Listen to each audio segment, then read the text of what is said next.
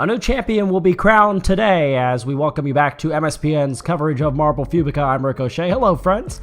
Another championship matchup here as you have a look at our gigantic course for a competition that we are referring to as the half pipes with stitches. You see a long, winding course, a lot of half pipes involved in this gigantic course. The way that this is going to work, each team, which will be representing their country, consisting of 5 players, will descend on the track with 7 different types of scoring opportunities. The winner between these countries, who will go head-to-head in a bracket-style tournament, is going to be determined by the country that scores more points overall. This is almost like Plinko from the game show The Price is Right, as you will score different points, as you see right there on the screen right now. 8 points, 5 points, 2 point, 1 point, 3, 6, or 9 points potentially. You will have 5 players that will head down or representing each country will head down that course and make their way onto the half pipes, which we have seen before. And there are your competitors. They are Cameroon, Russia, Japan, Chile on one portion of the bracket, then Colombia, Spain, Brazil, and the Philippines. For another part of the bracket. On the other side, England, India, Argentina, the United States, Portugal, Canada, Mexico, and France will face off, and our first matchup is between Russia and Cameroon. One more look at the large structure. Quite impressive the structure is itself as we head up to the starting gates. And here we go, all heading into that big funnel. This is not a speed competition at all, so it really doesn't matter what order you go down. Cameroon still has one that is way up towards the top as they start to make their way down this large course. And the first score will be 3 points to Russia, 3 more goes to Russia. They put in a 2. Cameroon has not had someone score yet. Which marble will go down for them? 2 points for them. They'll add 5. Cameroon very close. They went the wrong way. They end up with 1. And now Russia and Cameroon close to coming down one more time. 3 down for both countries right now. And they both will add in 1 more point. Down to 1 marble each for Russia and Cameroon. Russia a little bit closer to finishing off their scoring. They might end up with 2, they might end up with 1. We'll see. Cameroon still pretty far up the course there, as 1 more for Russia. They're done. Cameroon is going to have the highest scoring marble. They picked up 5. They are almost at a standstill as they'll come down 1 more half pipe. 2 more to go before they will head down the final portion of the track to determine their score. Again, coming nearly to a stop. Taking their time making it down this course. And they will land with 3. Cameroon takes it by a final of 12-10 over Russia. That 5-pointer turns out to be very big, so Cameroon moves on to what is the quarterfinals, and our next matchup will be France against Mexico. You get 1 opportunity, so every one of these marbles is going to count. See some of the exterior here on this course. France with the blue and white, and Mexico with the 2 shades of green. France has 3 of their marbles already into the half pipes. Meanwhile, Mexico has the final 3 marbles to get out of the funnels. Again, speed doesn't matter, the scoring is what matters. And let's see, France has the first one go down. They'll pick up 1 and 3 respectively. And 1 and 3 again. They only have 1 left. Meanwhile, the first for Mexico will be 2 points. Mexico might end up with 5. They do. Big run there for Mexico. Now they pick up 6 on the other side. Mexico coming up with clutch scores right now. And they're going to get either 6 or 9 more. That's going to finish it off for France. They finish with a 3. And Mexico seems that they have a pretty dominant win here. 9 points all the way up at the top for Mexico. And they will head down this final half pipe and seemingly cruise to a victory. Very impressive. Some high scores there from Mexico. Highest score we saw in our first matchup was from Cameroon. They scored 5. Mexico did that a couple times, and more than that. They beat France in a dominant showing, 27-11. They score 2 5s, a 6, a 9, and a 2. As Mexico will advance onto the quarterfinal, joining Cameroon. And now we get the Philippines against Brazil. That was an impressive run by Mexico. You see, there are their fans. There are the Brazilian fans. Each country has their cheering section, watching on from the bleachers above.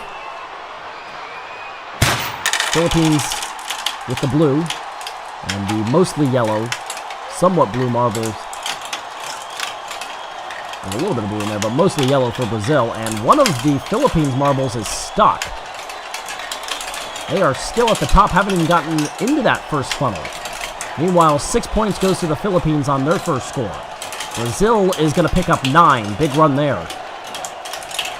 3 more for Brazil. That's 1 point for the Philippines, who are still struggling to get one of their marbles down. 3 more, and 2 added for the Philippines. Meanwhile, the Philippines, I'm not sure what's going to happen here, as they still have a marble that has not even gotten through that funnel. I'm not sure what happened, but one of the Philippines marbles got stuck before the first funnel, let alone the second, not to mention all the half pipes you got to get down. A lot of 3s for Brazil, but if you only have 4 marbles, there's a much better chance that the country that gets 5, and yeah, they're going to just disqualify that Philippines marble. And it is a 10-point victory for Brazil, 21-11, as the Philippines only get 4 of their 5 marbles down. And a easy win there for Brazil, as they are on to the quarterfinals. And that moves us to England against India. That is a very interesting situation that you saw there, as a less than stellar run. Let's see if all the marbles this time getting through that first funnel. That's good. England with mostly clear, and the green marbles representing the country of India. Everybody's going to get through the funnel, so that is a plus there. First marble down is going to be 3 for England. You can see these marbles are rather similar looking. Right now, they are tied at 5 apiece. And now a big 5 spot there, and England has the advantage. So checking, making sure we've got no marbles stuck in the funnels. 2 more left to go for England. Only 1 left for India.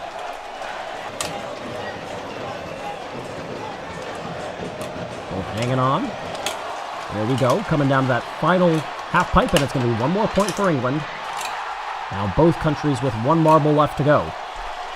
And they are in the same half pipe there. They head down different angles. India picks up 3. England picks up 1, and England with a very narrow 1-point victory, 12 points to 11. They will move on to the quarterfinals. That was a tight one. As England is through, India is eliminated, and now Chile and Japan.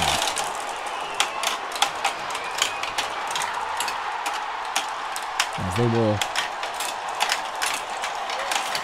head down the half pipes. Already pretty close.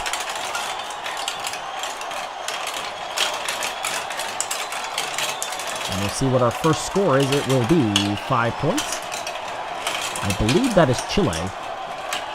And it has the more blue, and I think the Japan is the one with more of the red involved there. Got a couple of 6s, a 3, a couple of 1s. There's a 2, a 5, and 8 all the way down there. I totally missed that one. Big score, 8. Some high scores here. We only have 1 marble left. High scoring. And we'll end with 5 more. How about that? Japan, dominant. Picked up a couple of 6s and 8, a couple of 5s. And they with an easy win over Chile. Now we get Canada against Portugal. Here in this first round matchup of the half pipes with stitches. All about scoring points. Who cares how long it takes you to get there? Marbles with the green are going to be representing Portugal. And the way that the marbles are designed, and the fact that they have a lot of clear in them, makes these marbles that are representing Canada look very almost pinkish, almost like a salmon color. And very quickly down, 3 already through. And they have their points determined for Portugal. That's a 5 and a couple of 2s. First score for Canada is a 3. That's going to be followed up by another 3. Just missed a 6. Another 2 is through for Portugal. And look at that. Canada has 2 of their marbles stuck, and they might get eliminated. This is unbelievable. Yeah, that's it. Canada has 2 of their marbles stick against each other, and they will lose this one. A devastating loss for Canada. Portugal picks up 14. 3 of them landed in the 2. They move on. They will face Mexico in the quarterfinal, and now we get Spain against Colombia. That is heartbreaking for the Canadians. Only lost by 5, and you had 2 marbles that didn't score points. Good chance, I think,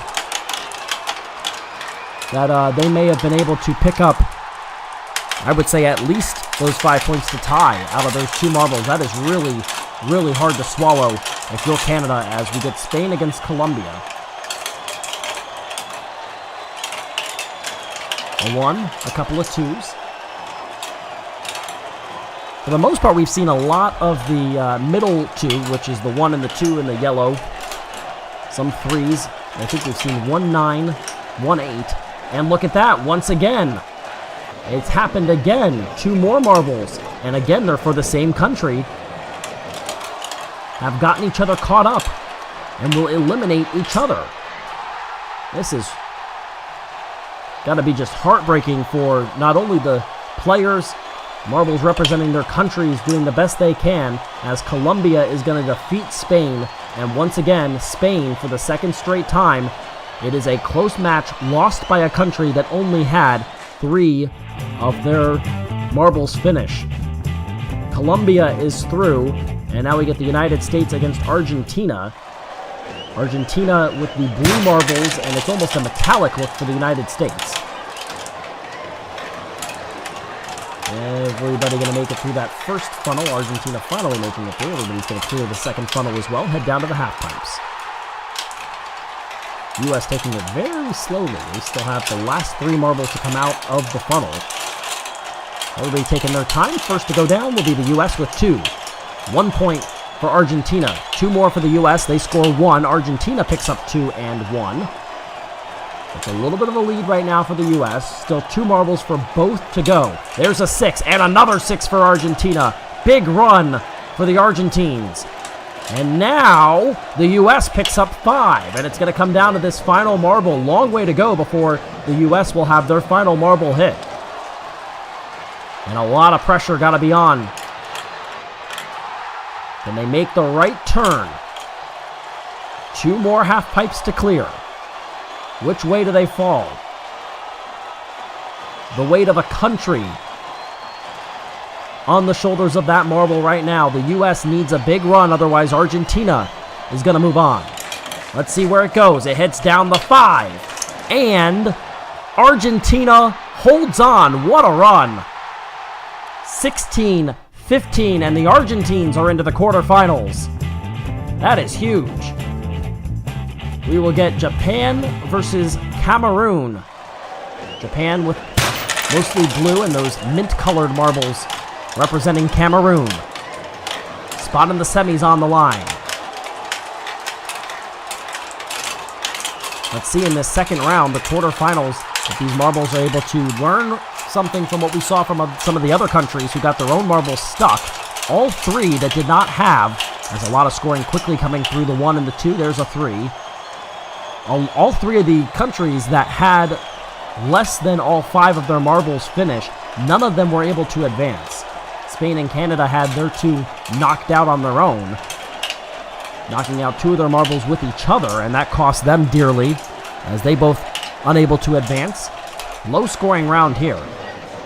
Nobody has scored more than 3. Both countries still have 1 marble going, and they are almost running identically side by side with each other. Let's see which one goes first. There is Japan. Japan's going to go down with a 2. Low scoring. Let's see if Cameroon can ice it. It goes down that yellow one. That's going to be a big score. Nope, heads down the red. That's 3. Cameroon is still able to hold on. And a low-scoring match goes to Cameroon. They are into the semifinals, beating Japan by a final of 12-9. And we will go with Mexico against Portugal now, on the opposite side of the bracket.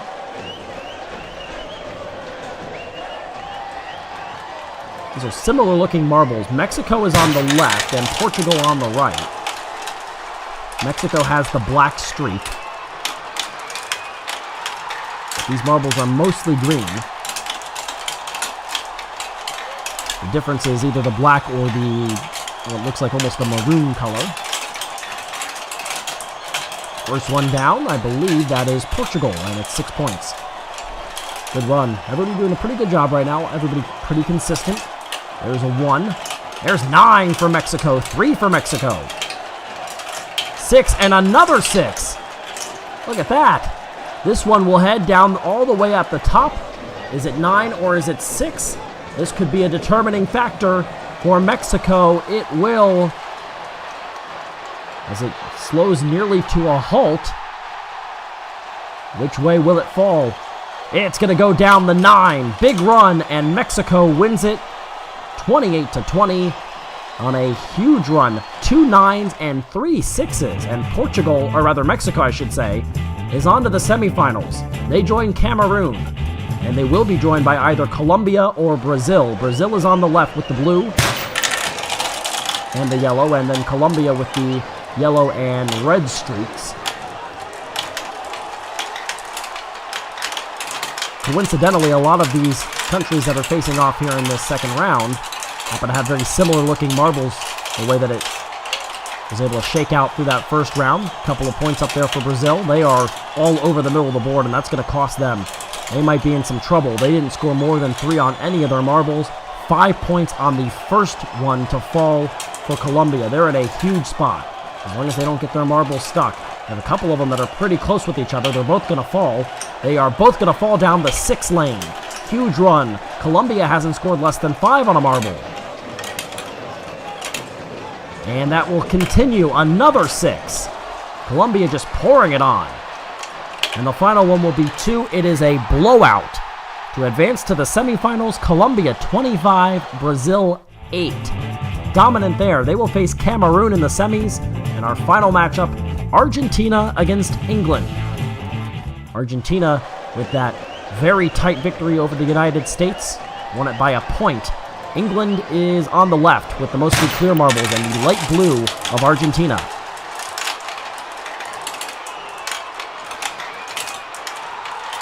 And everybody making their way through the funnels and down the half pipes. Biggest thing, you just want to make sure you don't get yourself stuck, especially if you're in there with a teammate. First one down is England with 3.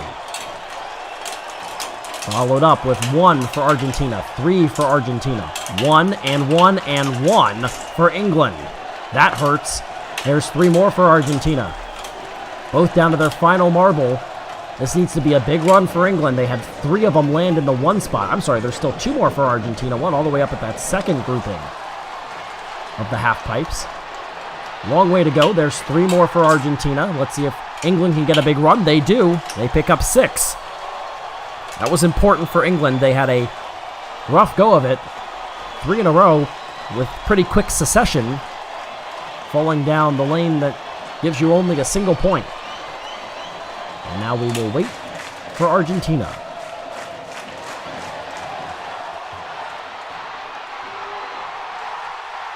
Long way to go still. 2 more sets of half pipes. Right now on line maybe to score 6, maybe 3. Depends. Either that or it could end up with 3 or 1, depending on which way Argentina falls out of that one.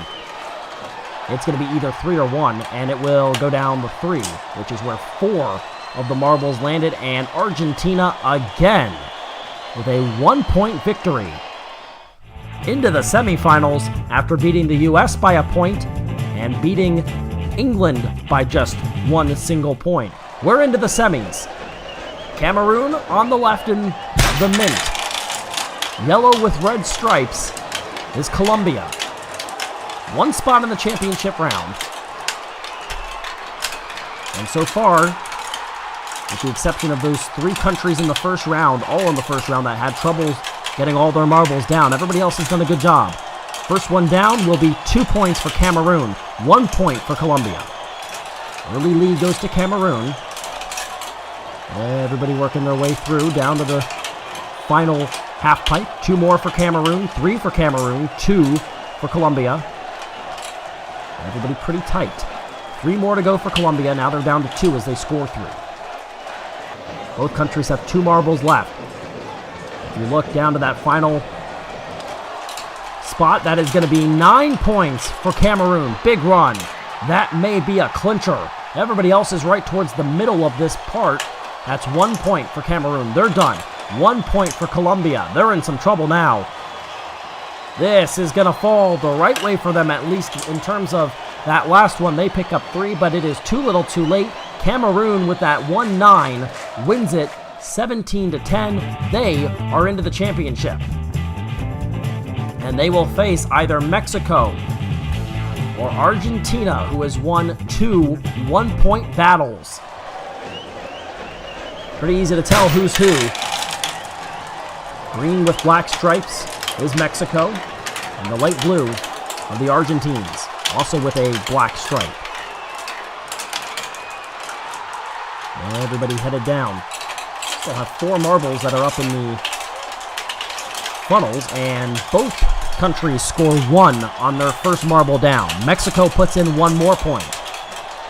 Now it's 3 points for Argentina, 3 points for Mexico. Mexico puts in another 1. That's 1 for Argentina. 6 there. Big run. Mexico. Everybody was really tight, and I think Mexico got them this time.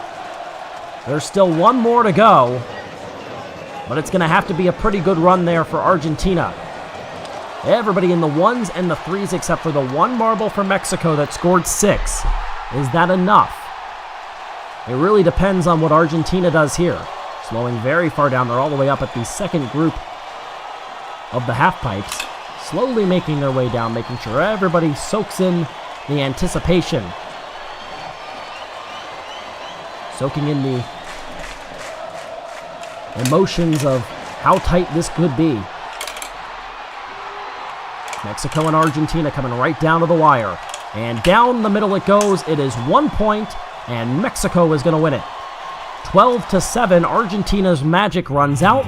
Mexico is in the final, and they face Cameroon with a chance to take home that trophy. But first we have the 3rd place match between Colombia and Argentina. Argentina able to make it through consecutive 1-point wins before falling at the hands of Mexico. And there is the cheering section for the Argentines. We're on the right side out of the starting gates. And away they go. First one down into a half pipe is going to be Argentina, and the last one out of the first funnel will be one of the Colombia marbles. Making their way down, they race with each other. 6 points to Argentina, 3 points to Colombia. Early lead to the Argentines. 1 point for Colombia. And now it looks like a couple of marbles got stuck. Oh, and Argentina comes up and knocks one out. There's still 2 more that are stuck up at the top of the screen.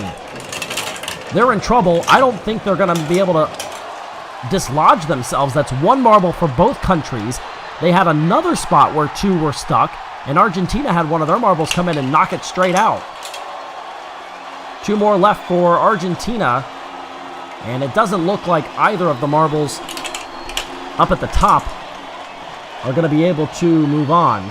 So they are both going to be disqualified or unable to finish this, and it will make it a 12-11 final, and Argentina takes 3rd place, and you guessed it, they take it by just 1 point.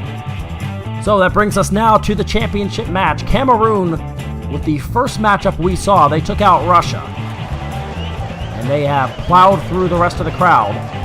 On the other side, it's Mexico, beating what may have seemed to be a country with the destiny on their side. 3 one-point wins for Argentina, but Mexico, it was not to be against them. The crowds watching on, representing their countries, all the countries that were represented here in this half-pipe championship. Mexico to the left, in green and black, and the mint of Cameroon, and we are underway. Who takes home the trophy? That is the answer. All you want right now if you're these two countries is to make sure all 5 of your marbles make it through. First one is down. It's Mexico with 5 points. Second one is down. It's Mexico adding 1 more. Third is going to fall, and it looks like it's Mexico. They add 1 more point. 5 points for Cameroon. They answered. They pick up 3. They pick up 3. They picked up another 3. 3 in a row fall down that third pipe. Scoring 9 points total there for Cameroon. They have the advantage. 5 points go through for Mexico. What an answer. It's down to the final 2 marbles. Mexico a little bit ahead of Cameroon. But again, it doesn't matter when you finish. It matters where you finish. Cameroon jumps ahead. Heads down the 1. And it's down to Mexico. They will finish at 1. And Cameroon, by a final of 15-13, beats Mexico in a tight final that saw some low scorers and some high scorers, and Cameroon will finish atop the podium. Argentina will take their place in 3rd. Mexico as the runner-up. But all eyes are on Cameroon after an impressive run from the very first matchup we saw against Russia all the way through to a 2-point championship win over Mexico.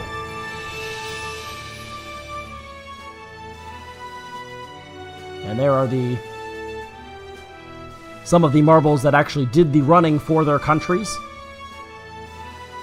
And Cameroon will be taking home the trophy here for the half-pipe with stitches race. A very exciting race that, lucky for us, ended up with a just 2-point victory in the final race for a championship for Cameroon. And so that does it for MSPN's coverage of Marble Fubeca. Congratulations to Cameroon, but until next time, I'm Rick O'Shea.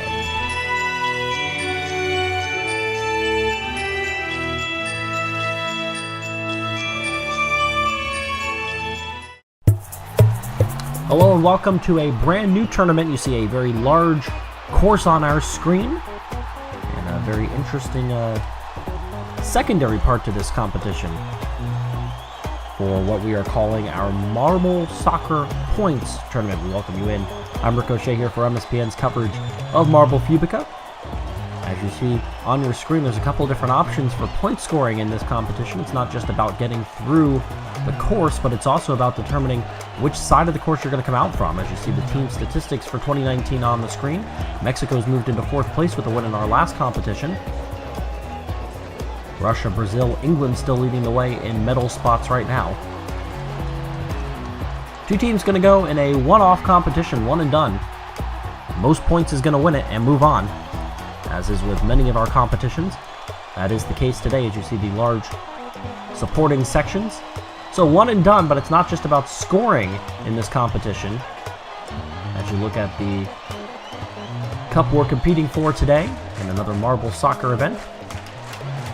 And we'll show you the teams. The Philippines, Russia, Brazil, and Germany. United States, Vietnam, India, and Argentina. On the left side of the bracket, on the right side, it's Belgium, Indonesia, Mexico, and Chile. And then Malaysia, Portugal, France, and Colombia.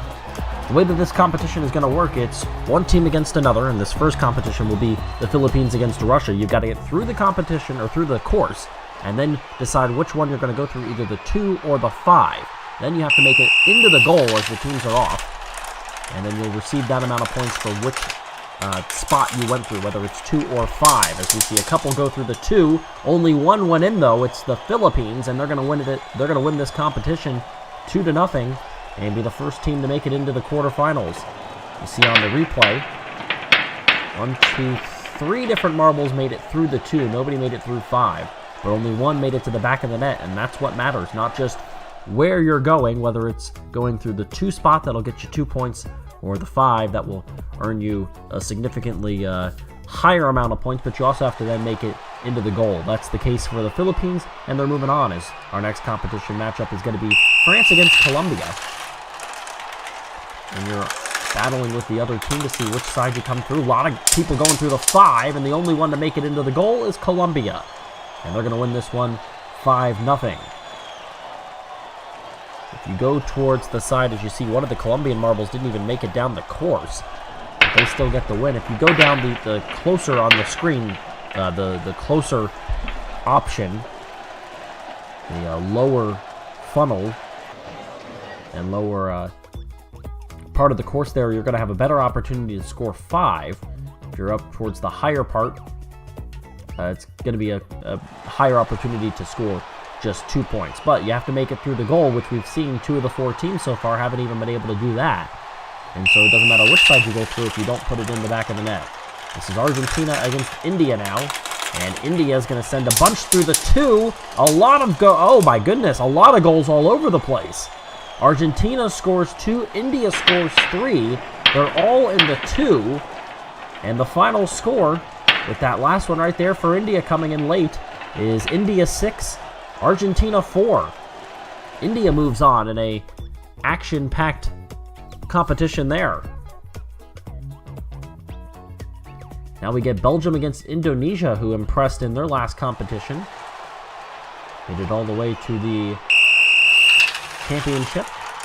Settled for silver. There they go. Belgium gets out first. And the only one to score is going to be Indonesia, and they're going to score twice. 1 through the 2 and 1 through the 5. And Indonesia gets the win 7-0. Another easy win for Indonesia. There was the 2, and then all alone. And an easy one, just had to make their way through the little hole there.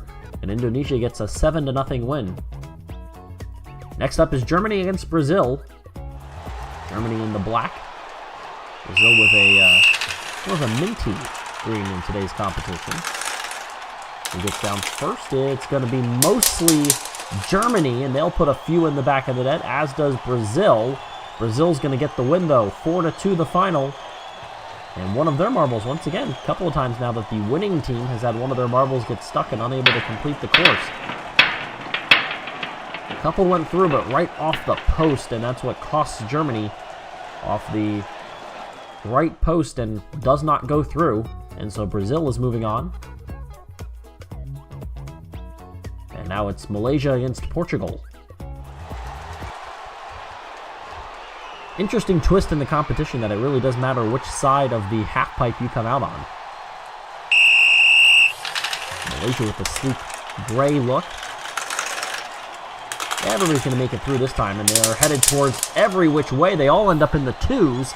3 of them go in for Malaysia. Only 1 scores for Portugal, and Malaysia gets the win 6-2. Look at that. They changed from where you would think they would go in the 5. They moved up the course through the 2 and had success there, enough to get the win. Malaysia's moving on to take on Colombia in the second round. And now the matchup is I would say, highly anticipated one. Vietnam against the United States. The USA always has success, and Vietnam has done well in their last couple of competitions. They're going to get to the half pipe first. Which way are they going to go? They're going to go through the 5. Now they're going to get to the 2. Another 2.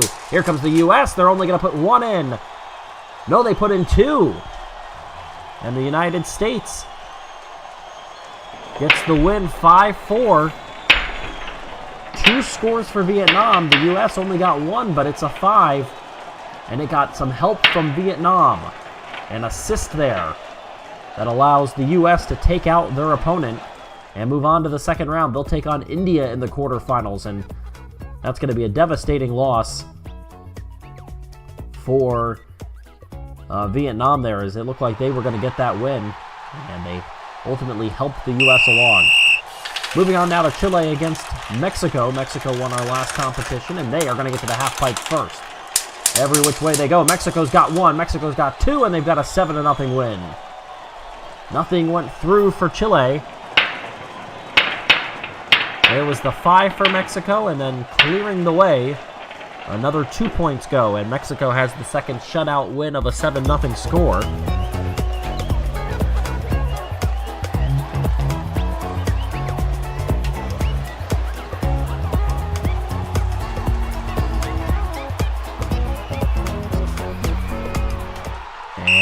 Brazil against the Philippines as we begin round number 2. Spots in the semifinals starting to be on the line here. Brazil and the Philippines. It's all Brazil one at the end. There's two at the end now. The Philippines made a run for it, but it's 7-4 in the final.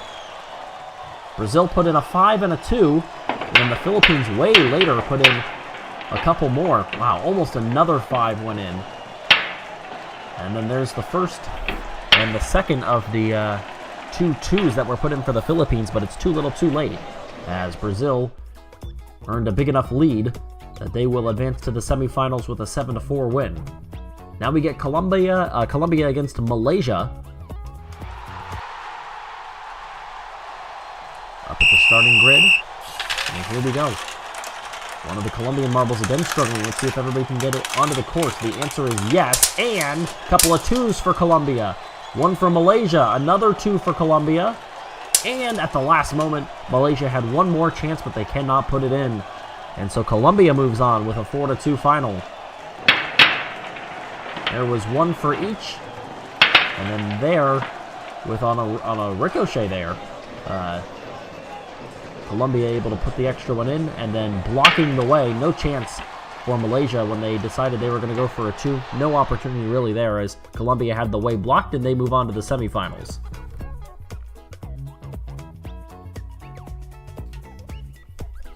Now India against the United States. Winner takes on Brazil in the semifinals.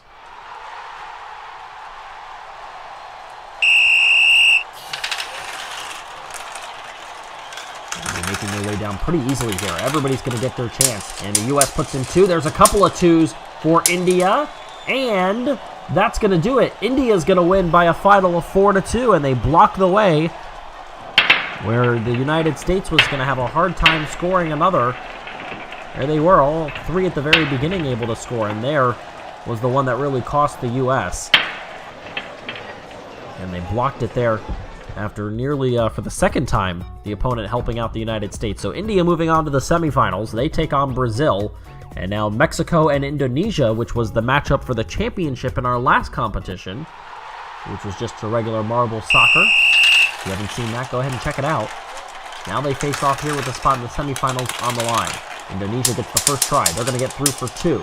And that might be it. It will be it. Indonesia scores 2.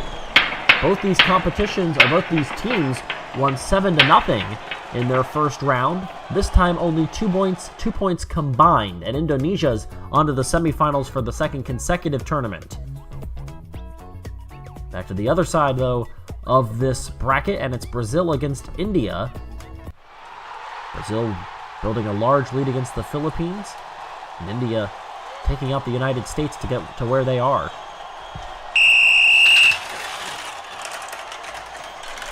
Everybody slowly making their way down. One of the Brazilian marbles is stuck, and so is another Brazilian marble and an Indian marble. 3 of the 6 total marbles unable to score. Brazil wins it 2-0. We'll have to check the replay, as their only marble to get through scored. The 2 Indian marbles hit it right in the middle. An easy score for Brazil, and they get the win in a wild one to move on to the championship. Something tells me that is not going to do against whoever comes out of this matchup between Colombia and Indonesia in the championship round. And their supporters are right next to each other. The top 2 rows Indonesia, the bottom 3 below that are the Colombians. And now they face each other. There is a couple for Indonesia. And that's it. Another 7-0 win. Indonesia has not allowed their opponent to score in their first 3 rounds of competition. And they're going into the championship with a shutout going. They've outscored their opponents 16-0 here. And nearly another 2 at the end there for Indonesia. And they've got 2 of the 3 times that we've seen a 7-0 score. But first, our 3rd place game before we get Brazil and Indonesia. We get India and Colombia for a spot on the podium. And everybody makes it through this time, and a lot of scores. All 3 scored for India, but it's not enough. Colombia put in a 5 to mix in with their 2, and they're going to win it 7-6.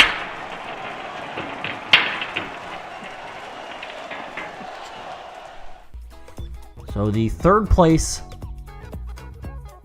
goes to Colombia.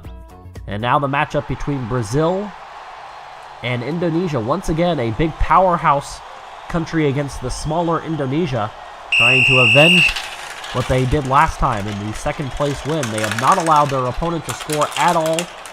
That is going to change right there. Brazil puts in a couple. Indonesia put in one. Indonesia put in a 5, and they win the tournament. Brazil put in 2, but they were both 2s. That only counts for 4, and right there, rolling across the line, Indonesia wins this one. They win the Marble Soccer Points Tournament. They get the gold. The bronze goes to Colombia. Brazil has to settle for silver. And gold today belongs to Indonesia. Congratulations to them as they avenge the second place finish in their previous tournament. They take out the team they lost to in the championship then. In Mexico, they take them out in the quarterfinal matchup. They allow only 4 points total, and they outscore their opponents 21-4 throughout this tournament to get the win. Congratulations to Indonesia. They dominate this tournament and get the gold. Until next time, I'm Ricochet, and thanks for watching MSPN's coverage of Marble Fubeca.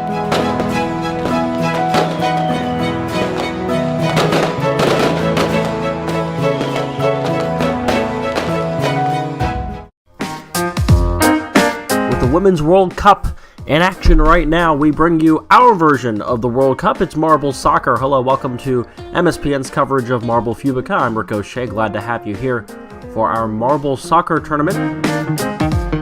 There is the beautiful cup that these teams will be competing for. 16 teams. There are many representatives of those teams, and some of the countries that aren't even being represented here today in this competition have some fans and onlookers watching on.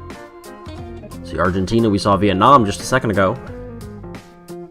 Large supporting sections as always for Brazil. We've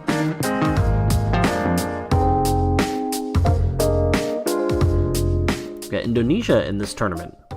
And down, of course, towards the bottom, the United States, one of the powerhouses of this competition. The way that this tournament will work is very simple. You're going to get one run with each other, kind of like collision soccer. And at the end of that one turn, which will be 3, I think it's 3 marbles we're running at a time, whoever comes up with the most points, most goals scored, will move on. One and done. So the opportunities and the margin for error, very limited here in this competition. As you look at the 2019 team statistics, Brazil, Russia, England, right now in the medal spots, all the way down to Cameroon in 14th. And a look at our field for today's competition.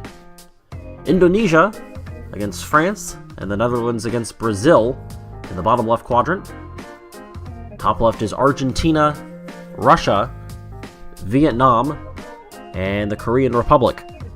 On the right side, it's the Philippines, Mexico, Colombia, and India. And then Malaysia, Portugal, and it's Canada against the United States in round number 1. But first we start in the bottom left of our bracket, and our first matchup today will be Indonesia against France. To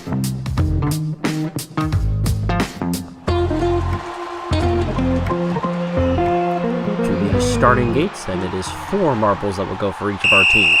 France in the dark blue, Indonesia in the clean white, and they are off, and the scoreboard shows 2-1 Indonesia. They will take out France. Here's a look at the replay. On the right side, you see France's first goal. There was Indonesia, and there's the winner on the left side of the screen, just sneaking in. And Indonesia will move on, beating France 2-1. To the top right of the screen, and it is, or top right of the bracket, it's the United States against Canada. This is a big-time matchup. Canada on the left side in the mostly clear, USA in the silver. The United States has one. Here comes Canada. They're not going to get anything. And the U.S. lands one in the right goal, and that's enough to win it. Right there is the winner. And it looked for a moment as though a couple of the Canadian marbles were going to have a chance to roll their way in. They cannot. And the USA advances to the quarterfinals. Next up is Vietnam against the Korean Republic. There's Korea. There is Vietnam. Vietnam had a lot of success in their last tournament that they participated in. They're in the yellow. And they scored at least one there. Here comes another one. They will score again. And Vietnam with a 2-0 win over Korea. Put one in at the end there for some good measure. Right at the beginning they score one, and then at the end. Wasn't the same marble. It almost looked for a second as though it was the same marble that scored twice. It wasn't, but it is 2 marbles for Vietnam that find their way into the goals and win this one by a final of 2-0.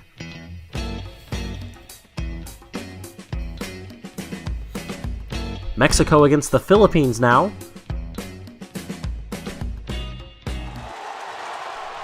Mexico again in the green and black, and the Philippines white, blue, red. Matchups. Oh, that's at least 2 for Mexico.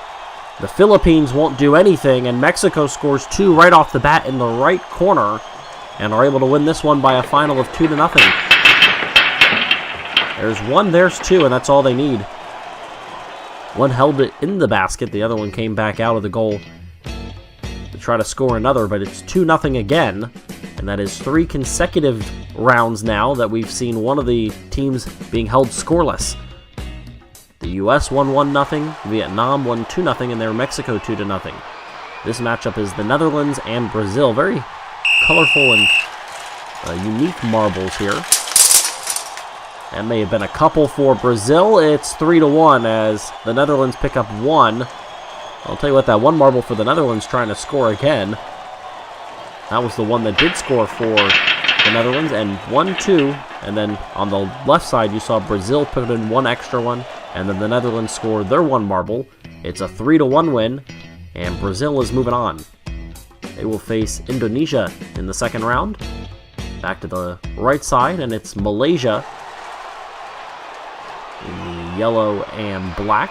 Maybe it's brown, hard to tell there. They'll take on Portugal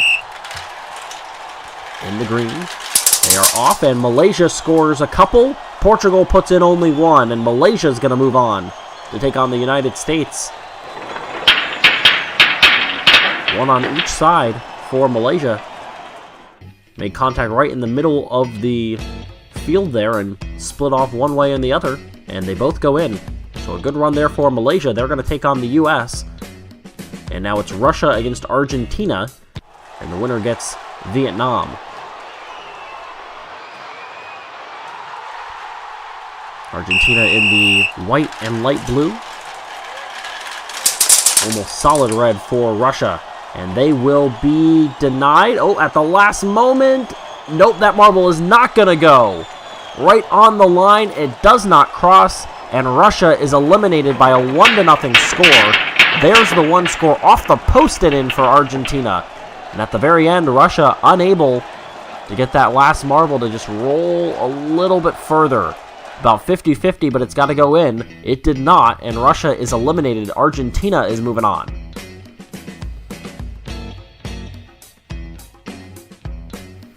That is an absolute killer. And now the final first round matchup is India against Colombia. Colombia in their classic yellow, blue, and red.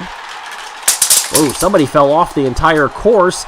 Here comes India at the last moment to score and win. Look at that. It looks like it was, one of the Indian marbles didn't even make it onto the course properly. Fell off the ramp there at the last second.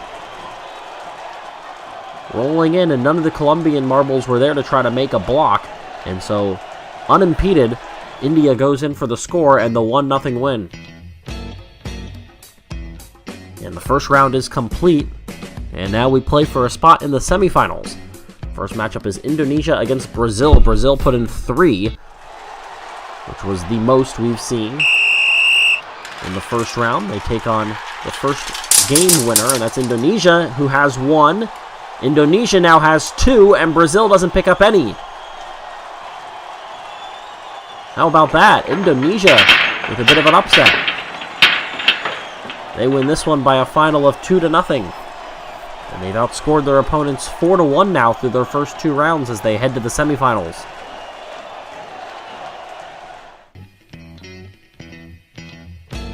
And they are now guaranteed a spot, at least in a competition to get onto the podium for Indonesia, who doesn't always participate.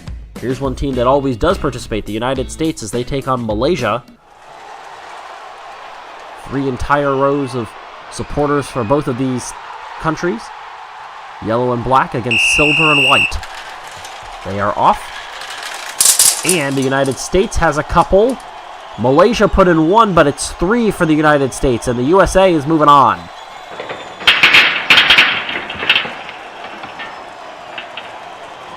The left side put in 2 for the US, and the right side had 1 for each, so it's the left side scoring only US goals that ends up costing Malaysia their chance. And the United States is on to the semifinals, and now Argentina takes on Vietnam.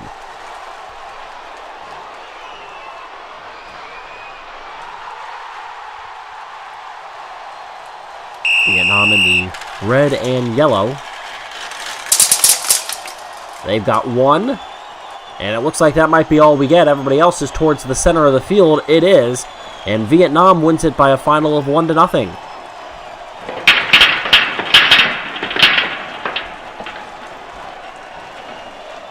They are on to the semifinals in a low-scoring affair. And they're going to get... It's going to be Indonesia against Vietnam in one of the semifinals. The United States waits for the winner of India and Mexico. India winning with that last-second goal. Mexico looks pretty confident in their win. Did Mexico score? I don't know if we had a score there. Yep, we did get one. As the scoreboard shows Mexico won. Yeah, there it is. It came out very quickly, but it did go in at the very beginning. Mexico is moving on as they shut out India 1-0. Into the semifinals now. 2 powerhouses, the United States and Mexico. 2 underdogs, Indonesia and Vietnam. We begin with the underdogs. Indonesia had a nice run there last time. And they're going to do it again. They're going to get another one to fall in. The last one at the end for an exclamation mark couldn't quite go, but 2-1, Indonesia is into the final.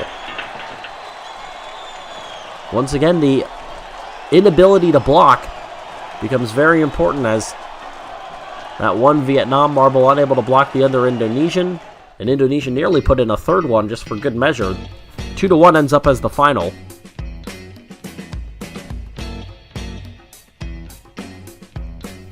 And now we get the United States against Mexico.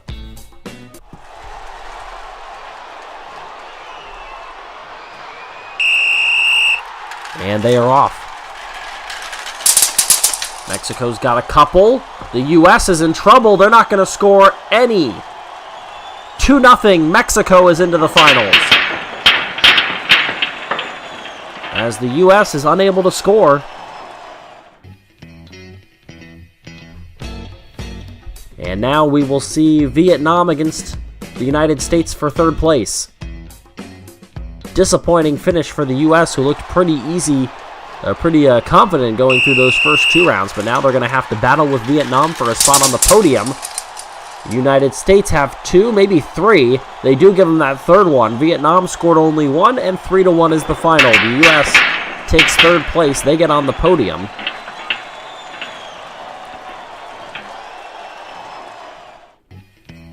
And now the sights are turned towards Mexico and Indonesia. Mexico has had a lot of success in these tournaments, getting deep into the tournament runs. They've won a couple of tournaments. They look for another against Indonesia, a huge underdog. But Indonesia has been very impressive. As you see there, 2 rows of supporters, 3 full rows for Mexico. Maybe a little bit of David versus Goliath as they head to the field. Mexico's got a couple. Indonesia scored only 1. Mexico is going to win it 3-1, the final, and the Mexicans again take home the gold. Valiant effort by Indonesia, but they had a couple of marbles that didn't even make contact with anyone else, and when you have a couple of marbles that just run free, makes it a lot harder. Mexico is the winner. Indonesia gets the runner-up spot, and third place to the United States.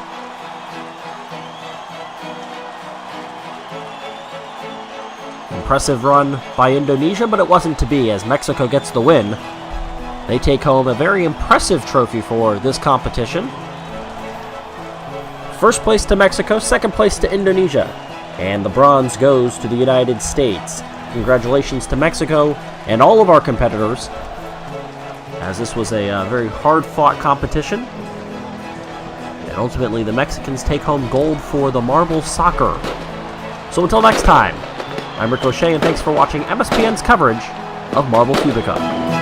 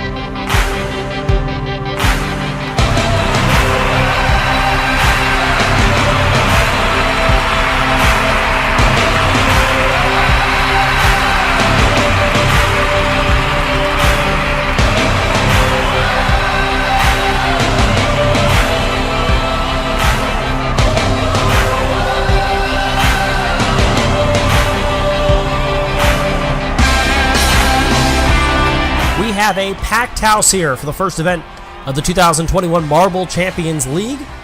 As we welcome you inside of Marble Fubeca Stadium, you have a look at our gigantic trophy here for our winner, which will be determined not today, but a little bit later on. We've got 12 teams competing. We've got fans from all 12 teams from across their countries and across the world here to see today's first event, as well as some fans who are just in it for the fun. Hello again, friends. I'm Keanu Bittersea, glad to be here on behalf of Marble Fubeca for today's coverage of our first event of the 2021 Marbles Champions League. In just a few moments, you're going to see all 12 of our teams that are competing make their way onto the stage and get a chance to show themselves in front of their fans and in front of the entire world watching today.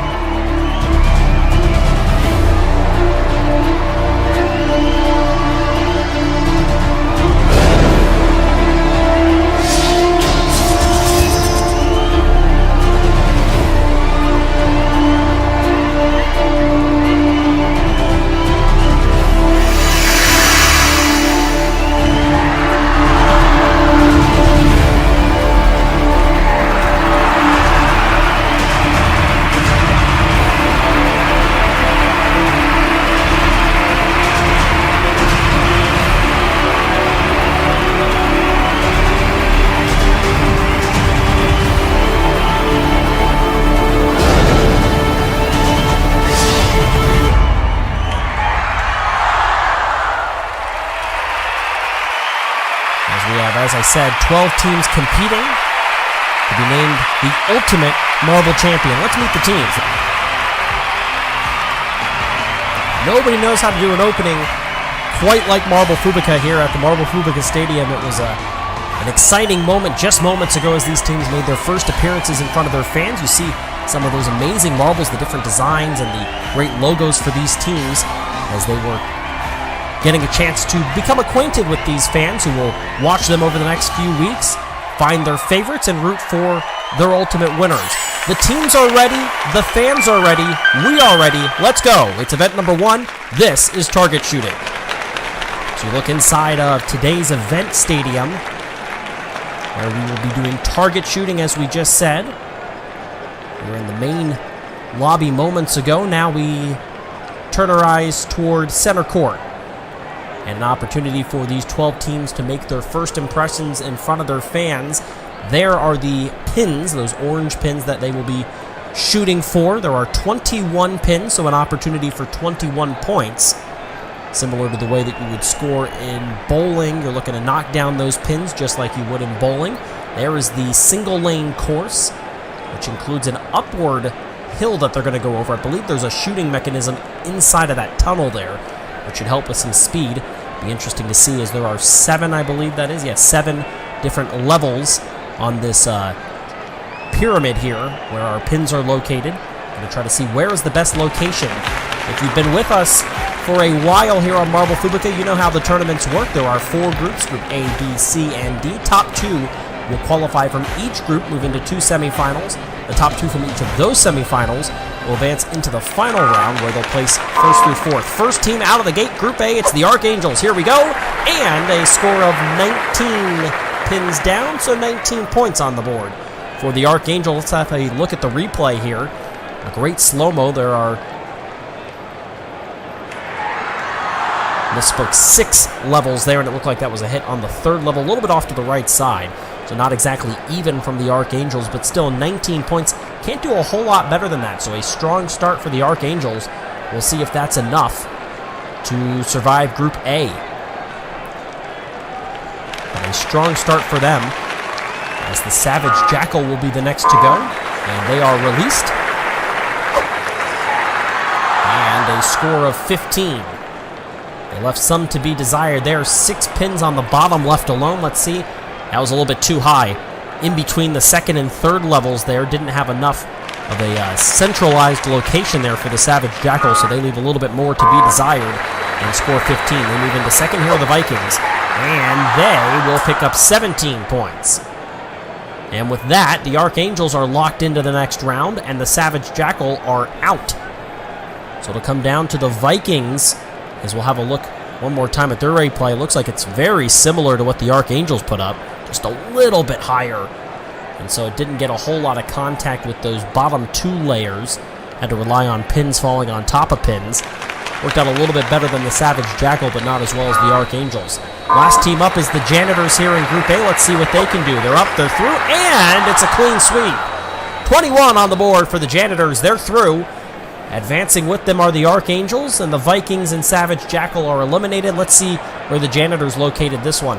Looks like it's perfect, right in the middle between the bottom two rows there, and you can't do it a whole lot better than that. The Janitors off to a strong start with 21 points and did it in 2.7 seconds. It was the slowest run, likely because they were the lowest where they made contact with the pyramid there. So advance the Archangels and the Janitors into the first semifinal. And Group B now will begin with the Steel Brothers. We'll see what they can put forward. They're off. Going through, and they have a clean sweep. 21 points on the board for the Steel Brothers. At a time of 2:6.67.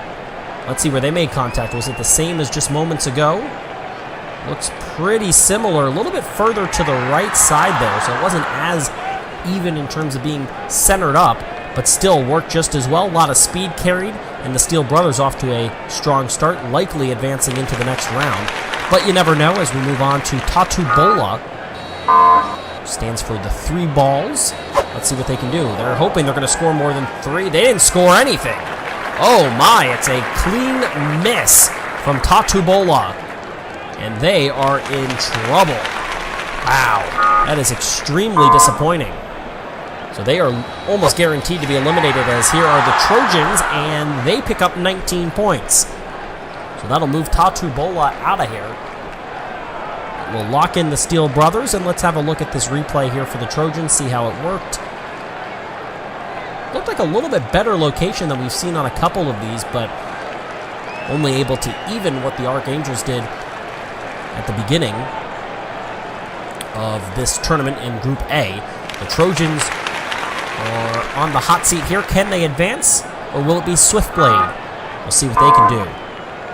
They are released from the holding cell. Off they go, and a clean sweep. They do it in a time of 2:7.53. They take the second transfer spot. The group win will go to the Steel Brothers, but Swiftblade puts up our third clean sweep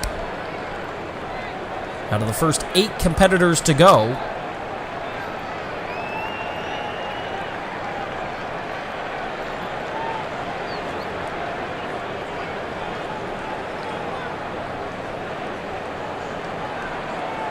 And you can see a pretty solid run there. So 8 teams done, 8 teams to go. I misspoke earlier and referred to our tournament with 12 teams. It's 16. Obviously, I mentioned them all, just got the math a little wrong there in my head. 16 teams, 8 down, 8 to go. Here's the Lynx Ruffus. And, oh, that was interesting. We'll have to have a look at this and see what the replay shows us. Almost looked like they missed. Let's have a look. They put up 16. Sure enough, they didn't make contact with any of the pins, made contact with the surface that's holding the pins together, enough to kind of ruffle them around, and a few of them fall, and a pretty good score there, considering the fact that they didn't make any contact whatsoever with a single pin. 16 points on the board. Here's Flush. And they will knock down all 21. Certainly made contact there as we have a look at this replay.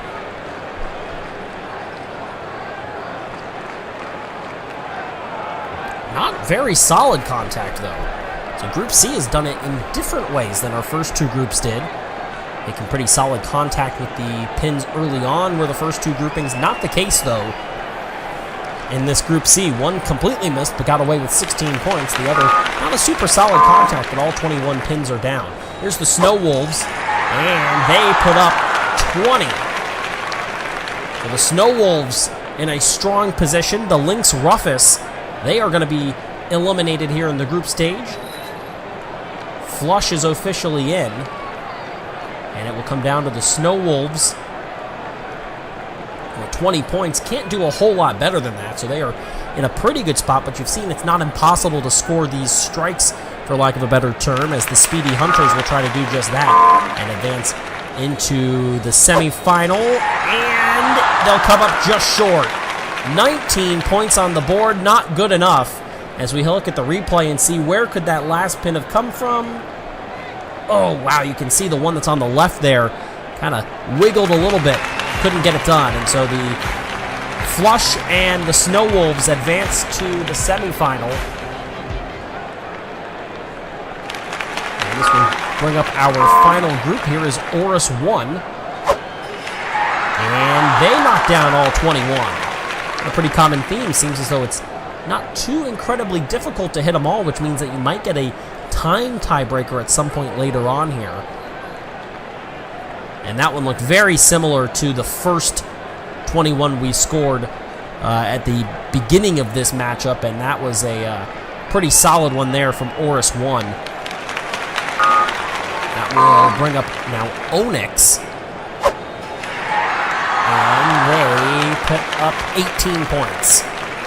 Left 3 on. A little bit off to the right side. That was perfect location in terms of height, where you want to put that in between the first and second level seems to be the way to go. But off to the right side caused a little bit of a problem. They moved to 18 points. Here are the Blue Jackets. Looked like they were moving a little slow there. Yeah. No, actually, in fact, they had the fastest run. Guess it just looked a little strange there, and they put it right in the middle. Put up 21. They are in now because of that time tiebreaker, so Oris 1 is not technically in. Onyx is out. And now it'll be up to the Sphery Spiders to determine our last member of the semifinals. They're going to knock down 17, and I don't think they hit any of the pins either. Yeah, again, they make contact with that surface that's holding up the pins, and the vibrations there, able to knock down a few, but not enough. And so we will not see somebody that knocks down all the pins not advance. It got close there at the end. If they had knocked all of them down, somebody was going to not fail at all, but yet not make it into the next round. As our semifinals are set now, Group D advances Oris 1 and the Blue Jackets. There are the semifinals, A and B. And so the semifinals begin again where we started the first round with the Archangels. They're off and running, and they put up 20. You can see that one lone pin that stayed up had a little bit of a hard time remaining on the platform there. In fact, it looked like it was off just a little bit, but not enough to be able to, yeah, as you can see there, not enough to be able to actually knock it off. And so they put up 20. Here are the Janitors, who had the first 21, and they just missed. Happens for the second time. A complete whiff from the Janitors, who were so strong in their first group matchup. Let's see, how close was it? Not very close at all, it seems. Hard to tell the depth perception there, but it looked like they may have just missed it pretty badly. Here's the Steel Brothers. They put up 21 as well, and they'll put up 19 this time. So that will move the Archangels into the final. The first team to go will seemingly be the first team to go all the way into the final. As they advance with a score of 20, the Steel Brothers are in a strong position, but certainly not guaranteed. Here's Swiftblade. Let's see what they can do. They need a big score, and they get it! 21 for Swiftblade. They're advancing. The Archangels pass with 20, and it's a score of 19 for the Steel Brothers, but they are not going to advance into the final. Swiftblade left one on the platform there, but what you need to do is knock it off, in terms of, or knock it over, I guess I should say, and that's what they did. It was laying on its side, so it counts as a point. Either way, they would have advanced, but Swiftblade is through. Into our second semifinal, we begin with the Snow Wolves, and they put up 21, another strong run. And perfectly done. That is where you want to go, in the middle of the either bottom row or right in between the first and second levels. There is really where you want to be. Let's see what Flush can do to try to answer that score of 21. They went a little bit too high. They'll pick up 18. The Snow Wolves are through, and you can see, like I said, you want to be between levels 1 and 2. Meanwhile, they're all the way up there in between levels 4 and 5. That's pretty high. And in fact, that's a pretty good score for how high of a contact location that was for Flush. But they do put up 18. Not a bad score at all. Here's Oris 1. See what they can do. And they're going to put up 20. So that will eliminate Flush. The Snow Wolves are through.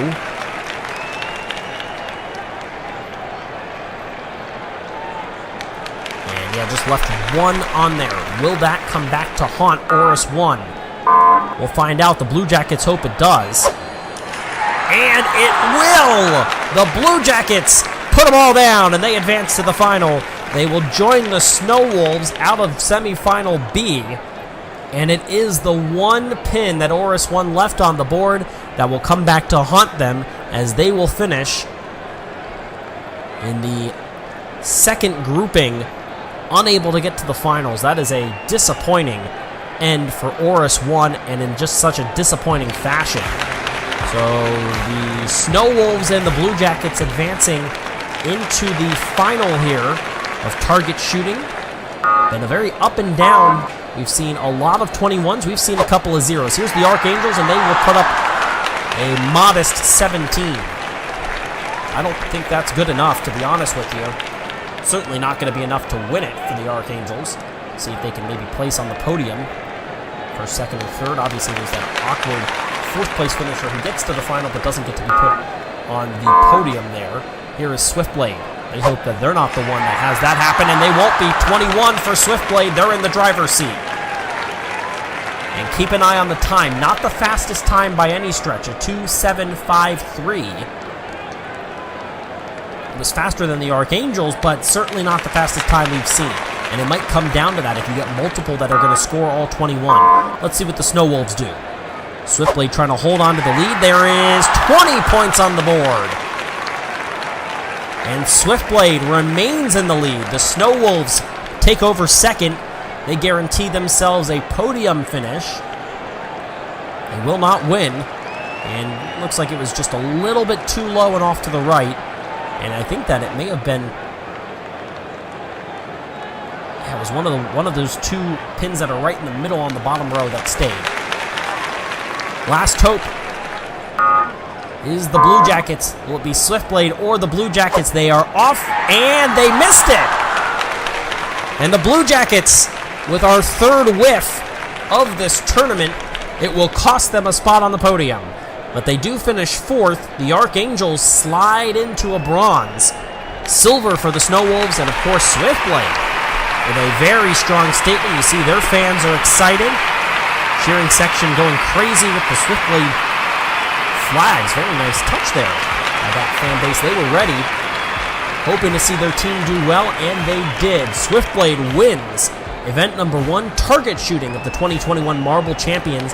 As you have a look at the results, Swiftblade, Snow Wolves, Archangels, Blue Jackets, Oris 1. The top 5 go all the way down to Patubola, who finishes last, does not score a point. Savage Jackal picked up just 1 point. Disappointing start. Here are the overall standings. Swiftblade, the Snow Wolves, the Archangels, the Blue Jackets, Oris 1, Steel Brothers, Flush, the Janitors, Trojans, Speedy Hunters. That's the top 10. Keep an eye on our podium finishes. Those will show up at the end of every event, showing you how many medals have been won, as well as how many first place finishes for our different teams. But ultimately, you want to have the most amount of points. We've seen that in previous events here on Marble Fubeca, different tournaments in which it's not necessarily just about wins, but it's about consistency. Congratulations to the Archangels. They finished third. A silver for the Snow Wolves, but today they all aspire to be Swiftblade. 20 points, a gold medal, and the lead in the championship standings. They are automatically now, after one event, they are the team to beat. One down.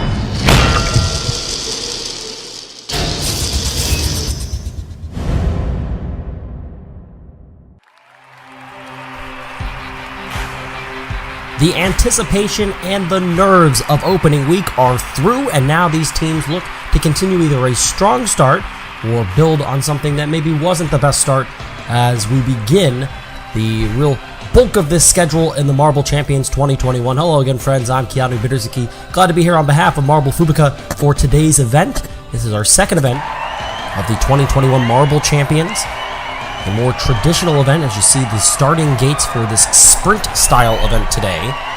An opportunity for these teams to show off their speed after a little bit more skill and precision was needed in our first event. This one's pure speed. It's just a long sprint right in front of the home stretch, and all the fans in the stands. Glad to have them here as always. And there is the entire course with the starting gates up the front. On the left side, on the right side, you'll have the finishing gate. Here are the overall standings after one event. Swiftblade won our opening event, so they are in the lead with 20 points, leading by 3 over the Snow Wolves, who took silver, and the Archangels, who took a bronze, leading the group. But everybody really still in it after just one event. The teams are ready. The fans are ready. Are you ready? This is event number 2 of the 2021 Marble Champions. This is the sprint race. So again, as you see, this course, typically you'll see winds and curves and different obstacles for these marbles to avoid. That is not the case today. All about pure speed. Here are the groupings for today's event. Different groups. The style will work the same. Top 2 from each group will advance to the semifinals. Top 2 from each semifinal will advance into our finale. We'll start with Group A. They are the Steel Brothers, Bola, Snow Wolves, and Flush. And they come out of the gates. Here we go. And out in front, it looks like it's Flush and Steel Brothers coming across the line. Steel Brothers takes the lead, and Flush takes the second advancement place. They get the transfer spot over the Snow Wolves, who finish third. Bola finishes in last in that grouping, and so they will not advance. You can see Flush in the green. Look like they got out to the lead at first. Those are the silver marbles of the Steel Brothers. Not surprising based on the name. And there is the pass for the lead right at the end. A little bit of contact between the top 2 finishers. Let's have a look. And everything within at least a marble length there. Nothing too crazy. And so the Flush and the Steel Brothers will advance into the first semifinal out of Group A. Group B, the Janitors, the Sphery Spiders, the Archangels, and the Savage Jackal. They release, and right now it looks like it's the Savage Jackal in the lead, followed by the Sphery Spiders. But here come the Janitors, and did the Savage Jackal advance? They did. They just beat out the Archangels. And the Janitors come from behind after running in third or fourth for the majority of that short sprint. Let's see where that run happens. They run the fastest time so far at a 4:9.45. Yeah, they just picked up a lot of speed toward the end. How close was it for second? Looks like it was pretty close. Pretty close all the way around. With the exception really of fourth place. Looked like the Sphery Spiders weren't really in it as much as the other 3, but that was a tight run there. So the Janitors and the Savage Jackal advance into the semifinal. They will take on Flush and the Steel Brothers. Moving to Group C, this is the Vikings, the Trojans, the Onyx, and the Oris 1. They come out of the gates, and it's the Trojans and the Vikings in the lead, and they look like they've got a pretty big lead. Yeah, it's just no matter who's going to win, it's the Trojans. Pretty significant there. That was over 0.2 of a second between second and third, and it was never close. Oris 1 finished third, Onyx takes fourth, but neither will advance, obviously, through one of those transfer spots of the group stage. The Trojans led wire to wire there. The Vikings with a strong finish as well to take second place, and they both advance into semifinal B.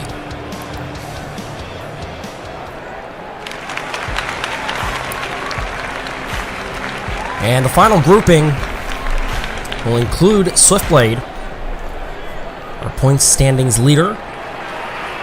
Also the Lynx Rufus, Speedy Hunters, and the Blue Jackets. And they are off. Bad start for Swiftblade. It's the Speedy Hunters and the Blue Jackets. They will advance. Exactly 0.1 of a second between second and third. That was Swiftblade. And almost another full 10th back to the Lynx Rufus. They struggled. Let's have a look. It just looked like Lynx Rufus banging off the walls caused some problems. Side by side for the majority of the race for first place. But in these group stages, you only need to be first or second. Wow, yeah, it was close coming across the line for who was going to win the stage or win the group staging here, but not close for who's going to advance. It was a pretty easy win there for the top 2. We have another look at it. Let's see, coming across the line. How close? Pretty close. And so that will move the Blue Jackets and the Speedy Hunters into semifinal B. And here's the first semifinal. We go back to the Janitors, the Savage Jackal, the Steel Brothers, and Flush. The Janitors have the fastest time so far. Can they do it again? They are in the lead. Here is the Flush in second. Savage Jackal making a run. Cannot get it done. The Janitors and Flush advance. Savage Jackal and the Steel Brothers will have to settle for a 5th through 8th place finish. Savage Jackal made a run there. Yeah, the Janitors are they're pretty darn fast right now. It'll be interesting to see if they keep that through the final. If they do, there's nobody that's going to beat them. They have the most speed right now. Just see if they're able to get a clean run in the final, because they're in, as are Flush. Savage Jackal made a strong run. Steel Brothers struggled, in fact, because they made contact there with the Janitors. They never crossed the finish line. So the Janitors and Flush are into the final. And now semifinal B, with the Trojans, the Speedy Hunters, the Blue Jackets, and the Vikings. There we go. And right now it's the Vikings and the Blue Jackets with the lead. Here come the Trojans. They're going to take over second place. They're going to get it done at the line.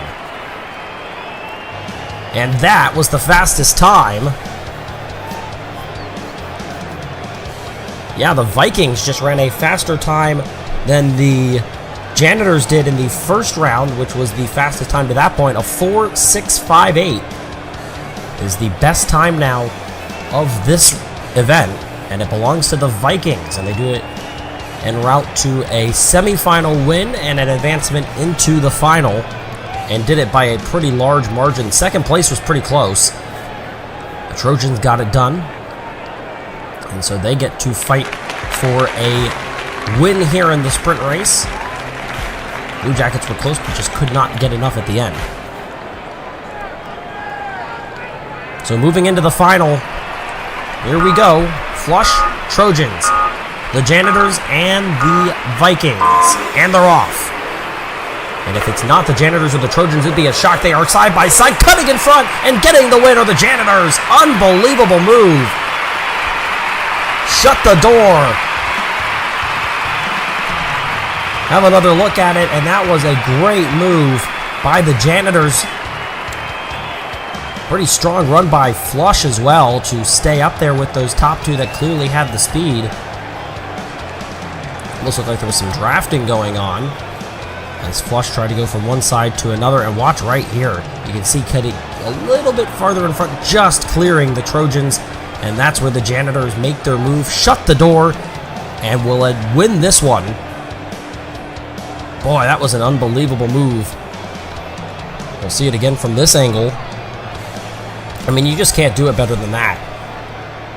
So the Janitors get the win and do it with 1 speed and 2. A great move to make sure that they stayed in front of the Trojans. They are the winners of event number 2, the sprint race. So congratulations to them. A huge win for them, and a show that clearly the Janitors have speed. And so you better watch out if you're doing a speed event here in the Marble Champions League in 2021, because the Janitors may just be the team to beat if that's the case. Great run by them. They'll make their way up to the podium, as well as our 2nd and 3rd place finishers. But they're the ones that get the big trophy. Look at the overall standings from today. The results, the Janitors pick up 20 points with that win. The Trojans finish 2nd, Flush 3rd, Vikings 4th, and the Savage Jackal 5th. They're all the way down to Onyx, Lynx Rufus, and Tatu Bola, who finish in the final last 3 positions. In fact, that 4th last position was actually Swiftblade. So Swiftblade's going to drop to 4th. The Janitors take a 4-point lead. It's a tie for 2nd between the Trojans and Flush. They each have a medal. Gold for the Janitors as they get it done today. And get it done in pretty impressive fashion. It was a show of speed and a show of precision as well at the end, with that move to cut in front of the Trojans and not allow any kind of last-second shenanigans from them. So they get the win. Congratulations to Flush. They pick up 24 points with a 3rd place finish. Or they're now sitting at 24 points, with a 3rd place finish. So are the Trojans after a 2nd place finish. They're now at 24 points. Both are tied for second, but all today, they all aspire to be.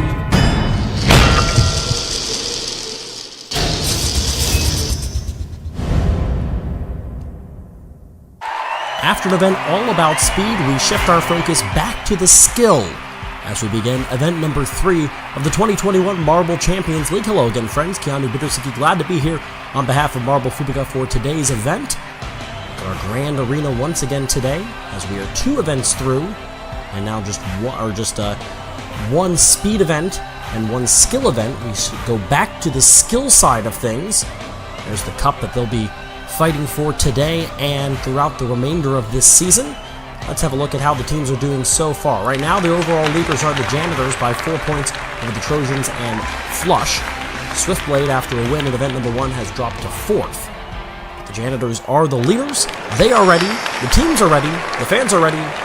Let's do it. It's event number 3 of the 2021 Marble Champions. This is the soccer dribble. As you have a look at this soccer field down there with the Marble Champions and Marble Fubeca logo, and there are some obstacles to navigate. A couple of goals down at the end, and we'll see what this event is all about. As you can see there, got some scoring opportunities. You know how it works in terms of the setup for today's tournament. As always here in the Marble Champions League, the groupings change, so there are the groups for you. We begin with Group A, which is the Vikings, the Lynx Roughest, the Blue Jackets, and the Steel Brothers. They are off, and we'll see who can get through. And a couple of goals, maybe. There's one, and another! And the Vikings score at the very end. They advance, as do the Steel Brothers. Lynx Roughest and the Blue Jackets, they were the first to get down, but they do not score a goal. And they are eliminated with 2 and 1 points, respectively, as you see them go down on either side right there. Have a look. Easy goal for the Steel Brothers, and a little bit of a knock there from the goalie. Almost cost the Vikings their goal.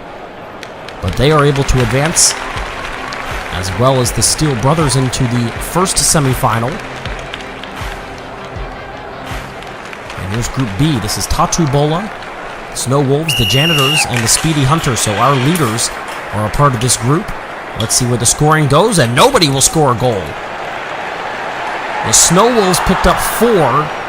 The Speedy Hunters pick up 2. And so the Janitors are championship leaders, as well as Tatu Bola. They are eliminated here in the group stage. Let's have another look and see how it happened. You can see up at the top of the screen there, even coming out of the lines there, not a good run at all for the Janitors. Not really a good run for anybody. Nobody got close to a goal whatsoever. But good enough for the Snow Wolves and the Speedy Hunters. They are advancing into semifinal A. And so the group stage moves to Group C, which consists of the Savage Jackal, the Trojans, the Onyx, and the Flush. And let's see what happens. Do we have a goal? Oh, we almost did. The Onyx picked up 2, nearly scored a goal. They'll still advance, as do the Savage Jackal. And the Trojans, by way of the time that it took them to score, are going to be eliminated after a 3-way tie with 2 points. The Trojans did it in the slowest time, as we'll see here on the replay, and so it will cost them their opportunity to advance into the next round. For what it's worth, they were significantly slower, so at least it wasn't a close one there, but still a disappointing end for the Trojans, and then the Flush unable to advance as well, as we make our way to the final group, including our first event winner. That's Swiftblade. The rest of the group, Oris 1, the Sphery Spiders, and the Archangels. And will we get a goal? The goalkeeper's going to block that shot. The Archangels will not score. They're eliminated, as are Swiftblade, Oris 1, and Sphery Spiders. They're advancing from Group D. How about that move from the goaltender there? Not allowing the Archangels to score, which would have almost guaranteed, even if they had not gone in the goal, they probably would have scored right off to the side, which was 4 points, would have advanced. Instead, the Archangels unable to score. Wow. And so they are eliminated, as are Swiftblade. And so therefore, Swiftblade and the Janitors both eliminated in this group stage. We will, for the 3rd time, have a different winner here through 3 events. Moving on to the semifinals. First semifinal, it's the Speedy Hunters, the Snow Wolves, the Vikings, the Steel Brothers. 2 advance. Here's a 2. There's an 8. There's a goal. 2 on the side, let's see, 2 in the middle, and it will cost the Speedy Hunters. So the Steel Brothers, who got down there the fastest by a pretty significant margin, almost a full second ahead of anybody else. And they were, what was that, somewhere around the 4-second range higher than any of the other 3 that scored 2 points. There was their 2, there was the goal. And then the last 2, both scoring 2 points, one all the way on the bottom of the screen, there it is. Other right through the middle, made contact with the post, and it cost the Speedy Hunters. So the Vikings and the Steel Brothers both out of Group A, advancing into the finals, or the 2 members from Group B to advance done in the semifinal. Here is semifinal B.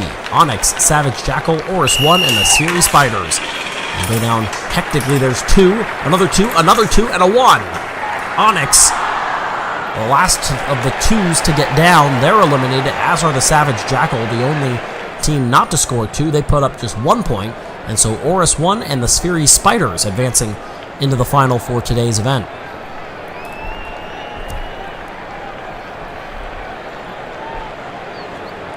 Again, not super close. In fact, it was the Onyx who were the slowest, despite the fact that they'll finish ahead of the Savage Jackal because they did score more points there. And so the final is set. The Vikings, the Steel Brothers, the Spheri Spiders, and the Onyx. As you have a look at the crowd for these 4 teams, hoping to see something amazing. So here we go. Vikings, Steel Brothers, Spheri Spiders, Oris 1 for the win. Here we go. Who's first down? It might be the Steel Brothers. They've got 2. There's a 3 and a win for Oris 1. They were the slowest, but they score the most. Just got it done at the end. A silver for the Steel Brothers. The Vikings, by virtue of time, pick up the bronze, and the Spheri Spiders will finish in 4th. In today's event, there are the fans. Congratulations to them as Oris 1 advances all the way through and wins this one. Just barely advancing out of the second semifinal. Let's have a look at the replay here, and you can see they're not the fastest, although they weren't the slowest to begin with.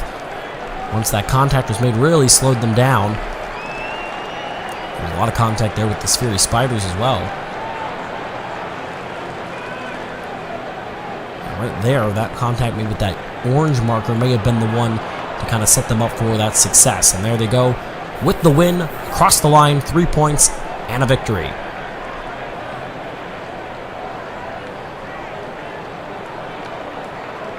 So congratulations to them, as Oris 1 becomes our 3rd different winner through 3 events. An interesting event here with the soccer dribble. Have a look at our fans again in attendance for today's event, and in just a second we'll have a look at the standings, see where it looked first at the results of today's events, and then what that does with the overall standings of this tournament, the 2021 Marble Champions League. And here are the results from today. So Oris 1 gets the win, the Steel Brothers 2nd, Vikings 3rd, Spheri Spiders 4th, and Onyx picked up the 5th place. All the way down through the rest of that crowd, here are the overall standings. Oris 1 and the Steel Brothers now in a tie for the lead. The Snow Wolves are 3rd, the Vikings are 4th. The Janitors dropped from 1st to 5th after failing to get out of the group stage today, and so they have work to do. As you have a look at the podium today, 31 points now after that 3rd place finish, 31 points on the season for the Vikings, and a tie atop the standings between our top 2 finishers from today's event, the Steel Brothers at 35 points and Oris 1 at 35 points. Congratulations to both of those teams, but today everybody aspires to be Oris 1, as they're the winners of event number 3 of the 2021 Marble Champions League here on Marble Fubeca. They will look to continue that momentum and now maybe break a tie for that lead, as it is definitely heating up as we get closer and closer to the really meat of this schedule, and then later on throughout the rest of it.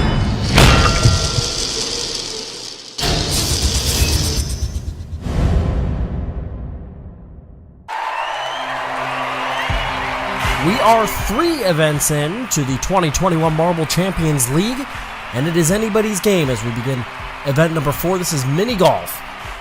Welcome everybody into today's event. I'm Keanu Beardsy, glad to be here with you for today's event, presented always by Marble Fubeca here as we look inside our grand arena. As always, large gathering of fans supporting their teams, all going for that cup right there in the middle of today's event.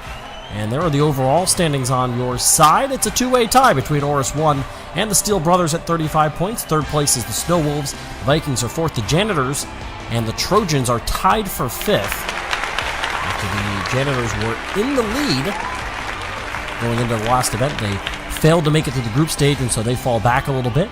Today's event, mini golf. An interesting one. The teams are ready. The fans are ready. Are you ready? This is event number 4 of the 2021 Marble Champions. Welcome to mini golf. You see our greens, if you will. There's point variations depending on where you're going to finish here. And of course, some distance will factor in as well. There's the Plinko board style obstacle at the beginning of this course, just out of the starting gate. You make your way down through a couple of funnels and through as you have a look at the groups for today's event.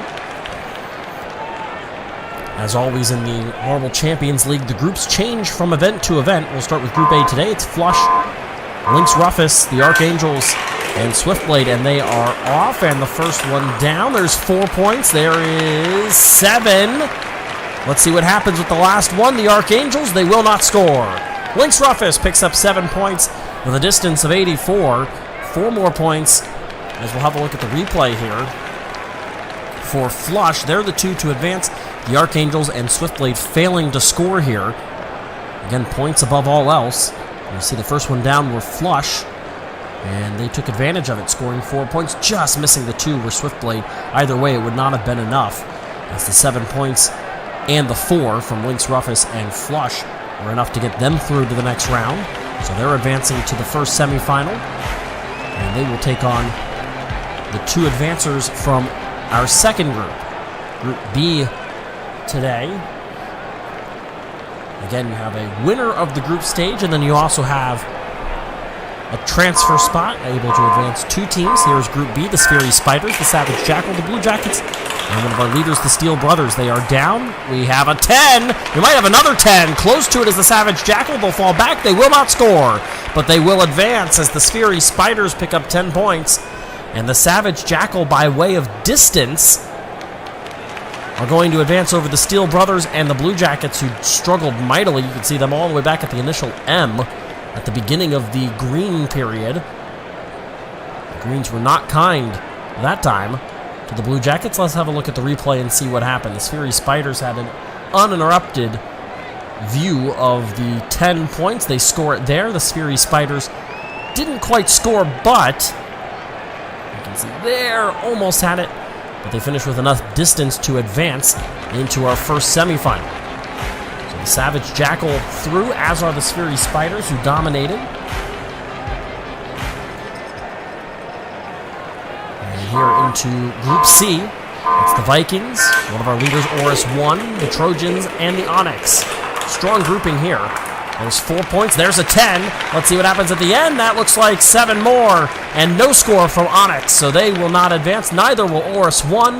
The Trojans pick up 7 to advance, and the Vikings, a second straight team to score all 10 points in this group stage as they go a distance of 135, scoring 10 points and advancing into semifinal B. We'll have another look at it here. You can see everybody kind of slowly made their way down the Plinko board. And again, first one out, uninterrupted view of the longest target, and it was a perfect shot from the Vikings to score those 10 points. The Trojans rolled into a 7, which bests Oris 1's 4. No points for Onyx, so they were an automatic out essentially there as we make our way into our final group. This first portion of each tournament, the group stage, dropping our teams from the 16 that we start with down to 8, and then the 4 into the finale. Group D will have some at the top, some at the bottom. Janitors, who have an event win and were very strong, drop back to 5th, and then all the way down to Countryball. They're the worst team out there as well, the Snow Wolves and the Speedy Hunters. The Speedy Hunters are close. They will not get enough distance, though, to score. The Janitors and Countryball advancing. The Speedy Hunters and the Snow Wolves will not advance through this group stage, as they will place in toward the bottom of the standings for today's event. Let's have a look, and let's see what Countryball, the tan marble, can do here. Oh man, almost lipped into a 2 and ricocheted right into a 7. And the 8 points scored there from the Janitors. So pretty strong run, and then the other two unable to even score any points whatsoever, let alone trying to advance. Pretty easy win there. An advancement for those two teams, as you have a look now at our full semifinals, A and B. And the other 8 teams that do not advance from the group stage, so they fall into that bottom tier as we move into the first semifinal. Savage, Jackals, Fury, Spiders, Lynx, Rufus, and Flush. Let's see who will advance into the finale. There's a 7. There's another 7. Do we get more points? No, the Savage, Jackal, and the Fury, Spiders cannot score. Lynx, Rufus, and Flush advancing.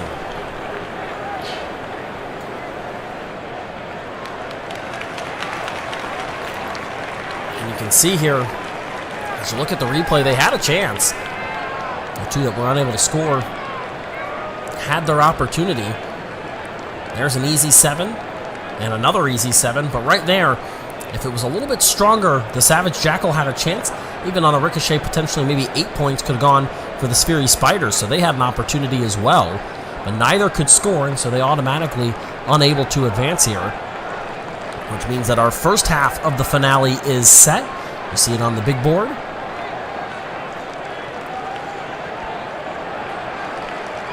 As we get ready for semifinal B.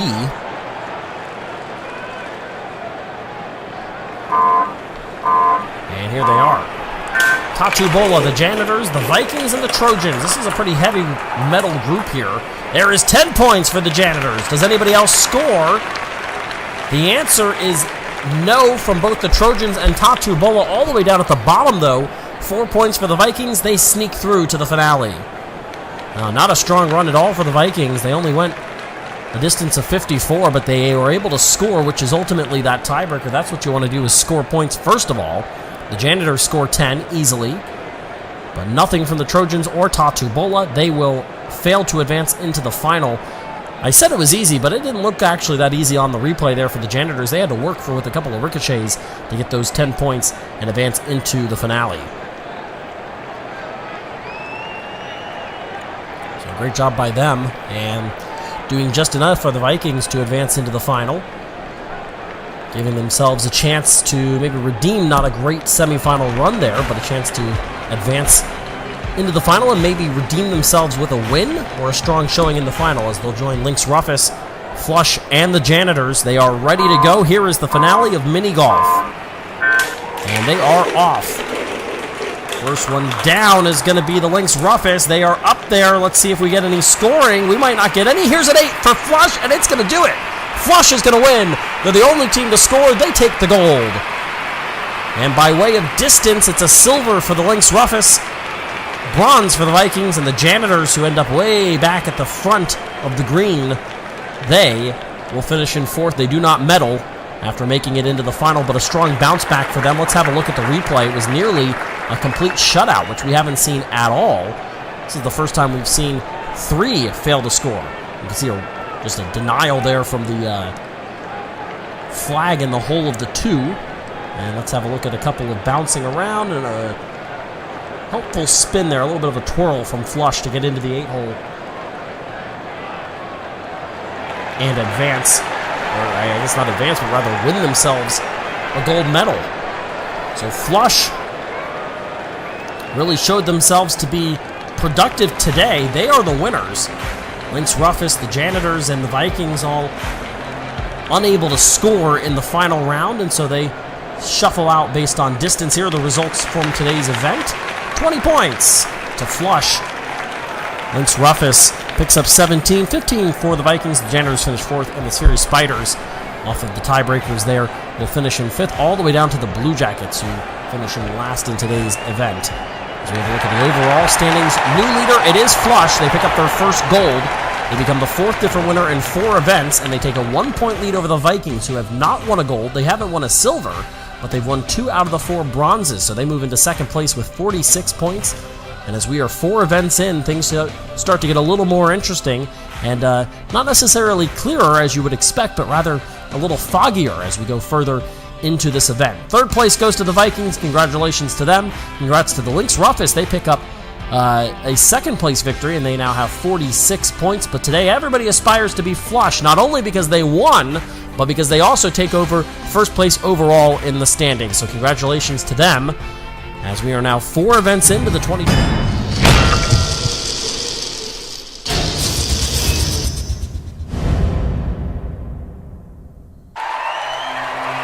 4 different events and 4 different winners in the 2021 Marble Champions League so far. This season could not be more wide open as we get into event number 5 of this season. Glad to be here again, folks. Keanu Bittersicki for Marble Fubeca. Everybody competing again for that cup as always, as we have a look inside of our gigantic stadium. Here's the overall standings. Flush, after getting their first gold, our 4th different winner in 4 events. They hold a 1-point lead over the Vikings, who have not placed better than 3rd, but they've done it twice. They're the only team to medal in the same spot multiple times so far this year, earning a couple of bronzes, and that has moved them just 1 single point behind the lead. As you have a look at our course for today's event, very similar to our event from last time. Have that Plinko style board. Should be a fun one. The teams are ready, the fans are ready. Are you ready? This is event number 5 of the 2021 Marble Champions League. This is pinball. Have a look at our groupings here for today's event. As you know by now, each event has different groups, still the same style, groups A, B, C, and D. Top 2 from each will advance to the semifinals. Top 2 from each semifinal make it to the finale. Groups change every time. We will start with Group A, which today is the Steel Brothers, the Janitors, the Leaders, the Flush, and the Snow Wolves. Down they go, making their way. And let's see what the scoring ends up as. You get scores based off of where you're hitting.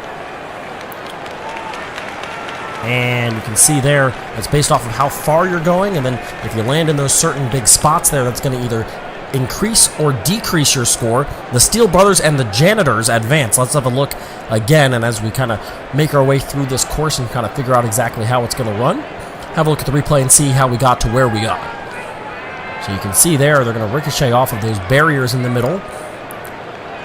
You want to avoid those negatives and maybe land on the positives if you can. The Flush scored 79 points because of the distance they went. So they're eliminated. As were the Snow Wolves there. So the Steel Brothers and the Janitors advance. So that first group kind of showing you exactly how this is going to happen. The rest of the groups know exactly what to do now. You want to get as far as possible. Group B is Swiftblade, the Sphery Spiders, the Trojans, and the Blue Jackets. Down they go. Looks like a big opportunity for the Blue Jackets. They kind of have an issue. And in the corner, we're going to have a couple of scores that will be good. It'll be Swiftblade with 113, the Trojans with 111. They're advancing as the Blue Jackets and the Sphery Spiders are eliminated. It's about as far as you can go for Swiftblade and the Trojans. And you can't go a whole lot less than the Sphery Spiders did. Nobody landing in either a positive or negative spot. So it's really just based off of how far each marble able to carry its distance. And so far, that's worked out for Swiftblade and the Trojans. Hard contact there for the Sphery Spiders directly into one of those pylons there, and that really stalled any momentum whatsoever. Caused them not only to not advance, but rather to finish in last. So a disappointment for them. They will not advance. And our first semifinal is set up as Swiftblade and the Trojans advance from Group B. Group C today is the Vikings, Tatu Bola, Onyx, and Oris 1. First one down are going to be the Vikings. Can they do something? Yes, they can. Looks like a pretty strong run everywhere. Is there a plus 20? Not quite. And did the Vikings, did they advance? The answer is no. Tatu Bola with 110 points, 108 for Onyx. They advance over the Vikings 107. Wow, what a crazy round that one is. Incredibly close. A little bit too much in terms of speed there, it looks like, from the Vikings. Actually ends up costing them, as at the end there you can see There's the pass made at the last moment. Boy, is that close. Just enough to eliminate the Vikings and advance the Onyx. They're into the second semifinal. And our final group today, Group D, as always, you know that. And today, Group D is going to consist of the Savage Jackal, the Lynx Rufus, the Speedy Hunters, and the Archangels. And let's see what happens. Looks like a couple of hard contacts made. Uh-oh, maybe a negative 40 for the Savage Jackal. Is it enough to keep them alive? The answer might be yes. Let's have a look. It is. So a loss of 40 points for the Savage Jackal because of where they landed. It's still enough for them to advance. They beat out the Archangels 65-51. Lynx Rufus scores 113. And they advanced pretty easily anyway. It was a score of 105 for the Savage Jackal before you take away the 40 that they lost. As you have a look at the replay here, not close for the Speedy Hunters, ran directly into a pylon. Let's look there. A little bit of contact, in fact. It was the Lynx Rufus that kind of sent the Savage Jackal into that negative 40 spot, but they were able to hold on. Despite losing 40 points, they still advanced by 14 into the second semifinal. So our semifinals are set, 8 teams down, 8 teams to go. And the first semifinal here, Swiftblade, the Trojans, the Janitors, and the Steel Brothers. Janitors have been a strong competitor. Can they continue that here? Top to advance. Let's see. Might have some scoring. There's a negative 25. It's going to go back. Maybe they'll pick up plus 30. Will they? The answer is no. But it's still enough to get it done. The Steel Brothers passed the Janitors at the last moment. They advanced to the final, joining the Trojans, who scored 113. 94 for the Steel Brothers. They beat them out by 7 points over the Janitors. 43 way back with Swiftblade. We'll have a look at the replay here and kind of see what happened with Swiftblade. Yep, pretty hard contact there with that first pylon. And boy, I'll tell you what, the Janitors and the Steel Brothers all over plussing and minusing their scores. Ultimately, neither landed on a bonus or a negative. And it just happened to be a last-minute pass by the Steel Brothers to advance to the final. So how about that one? As again, there's a good chance we're going to end up with a first-time winner.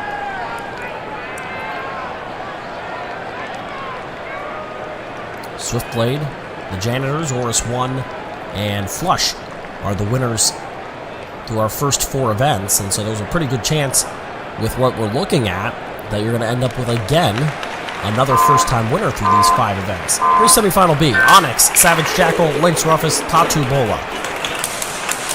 Who will advance? Hard contact a couple of times there. All the way back, maybe a negative 40 going to come in play. How about that move by Onyx? They will get it done. 113. The Savage Jackal with a score of 112, another strong run for them. Again, they lost that 40 points in their group stage, but again, a strong run down all the way to the end. Tatu Bola scores over 100, yet they failed to advance with a score of 101, and the Lynx Rufus struggling there. They scored just 40 points, and so an easy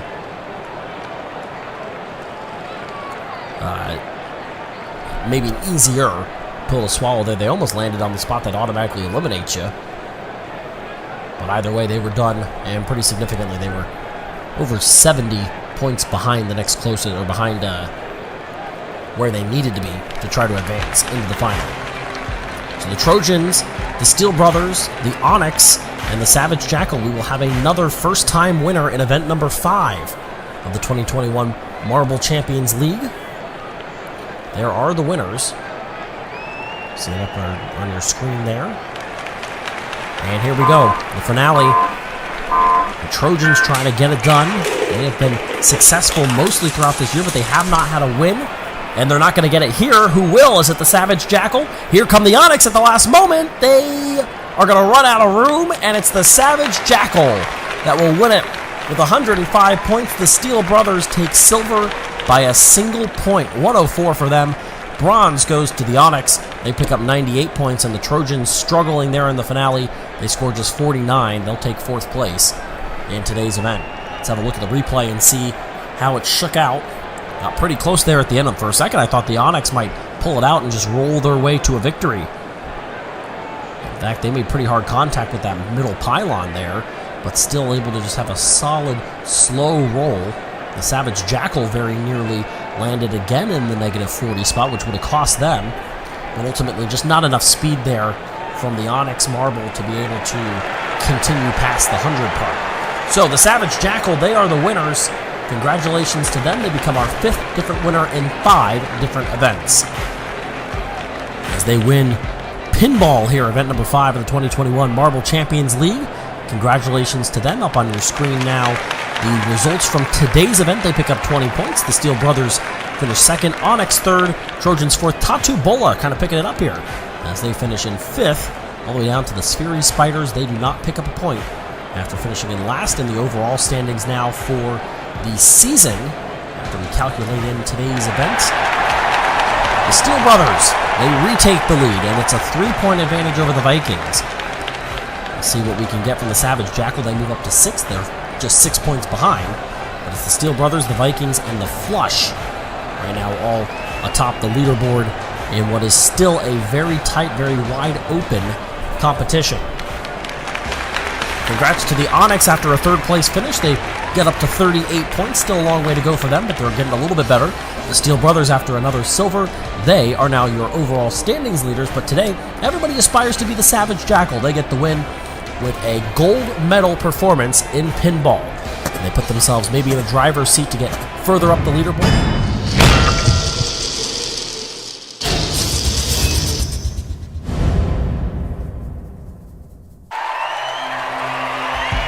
We are through 5 events now, and the front-runners and competitors for this championship making their way clear in the 2021 Marble Champions League. Glad to have you here again on Marble Fubeca. I'm Keanu Bittersaki as we get ready for event number 6 of our series.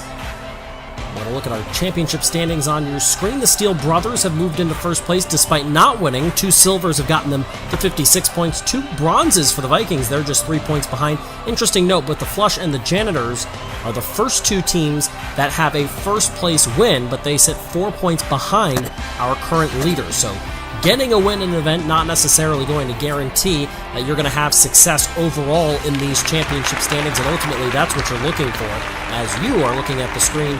And you see the course for today's event. The teams are ready. The fans are ready. Are you ready? This is event number 6 of the 2021 Marble Champions League. This is Marble Tennis. As you have a look at our bracket for today's event, as you know, A, B, C, and D groupings, top 2 will advance. You see the groups for today's specific event. As we have a look at our tennis court, going to look to score the most points that you can. You have to get through this large structure here. Coming directly out of a funnel early on. Here's Group A. It's Oris 1, the Sphery Spiders, the Speedy Hunters, and the Blue Jackets, and they are off. First through looks like it's Oris 1 and then the Sphery Spiders, and the other 2 having a hard time getting through that funnel as the first 2 are through. Down onto the course, a 4 and a 3 for the Oris 1 and the Sphery Spiders. Here come the Blue Jackets and the Speedy Hunters, see what they can muster up. And doesn't look like either is going to score. They will not. The Blue Jackets and the Sphery Spiders, the Blue Jackets and the Speedy Hunters eliminated. A 4 for Oris 1 and a 3 for the Sphery Spiders. Scoring early ends up being enough as they advance into our first semifinal. Wow, look at that, some contact there with that net, which could have caused a real issue for the Sphery Spiders, but they're able to get over and have a clear run. 4 and 3, the 2 opening scores. That's the best you can do. 4 and 3, not too shabby either. So Oris 1 and the Sphery Spiders, they are through to the first semifinal. As we have a look at Group B in today's event, and they are the Steel Brothers, the Savage Jackal, the Lynx Ruffish, and Flush. First one down, looks like it's the Savage Jackal and then the Lynx Ruffish. Steel Brothers and Flush with a slow run early on. Savage Jackal, can they score? They do, they put up 3. There is 2, and I think another 3 for the Steel Brothers. Hard to see where they came out. They do pick up 3, and a 3 as well for the Lynx, or for the Flush, but they, due to their time, are going to be eliminated. So 3 threes and a 2. The Savage Jackal and the championship leader, the Steel Brothers, able to advance from this first grouping. You can see there is the first 3, and it was a pretty significant run, almost over 2 full seconds in between the first and second finishers. That was actually the Lynx Ruffish who were the second fastest, and then the Steel Brothers just behind them. followed by the Flush, who picked up 3 points, but not enough because of their difficult time getting down the court. So it's a speed, both a combination of speed and of point scoring potentially. So the Savage Jackal and the Steel Brothers, they are through into semifinal A. Now let's meet the Group C competitors. It's the Trojans, the Archangels, the Onyx, and the Vikings. Vikings, as we mentioned, they are the second running team, but they're having a hard time getting through that funnel, as is Onyx. Here come the Trojans and the Archangels, and 3 for the Trojans. The Archangels are not going to score. That's going to open up the door for the Onyx and for the Vikings. That's 3 for the Onyx. You're going to need a 4 out of the Vikings. They put up just 2. And the Vikings going home with a slow run and not able to score enough. The Trojans picked up 3. Onyx gets it done with 3 points as well. After the door was opened by the Archangels failing to score, they never really made contact with any of the openings there. Maybe right there, may have made some contact with the opening of the 2. That wouldn't have been enough anyway. And the Vikings very nearly didn't score, but even with the score that they did get, not enough. They needed a 4 because of their time in order to advance. They can't get it done. The Trojans and the Onyx are into the second semifinal. As we meet our final group today, it's the Snow Wolves, Tatu Bola, Swiftblade, and the Janitors. The Janitors come out first. They're in the lead, followed by Tatu Bola, then Swiftblade and the Snow Wolves. Here come the Janitors. What can they put up? Oh, there's a block ball, and they're both going to score 3. Going to need a 4. They're going to get a 4 from Swiftblade. Here come the Snow Wolves. If they can score 4, they will advance. Otherwise, it's over, and they put up 3. And so the Janitors are going to advance based on timing. Excuse me. They're going to rule Tatu Bola out of this competition. Oh yeah, if you hit the net there, you're eliminated. You're disqualified. And so Tatu Bola, despite putting up 3 points, they do not advance. Swiftblade, I don't think they wouldn't have advanced anyway because the Janitors were down before they were. But Swiftblade, you'll see the 4 points for them. Oh man, they made some contact there as well before they put up the 4 points.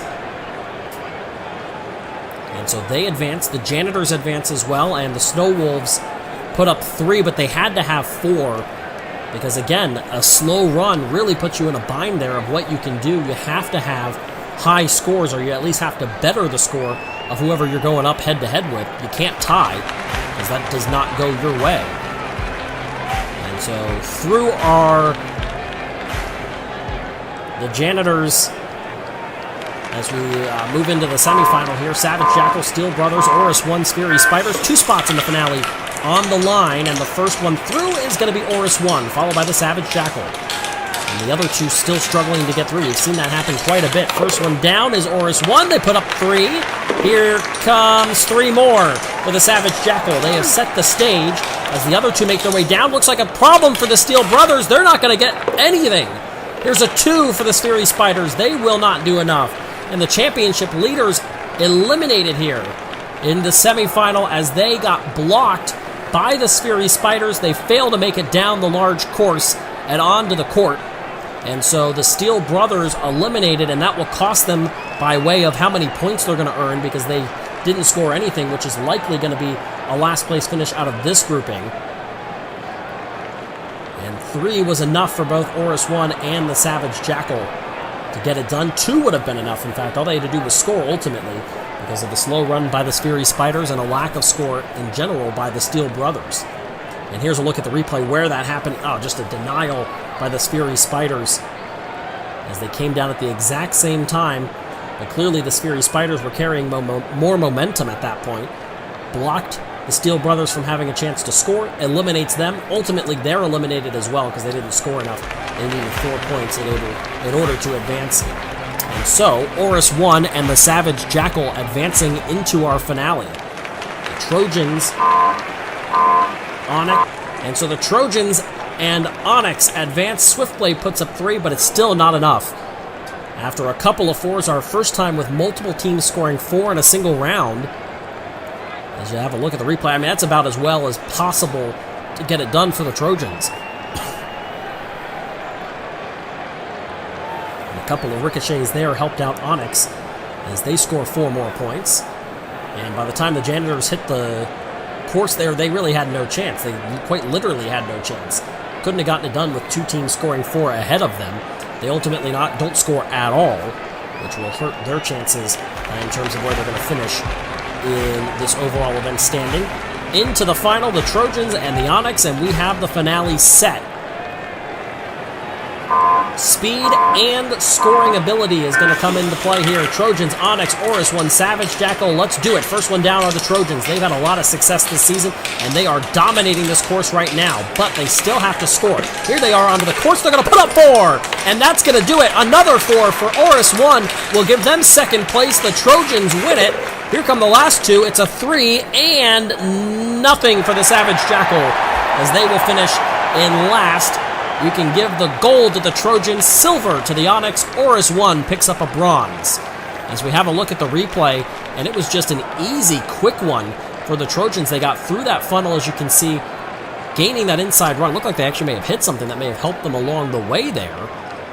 They got down way before anybody else, a little bit of a swirl around effect for Oris 1, and they were already a couple of rungs below by the time that they had gotten through the funnel, and all the Trojans had to do was execute on the scoring, and you cannot execute better than that. 2 ricochets right into the 4-hole, and that's exactly what you needed to do. Not a bad job at all by Oris 1, as they rolled their way into a 4 and a guaranteed second place. And then at that point, it was all about who's going to pick up third place, and it was 3 points for Onyx. They got it done. No scoring from the Savage Jackal. They got really close to a 3, really close to a 2. Either way, they wouldn't have won it after the tiebreak from the semifinal rounds. And our overall championship standings now, after 6 events, has the Trojans in the lead. They pick up their first gold. It's back and forth about as much as possible. It is, however, a 6-point lead over Oris 1, the Steel Brothers in 3rd, Savage Jackal 4th, and the Janitors run in 5th, ahead of Flush, who are in 6th, as those overall standings may be spreading out a little bit now. A 7-point lead, about as big as we've seen from anybody in this event, really at any point in time in this championship series. A 7-point advantage now for the Trojans. As I said, they've had a lot of success this season, and finally they capitalize on it and take home a gold. 3rd place and a bronze goes to the Onyx. After that, they picked up 53 points. 2nd place in silver goes to Oris 1. They're at 65 points, but today they all aspire to be the Trojans, a gold, and they take over 1st place in the championship standings.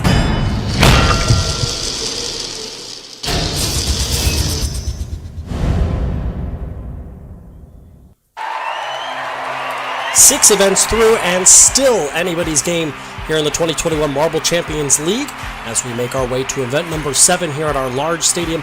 Once again, packed with a ton of fans ready to watch the action today. Hello again, friends. Keanu Badrski, as always, glad to have you here. You see on the left side of your screen the overall standings for the 2021 Marble Champions League. The Trojans, after a win, have moved their way into the lead, and they have a 6-point advantage over Oris 1, then the Steel Brothers, the Savage Jackal, and the Janitors, the top 5, all the way down to Tatu Bola, 9 points back to the next closest team. They have really struggled so far this year. As you have a look at our course for today's event, this is a much more traditional style, as we've got a lot of funnels to go through on this course, and it is pure speed. You'll see at the bottom there the finishing platform. That is where you need to get, and you need to be one of the first 2 in our group stage to finish. The teams are ready, the fans are ready. Are you ready? This is event number 7 of the 2021 Marble Champions League. This is the Quadrilla Funnels. As you have a look at our matchups here, the grouping A, B, C, and D, you know how it goes. Top 2 from each will advance into our semifinals. The groups change each week, but the way that this competition works does not. In our bracket format, as always, we have 8 funnels that these teams will have to make their way through. You can see they're numbered for you, make it a little bit easier to be able to see where each competitor is at. Group A today are the Speedy Hunters, Flush, Swiftblade, and Tatu Bola. They are off, and the first one through very quickly is Tatu Bola, followed by Swiftblade, Flush, and the Speedy Hunters. Now, this is interesting. You don't want to be the first one through here. You can see Tatu Bola, and then the Flush. Here comes maybe Swiftblade. Yep, there's Swiftblade, and there. Now, in the lead is Swiftblade. As you can see, takes everybody getting through before that funnel is going to tip over for you. But very early the lead now, not so early, as we're all the way down to the third funnel, is Tatubola. They're down to the second funnel, still nobody through. Here come the Speedy Hunters running in second, looking for that final funnel, making their way through, and finishing first is Tatubola. They will advance. Swiftblade has an easy advantage now. Here comes to the second hole. Here comes the Speedy Hunters. They're going to try to make a pass at the last moment. They will! Speedy Hunters get it done. Ahead of Swiftblade, and now the Flush will finish last. Unbelievable.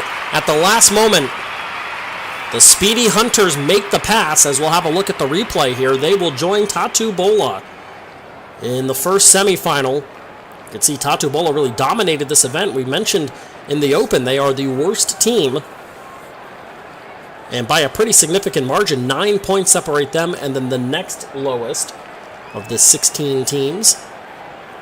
But they had a lot of success here in the group stage, and at the last moment a pass by the Speedy Hunters advanced them into the semifinal. So an impressive run by Tatubola and a last-second pass allow us to have our advancers from Group A. Now Group B, which includes the championship leaders, the Trojans, then Lynx Rufus, the Janitors, and the Archangels. A couple of big competitors. Right now it's the Lynx Rufus in the lead. Let's see who gets through first. It's going to be the Archangels.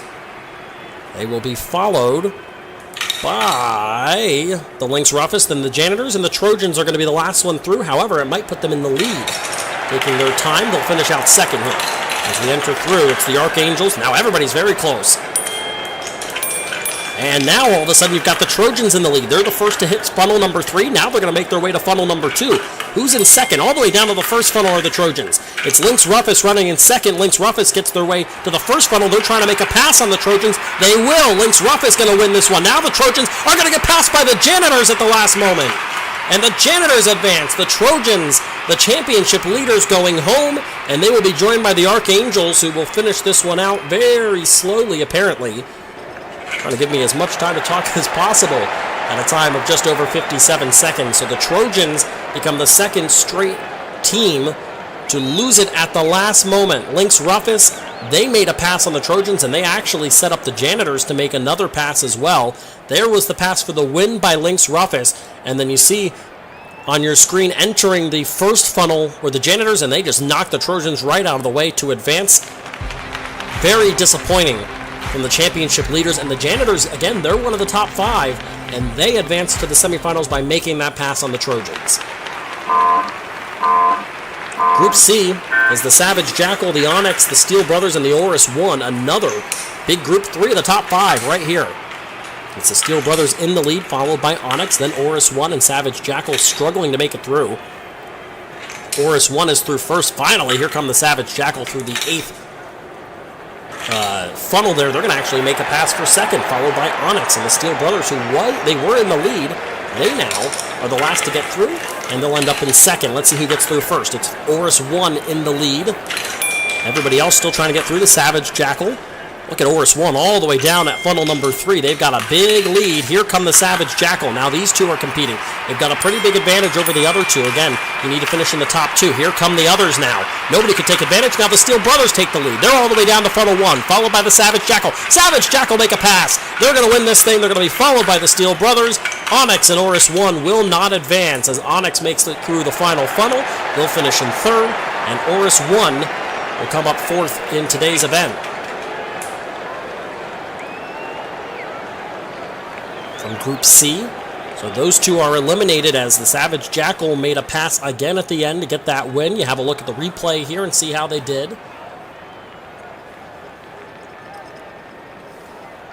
You saw the Steel Brothers came through that first funnel in the lead.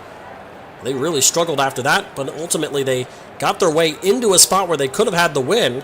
But the Savage Jackal made the pass. Steel Brothers, though, still get through on the transfer spot, and ultimately that's all you're looking for, is to be one of the top 2 from your grouping. And again, in the semifinal, you want to be one of the top 2 as well to advance into our finale. So 3 groups are down. We've got one more grouping to go. This is the only group not to feature, or our second group, Group A, and now Group D, that does not feature one of the top 5 in the standings. So Group D, consisting of the Sphery Spiders, the Blue Jackets, the Vikings, and the Snow Wolves, and they are through, and very early it's the Sphery Spiders, followed by the Blue Jackets. And the Vikings and the Snow Wolves pull up the rear. The Vikings get through first, then the Sphery Spiders. Here's the Blue Jackets. and they're very well going to be in the lead. It's the Blue Jackets now ahead of the Snow Wolves. Now the Snow Wolves make a move. They're in the lead after coming up slow early on. Let's see if they can get down first. They will. They'll be the first to enter funnel number 3, followed by the Vikings. A slow run right now for the Sphery Spiders. They're in some trouble. It's the Snow Wolves down to funnel 2. Now they're down to funnel 1, and they're going to advance.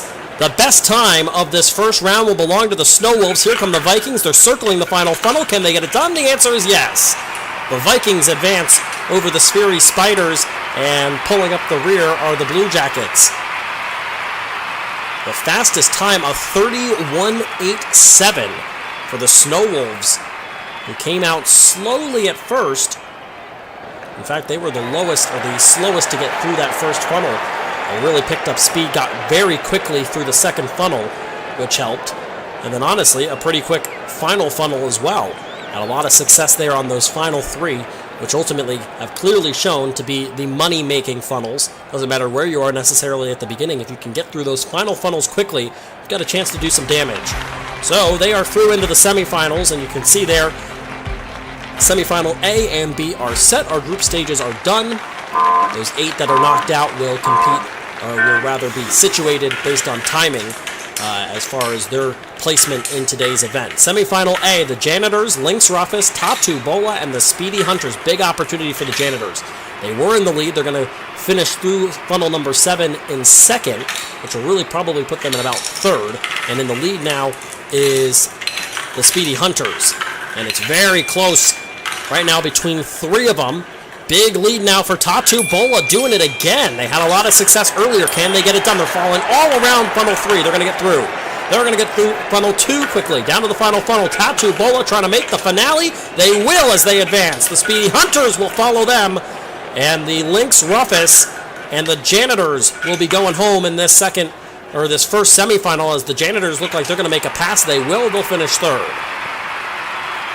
Tatu Bola does it again.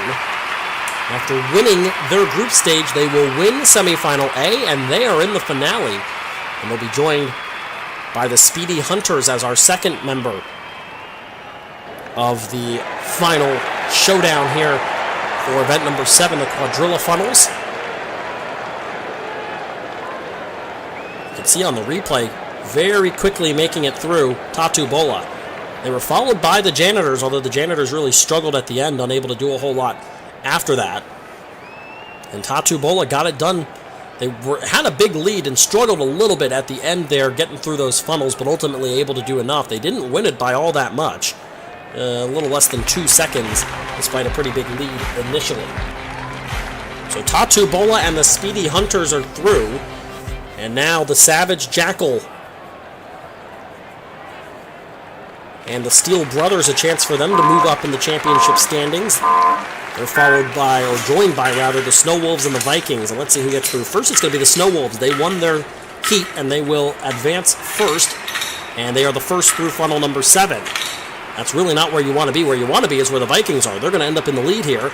As again, it's the Steel Brothers who take their time getting down. And the Snow Wolves retake the lead. They're followed by the Savage Jackal. Those two are in funnels 5 and 4 respectively. Let's see who gets through first. It's going to be very close, but again, it's going to be the Snow Wolves. Then the Savage Jackal. The Savage Jackal has the inside lane. Can they make the pass through funnel 3? The answer is yes. And now they're going to be followed by the Snow Wolves. The Snow Wolves quickly get through 2, down to funnel 1. And very close to getting their way into the finale. Here come the Vikings out of nowhere. It's the Snow Wolves who take 1. The Savage Jackal advance with spot number 2. As the Vikings made a run, they can't get it done. In fact, they're going to get passed by the Steel Brothers. And they will finish 4th. They nearly made that pass and advanced into the finale instead. Pretty disappointing 53-second time there, finishing 13 seconds off the pace. I'll have a look here very quickly through where the Snow Wolves, they get the win here, and they, for the most part, looked pretty successful. Watch here. You can see the Vikings all over it, nearly had it. Oh, just couldn't get it done. And there a little bit of contact. Oh, man, they really had a huge opportunity to be able to make a pass, not only just for the transfer spot, but to actually win that second semifinal. They can't get it done either way.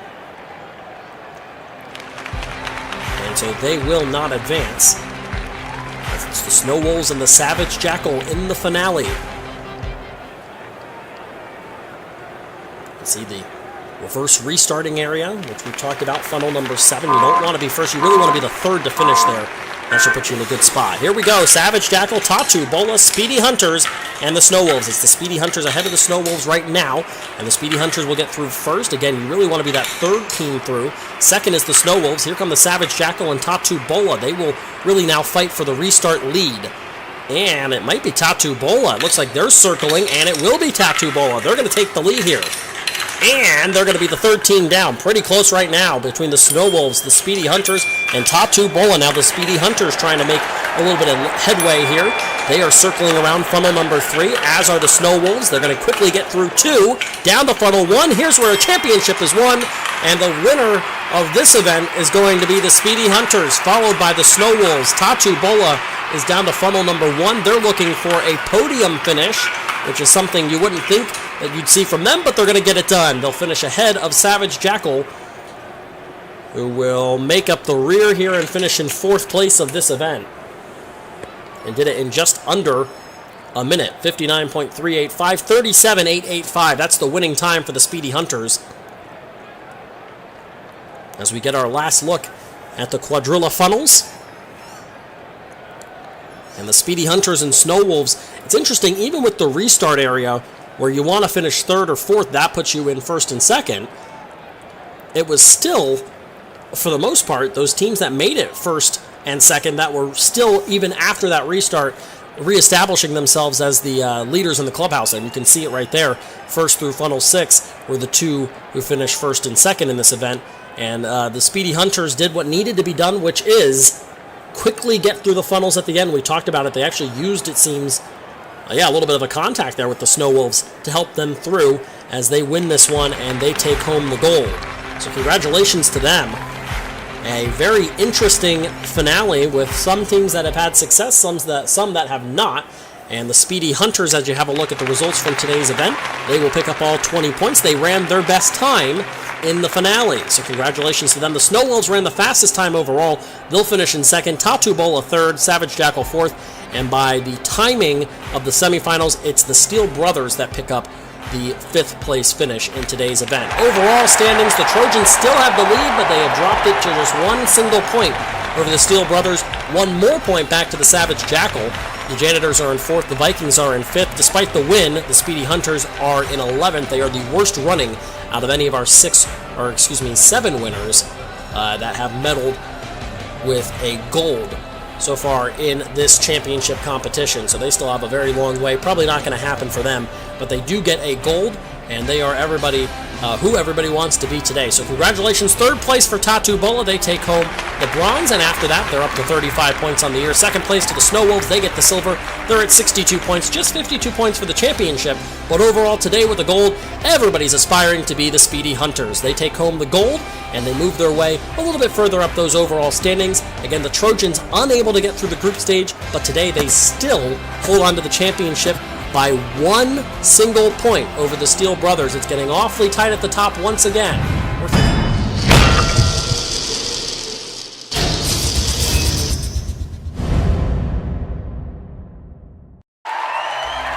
We are on to event number 8 as we hit the home stretch of the 2021 Marble Champions League. And as we begin our 8th event, some of the championship contenders trying to make themselves a little bit clearer as we get toward the home stretch of this championship. There are the overall standings on your screen. As you can see, it's just a 1-point lead from the Trojans over the Steel Brothers. 2 points back to the Savage Jackal. The Janitors sit 5 points behind, and the Vikings in 5th, and Oris 6th. All of those competitors within 11 points of the championship lead. As you have a look at our course for today's event, we have, as we said, 6 teams within 11 points. A great opportunity here on this road course. More of a traditional marble racing event to maybe see if some of those teams that are toward the middle of the pack can make their way back up toward the front, or can the Trojans and company continue to space themselves out from the rest of the field. As you have a look at today, what we have for event number 8, a beautiful course here on this road course. You see some of the competitors' trailers and some fans on the inside infield of this course, as well as, of course, the large group of fans that we have packing this house today for today's event. The teams are ready, the fans are ready. Are you ready? This is event number 8 of the 2021 Marble Champions League. This is the Daytona 615 meters. As you have a look at the starting gates for today's event, and the luscious green hills on the infield here of this long road course.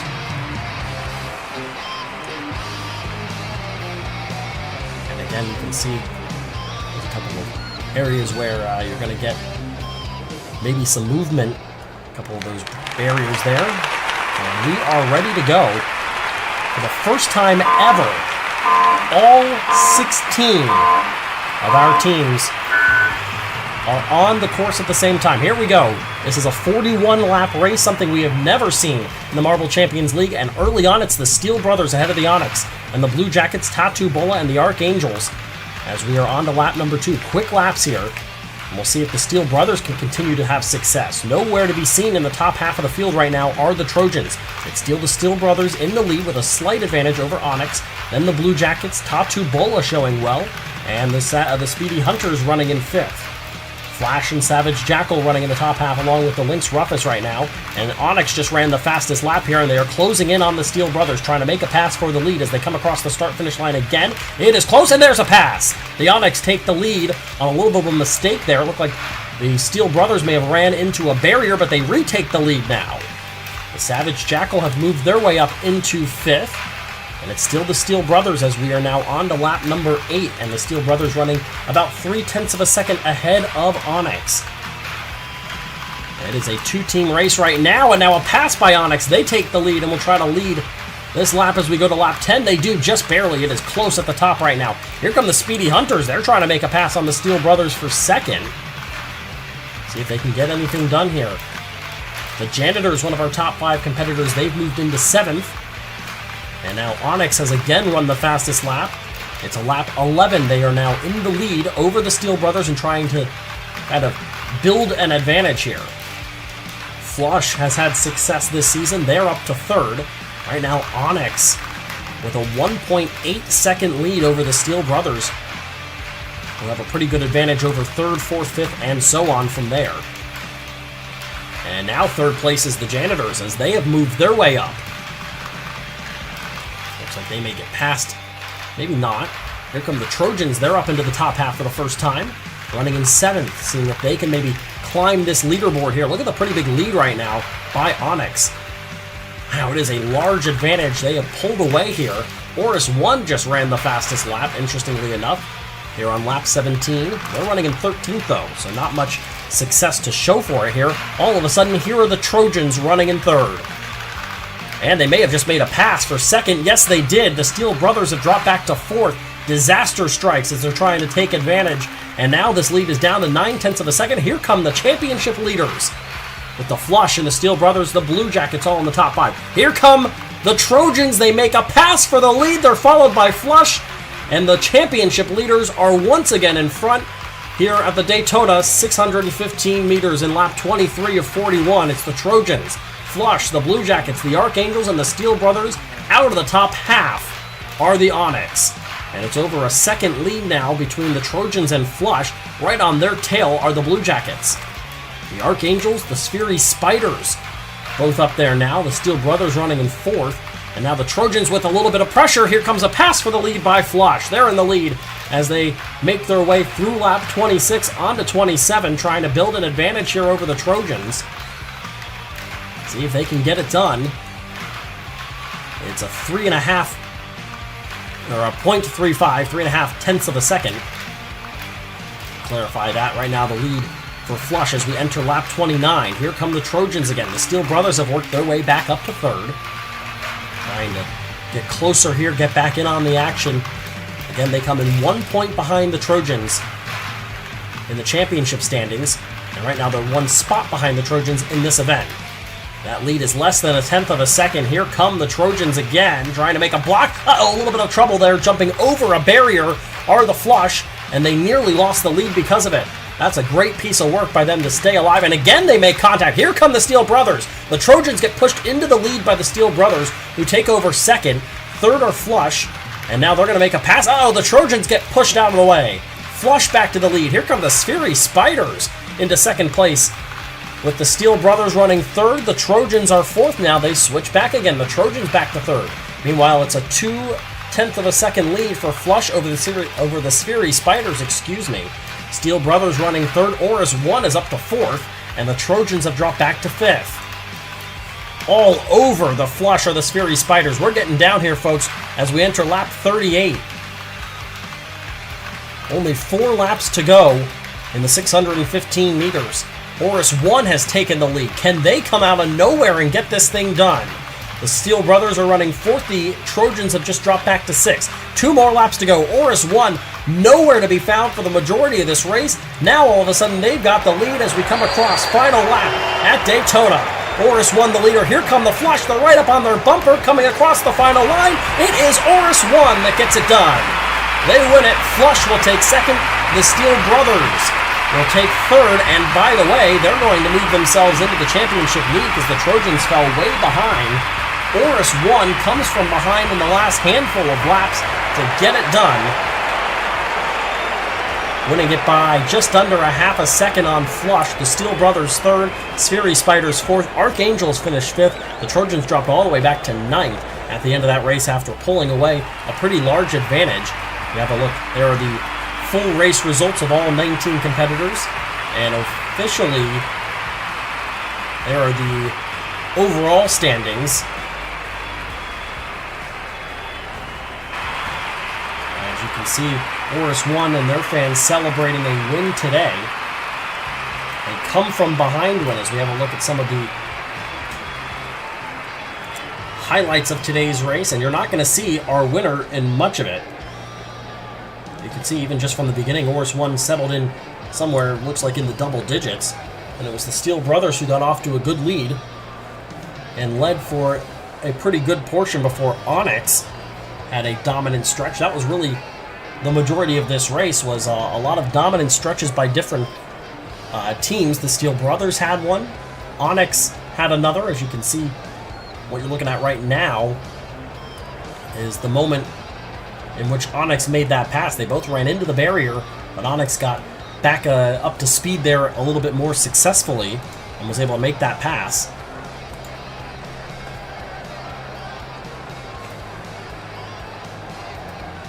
But it was the Steel Brothers and then Onyx. Flush had the lead for a good period of time, as did the Trojans. As you can see, that's what we're looking at right now, the Trojans having the lead. Then at the end, it was Oris 1. It really comes from nowhere. We saw they ran the fastest lap of the race, which was lap 17 pretty early on, but they were running in 13th at the time. So a little bit of a surprise there. As you can see, pretty good move made there by Flush, and then a block of the Trojans.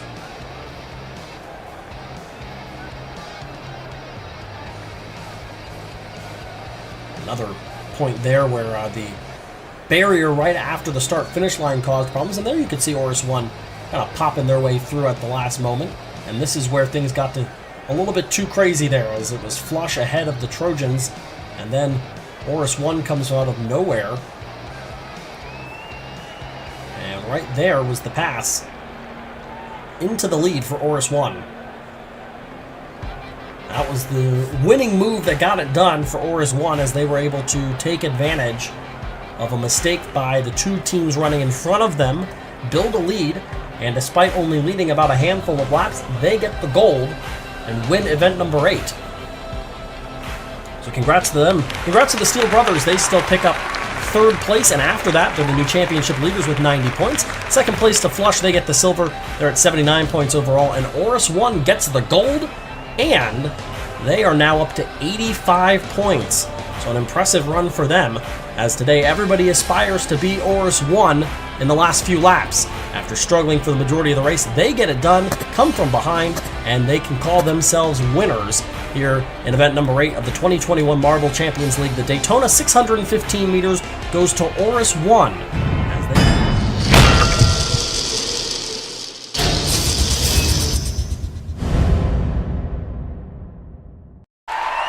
Eight events down and 8 events to go. We're officially on the backstretch of the 2021 Marble Champions League here on Marble Fubeca. Glad to have you again here, friends. I'm Keanu Bitterzicki here for today's event number 9. We are halfway through And still halfway to go. There are the overall standings right now. It's a 5-point lead for the Steel Brothers, leading over Oris 1, the Trojans, Flush, and the Janitors, the top 5. And within 20 points of the lead as well are 6th place Savage Jackal and the 7th place Snow Wolves, going all the way down to the Archangels, who have dropped to last place 16th in our standings. I'll look at our course for today's event, another more traditional style race. We had that in our last event.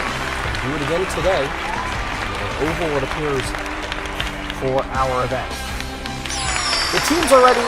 The fans are ready. Are you ready? This is event number 9 of the 2021 Marble Champions League. This is the slalom race, 30 meters. Have a look at, again, a beautiful course here.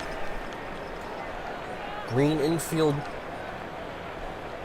And a very small course, but that can provide, as we've seen on the past year on Marble Fubeca, with some very interesting action, some very fast-paced action as well. And here we go. This is another group staging matchup, so we will again go with our bracket style. There are the groups A, B, C, and D. It's a quick 2-lap race. Countryball, the Vikings, Onyx, and the Archangels. In Group A, top 2 will advance. And right now it's Countryball with a big lead over Onyx, and then the Vikings and the Archangels. We go into lap number 2, a large lead for Countryball, up by 1.7 seconds over Onyx, by about 0.2 of a second over the Vikings, who just made a pass for second place. It is Countryball across. They're going to get the win. The Vikings take second. They transfer, followed by Onyx, and the Archangels, who continue to struggle. They will finish in last out of this grouping, and obviously not going to advance into the semifinal, as we have a look at the replay here of this first race. Quick sprints here. The style of event that we're running with today. Provides for not a lot of time to make up any kind of mistake that you might make. As you saw the Vikings make a quick pass, but not much passing otherwise. As Countryball and the Vikings advance to semifinal A. And we make our way to Group B of this opening stage, and they are consisting of the Savage Jackal, the Steel Brothers, Asian Championship leaders, the Speedy Hunters, and the Sphery Spiders. Lots of S's all over the place here for this matchup, and right now it's the Sphery Spiders and the Steel Brothers, and it looks like the Steel Brothers are going to make a pass for the lead. It's close right now between the top 2, but they're trying to distance themselves between the Speedy Hunters and Savage Jackal. The Steel Brothers pulling out to a little bit of a lead. It's the Sphery Spiders trying to hold on. Steel Brothers win it, and the Sphery Spiders will advance, transferring over by about 0.6 of a second over the Speedy Hunters, and then the Savage Jackal finishing in last out of Group B as we have a look at our replay. You saw the Sphery Spiders actually jump over one of those barriers there. Nothing illegal about it. It's just a matter of whether or not you can make it work for momentum's sake. They did not, as they got passed out of that first corner by the Steel Brothers, but they're still able to advance. As the Sphery Spiders get that transfer spot and the last spot in semifinal A. Here's Group C. The Blue Jackets, the Trojans, the Janitors, and Oris 1, another heavy-hitting group. And right now it's the Janitors with a big lead over Oris 1, then the Blue Jackets and the Trojans. They're all pretty close, but it's a gigantic lead for the Janitors, who'd have to really mess it up if they don't advance. Here we go. It's the Blue Jackets still in the lead. They're trying to gain a little bit of momentum and maybe upset this group. Across the line, it's the Janitors, and the Blue Jackets do get it done.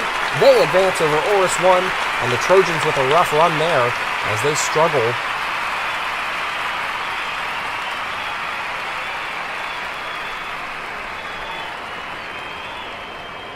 Let's have a look at the replay.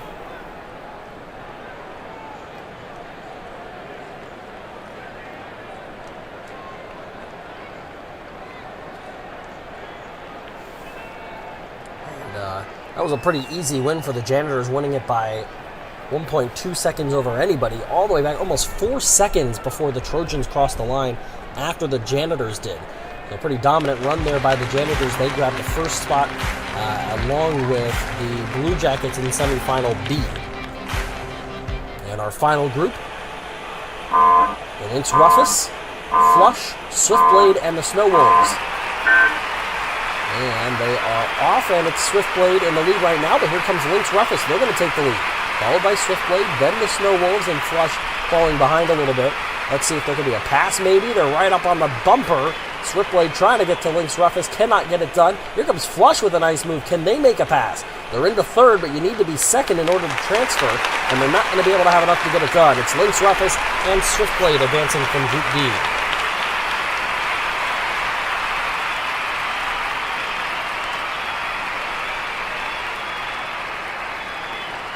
Look at the replay here, and again, not a lot of passing really going to be done. As you can see, Lynx Ruffus made that pass by going over a barrier. We saw one of the teams try to do that earlier. It didn't work. I think it was the Fury Spiders maybe that had attempted to make that move happen.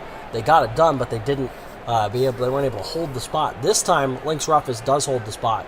They're able to take a more traditional turn around the track. In their second lap, they grab a spot in semifinal B.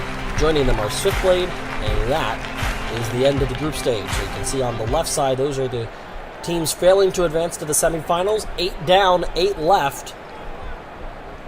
As we make our way into the semifinals, we'll start with semifinal A. Again, this is just 2 laps. It's the Steel Brothers, the Vikings, Countryball, and the Fury Spiders. Couple from the top, couple from the middle to bottom of the standings, but that's not going to matter necessarily. It's the Vikings and then the Fury Spiders. Here's a pass for third by the Steel Brothers. They're going to have to get up into second, though. It's the Vikings in the lead. The Fury Spiders have pressure all over them from the Steel Brothers, who make that pass. They go into second place as we come around to the final 2 turns. Here we go. It's going to be the Steel Brothers holding on. They take second. The Vikings get the win. The transfer go to the Steel Brothers. They're into the final as well. The Fury Spiders put up a tough fight there, but they're unable to ultimately get it done against the Steel Brothers, who advance into the finale, joined by the Vikings, who win that one by a little over a half a second in semifinal A.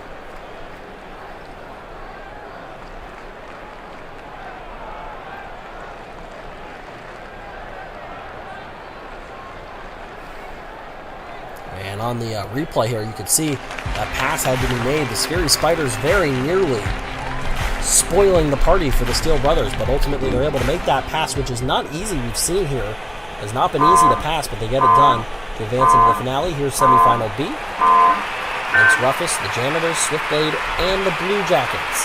The Janitors had an incredible run in their first matchup, but they are struggling early here, really far behind the pace. Right now it's the Blue Jackets and then Swiftblade and Lynx Ruffus, and a pretty significant portion behind are the Janitors. They are not going to be able to get this thing done. The Janitors will fail to advance. It's the Blue Jackets. Can Swiftblade do it? Yes, they can. They take it rather easily. Nearly a second between second and third. It was not an awfully close race there. 1.2 seconds from first to second, and then about 9/10 of a second from second to third. So a pretty easy advancement there for, obviously, the Blue Jackets with that win, but also pretty easily done there for Swiftblade.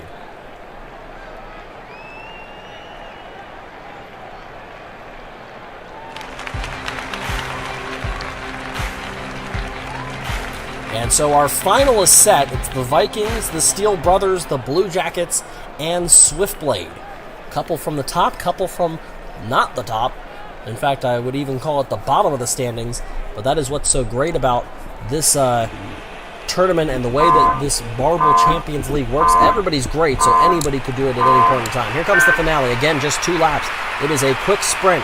Right now, in the lead are the Blue Jackets, followed by Swiftblade. Then your championship leader, the Steel Brothers, and the Vikings taking on 4th. The Blue Jackets really trying to stretch out that lead. They lead by 1.3 seconds over Swiftblade. Coming around to that last propelling system, and they are going to get it done. It's the Blue Jackets who take gold. 2nd place and a silver to Swiftblade, and the Steel Brothers take bronze. 4th place goes to the Vikings. As we have a look at our replay, that number 9, the slalom race, 30 meters. As you have a look now at our official results from today's event, Blue Jackets take 1st, 2nd place to Swiftblade, 3rd to the Steel Brothers, 4th to the Vikings, and the Fury Spiders end up in 5th, then Tatubola, Lynx Ruffus, and the Janitors rounding out the top half of the standings, all the way down to, yet again, a very bad run for the Archangels. They continue to struggle. As we have a look at the updated overall standings, it's still the Steel Brothers, and they are now pulling away with a 14-point lead over Oris 1. How, by the way, the Steel Brothers still yet to win an event, but they have 2 silvers, 2 bronzes, and have been far more consistent. Third place, the Janitors. Fourth place, the Trojans, who struggle a little bit in that event. And then Flush right now running in 5th. So maybe we're starting to see somebody try to pull away with this thing. We're a little more than halfway through now with this overall championship. And now it's a 14-point lead. Congratulations, third place to the Steel Brothers. They've now got 105 points. They're the championship leaders after a bronze today. 74 points for Swiftblade after taking silver, but today they're all aspiring to be the Blue Jackets. They take gold at the slalom race 30 meters, and really definitely something maybe that will allow them to turn around their season as we go into the second half of the 2021 Marble Champions League. Until next time.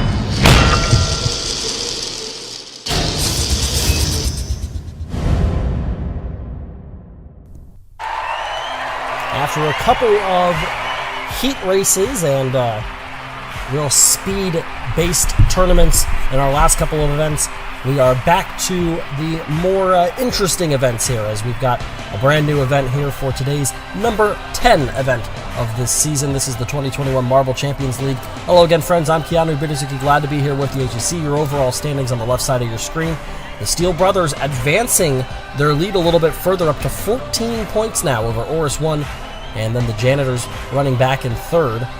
And then the Trojans and Flush, your top 5, as they were able to take 2nd place in our last event, the slalom race. So we again ran a more traditional marble race, but we are back to some of the more interesting events.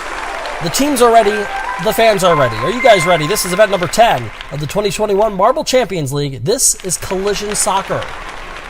You have our course here.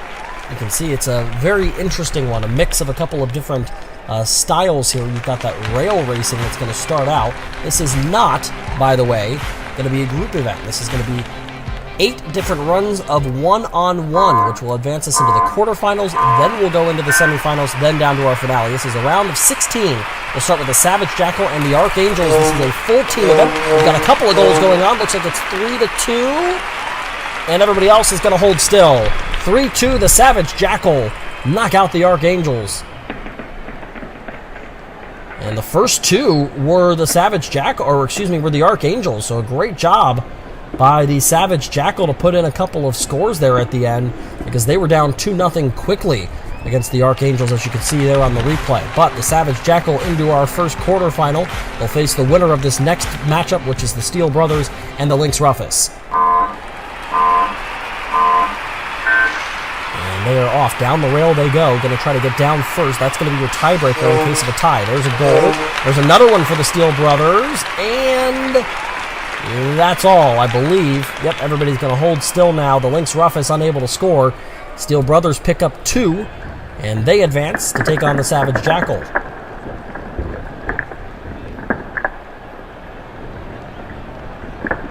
Not a ton of scoring early in that one. Took a little bit of time before the Steel Brothers were able to score, and obviously we didn't get any scoring whatsoever.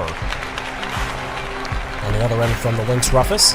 First quarterfinal is set, and our next matchup is the Snow Wolves and the Speedy Hunters. It looks like the Snow Wolves have spread out a little bit. You want to stay as close as you can. There's a couple of goals. There's a third. There's a fourth for the Snow Wolves. What a run. The Snow Wolves are going to score everything they can. Only 1 on the board for the Speedy Hunters, and so it's the Snow Wolves coming off of a pretty strong run in the last event, keeping that momentum up. And look how quickly they scored. Yeah, wow. Got a couple of them, and really, they all went down pretty easily and pretty quickly, but 2 of those scores were incredibly fast. So the Snow Wolves advance, and they'll take on the winner of the Onyx and the Sphery Spiders in this round of 16. Sphery Spiders, the white, the black of the Onyx, and there's a couple of goals, maybe just 1. Yeah, just 1 so far. There's a second for Onyx. That's going to seal the deal. They're going to pick up a third for good measure. There's 1 at the end for the Sphery Spiders, but 3 on the board for Onyx. They get it done to advance. So far, we haven't had to use that tiebreaker, but you'll see up on the score bug there at the top of the screen, that time that's going to pop up is what time it was that they made it down onto the course. onto the soccer field here. That's going to be your tiebreaker in case we happen to have a couple of teams score the same. Haven't had to use it yet, and in fact, every time so far out of the 4 we've run, the first team down scores the most points. Let's see if that holds up here between Oris 1 and the Trojans. If it does, it bodes well for, I think, the Trojans. Here comes one score for Oris 1. There's one for the Trojans. A second for Oris 1 is going to get them the win.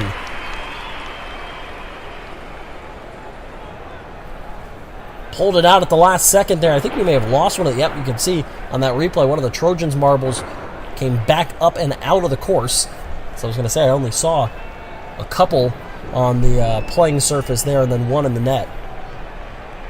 So Oris 1 could have an advantage there because they had more marbles on the course, as you'll have like one more replay. There it is, right back up and over the fencing there for the Trojans, who continue a not-so-great streak. They're knocked out in the first round here again. And Oris 1 will take on the winner of Swiftblade against the Vikings here. Off they go. Swiftblade looks like they're in the lead early. There's 3 goals for the Vikings. Swiftblade trying to make something happen at the end. They will pick up just the 1. And the Vikings pick up 3. They continue their hot streak. They're advancing into the quarterfinals. And they just became the first team to get to the bottom of the field second, but still advance. A 4.345 on their time to a 4.128 for Swiftblade there. Doesn't matter. They get it done. The Vikings will take on Oris 1 in the quarterfinals. Now it's the Janitors against Flush. How fitting there, this matchup. The Janitors have been successful all season, but they're in some trouble here.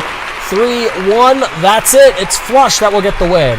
And a second straight time that the first team down is not going to advance. Have a look at the replay, and just nothing happened there for the Janitors. They just didn't have anything really going. Able, after a little bit of contact, maybe they would have been able to pick up 2 if their 2 marbles on the left side hadn't made contact, but even if that happened, that's not enough to get it done, because there were 3 points on the board for Flush. So they're advancing into the quarterfinal, and they will set up our final matchup, which is the winner of this last matchup of the first round. That's Countryball against the Blue Jackets. Blue Jackets coming off of a win, and they have 2-3 points, and that's enough to get it done.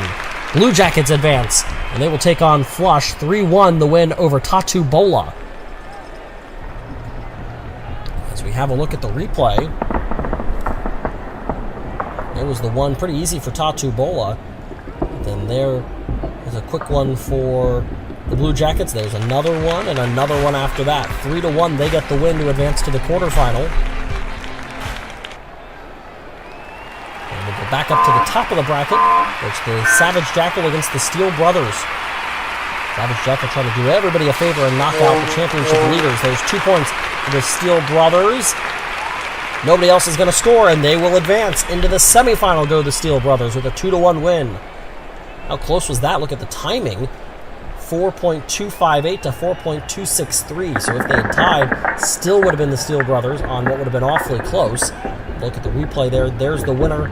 It goes in for the Steel Brothers with their second point. They nearly added a third, and you can see none of the Savage Jackal marbles really anywhere close. As we move our way down to our second quarterfinal, the Snow Wolves against Onyx. For the second straight time, white versus black when Onyx is involved. There's a couple of scores for the Snow Wolves. Onyx will have to make something happen. There's 3, and it's a 3-0 shutout for the Snow Wolves to advance into the semifinal, where they get the Steel Brothers.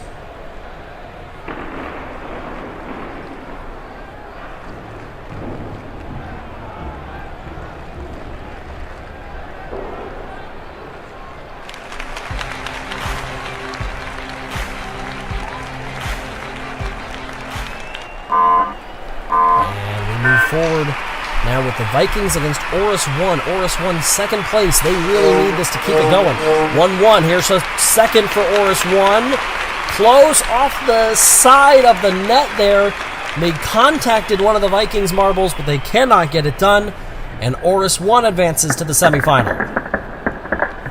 So they're trying to stay step by step, along with the Steel Brothers. They have to make up points. They're 14 points now, but you definitely can't be eliminated when you see the other team that you're chasing continuing to go further and further into the tournament. Steel Brothers making it awfully tough on anybody. They continue to have success into the final last time. They're in the semifinals at least here today, which is the equivalent of the final from every other event with the grouping. As the Blue Jackets look for a second straight win, there's 2 points for them, and the Flush aren't going to get it done. The Blue Jackets into the semifinal.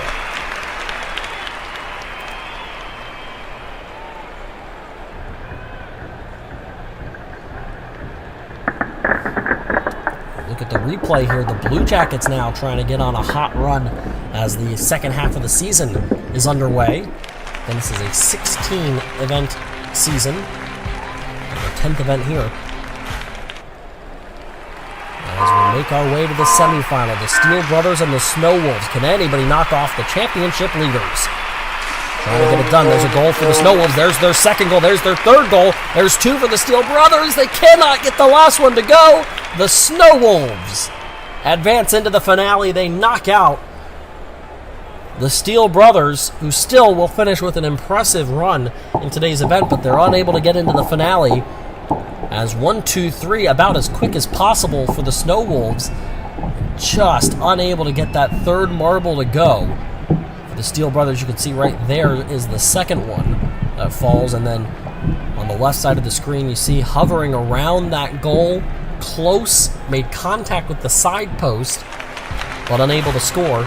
And so the Snow Wolves advance into the finale. And they'll take on either Oris 1 or the Blue Jackets. The Blue Jackets trying to win a second straight event. Oris 1 trying to get to the finale again. They've won 2 events already. They're the only team to win more than 1. There are 2 goals for Oris 1. There's a second for the Blue Jackets. Did we get a... No, there's a third for the Blue Jackets. There's a fourth for the Blue Jackets, and they get it done. Their time was slower than Oris 1, so they needed to score more points. They did, and they advanced to the finale again. What a run in the last couple of weeks by the Blue Jackets. Winning in event number 9. And now trying to do it again. What a great run by them. They'll take on the Snow Wolves in the finale. As Oris 1 is going to best out the Steel Brothers just barely, just by 1 spot. Not going to do a lot toward the championship points, but it will at least help them get just a tiny bit closer.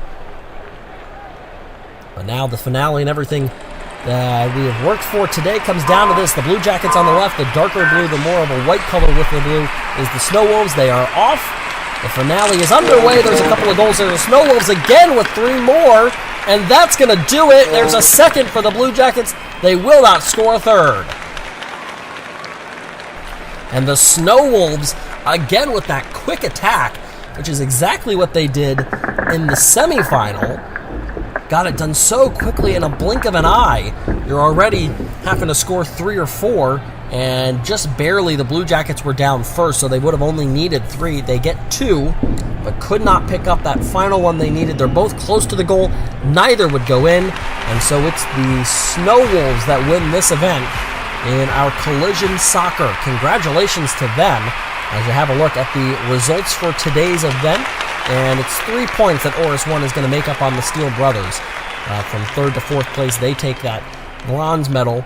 Silver, of course, goes to the Blue Jackets. Gold to the Snow Wolves. Steel Brothers 4th, Vikings 5th, Savage Jackal, and Flush and Onyx are 6th, 7th, and 8th, the top half of our bracket from today. In this 1 versus 1 matchup, the lead for the Steel Brothers is down to 11 points. 117 to 106, and then another 12 points back to the Snow Wolves, who get their first win. They're in that win column now, as we've got a bunch of winners. Only 1 multi-time winner in 10 events, but it's an 11-point lead for somebody who hasn't won at all. The Steel Brothers continue to be stopped from getting their first event win, but they continue to hold a double-digit point lead when it comes to the overall standings, which is ultimately what you're going for. Congratulations to Oris 1. They pick up 6 goals over the course of the event, taking a bronze. They're up to 106 points.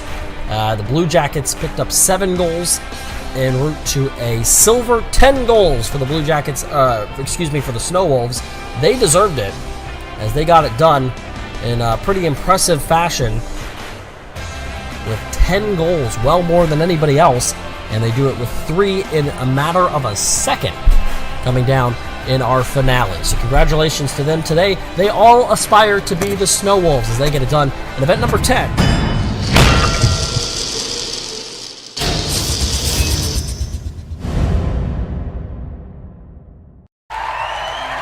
We are on to event number 11 of the 2021 Marble Champions League as the second half of our season continues. Glad to have everybody here. Well, again, friends, I'm Keanu Bitterzuki for today's event, the 11th, as we're back into a basketball-style event. Here's the overall standings as they stand at the moment.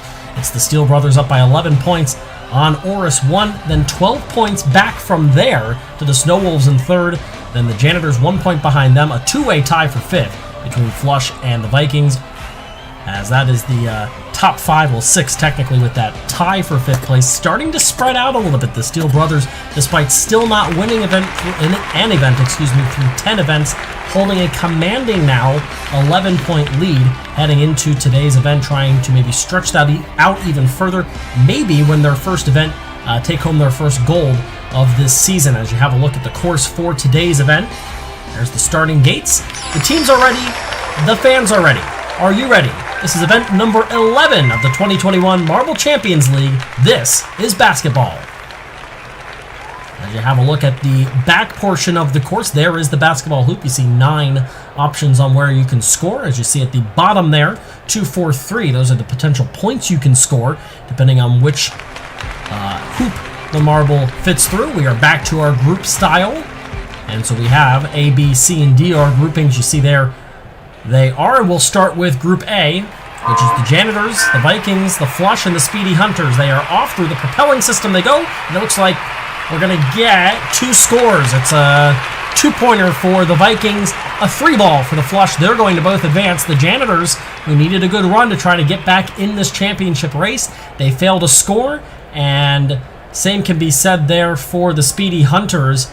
Actually, you can see they had too much speed going there, ended up dropping off the course and down into that gutter ball, if you will, unable to put up any points. Have a look one more time. That's a pretty solid run there by Flush, and then the Vikings able to rim out of one and into another, and those 2 points enough to get it done for them. So they both advance into our semifinal A from our Group A. Vikings and the Flush advancing from our first group. This second group is going to feature the top 2 in the championship standing. So Oris 1 in second, then the Spheri Spiders, Tatu Bola, and of course the Steel Brothers. Looks like the Steel Brothers didn't score. No, they did not. Oris 1 puts up 4. The Spheri Spiders will transfer with 2, and the Steel Brothers opening the door for the rest of the contenders here, unable to score.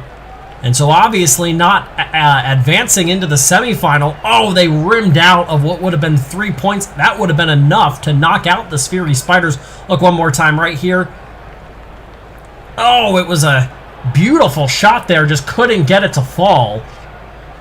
And that is going to cost the Steel Brothers and put them in a precarious position. Oris 1, second place in the standings, advances. And so they put themselves in a spot where they can definitely pick up quite a few points. Coming 11 points behind, they're going to make up quite a few as they advance into the semifinal, knocking out the Steel Brothers in the group stage. That's a huge group decision there as we move to Group C. And looks like we got 2 more scores and an easy advancement for the Snow Wolves, who pick up 4. Lynx Rufus picks up 2. The Onyx and the Archangels, who continue to struggle mightily as we have a look at the replay, neither able to score. Look one more time. First up was the Onyx, and did it cost them? They were pretty solid off the backboard. Oh, they made contact with the Snow Wolves. That's what cost them. And looked like a little bit of contact as well, so we'll have a look one more time, maybe between the Archangels and Lynx Rufus. Let's see, did they? Nope, actually it's a clear miss by the Archangels. Didn't make any contact with any of the openings there. Just a lot of contact with the blue surface, unable to put up any points. They are eliminated as well. That's a disappointing end for Onyx there, as they made contact with the Snow Wolves and were unable to advance, kind of get knocked out of their course. Final grouping, Savage Jackal, Trojans, Swiftblade, and the Blue Jackets. They are off, they are up, and... Uh-oh, did somebody get stuck? Yes, Swiftblade is going to get stuck and not put up any points. The Trojans don't score. Oh, wow, I don't even know how that happened. 2 points for Savage Jackal, 4 for the Blue Jackets. They advance, but I think that would have been 2 more points for Swiftblade there. They had the slowest time, so they likely weren't going to advance, but let's have a look and see if we can figure out what happened. I don't know. I guess the kind of test tube bottom portion of the rims here kind of lend itself to potentially something like that happening, but that is a pretty shocking outcome there. And obviously a disappointment for Swiftblade, as they will not advance through our group stage here. And probably the strangest outcome you're going to see in today's event. They're knocked out, as well are the Trojans, and our semifinals are set. We're from 16 down to 8. First semifinal, the Scary Spiders, Oris 1, Flush, and the Vikings. And everybody's going to score except for Oris 1, and it's 3 4s. And the tiebreaker by time is going to knock out the Scary Spiders. Let's have another look at something we haven't seen yet. There is 1.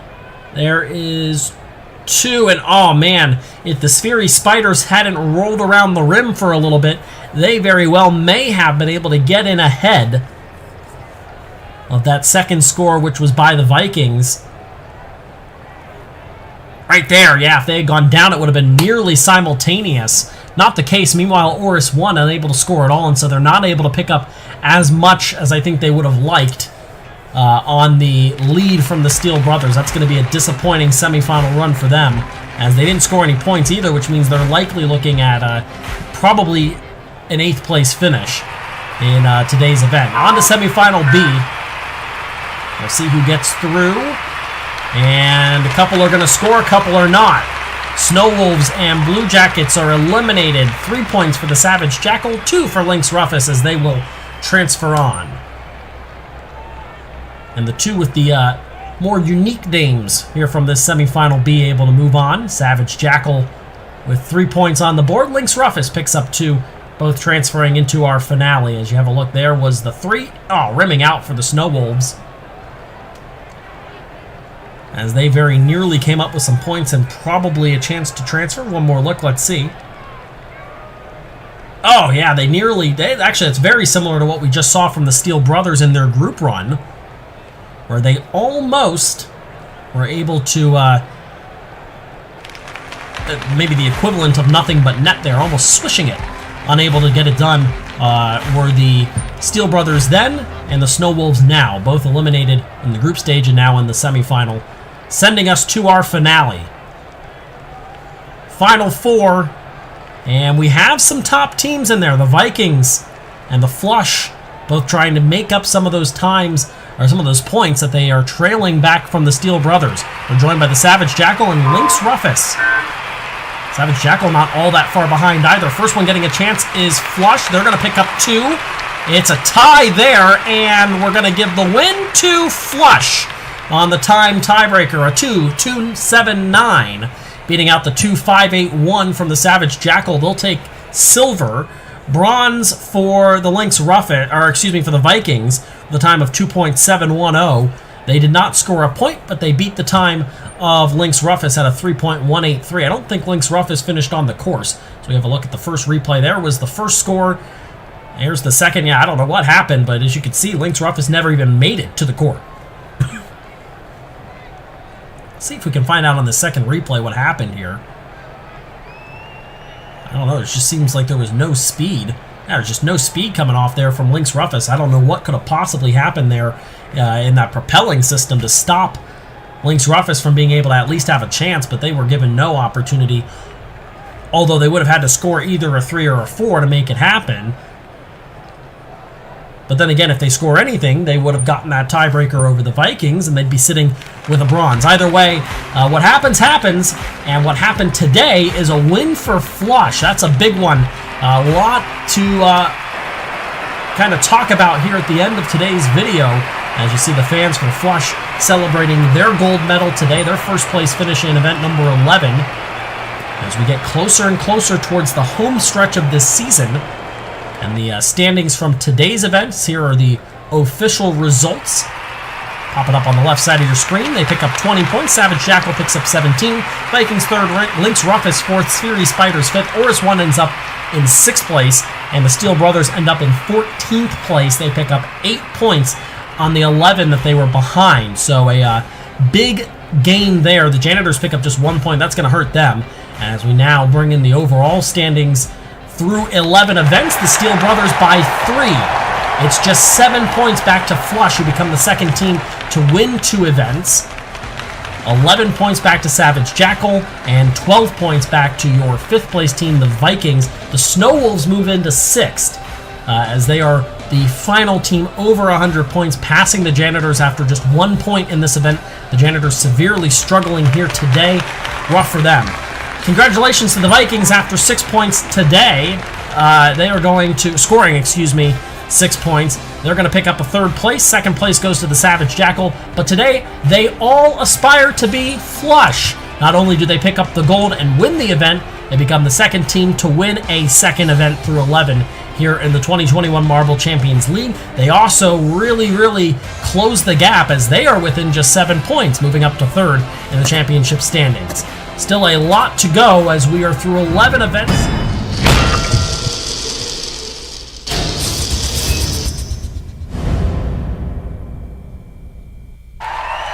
We are heading back to our roots for event number 12 of the 2021 Marble Champions League with an exciting mixed-style event of classic marble racing. Hello again, friends. Glad to be here. I'm Keanu Bittersicki for today's event.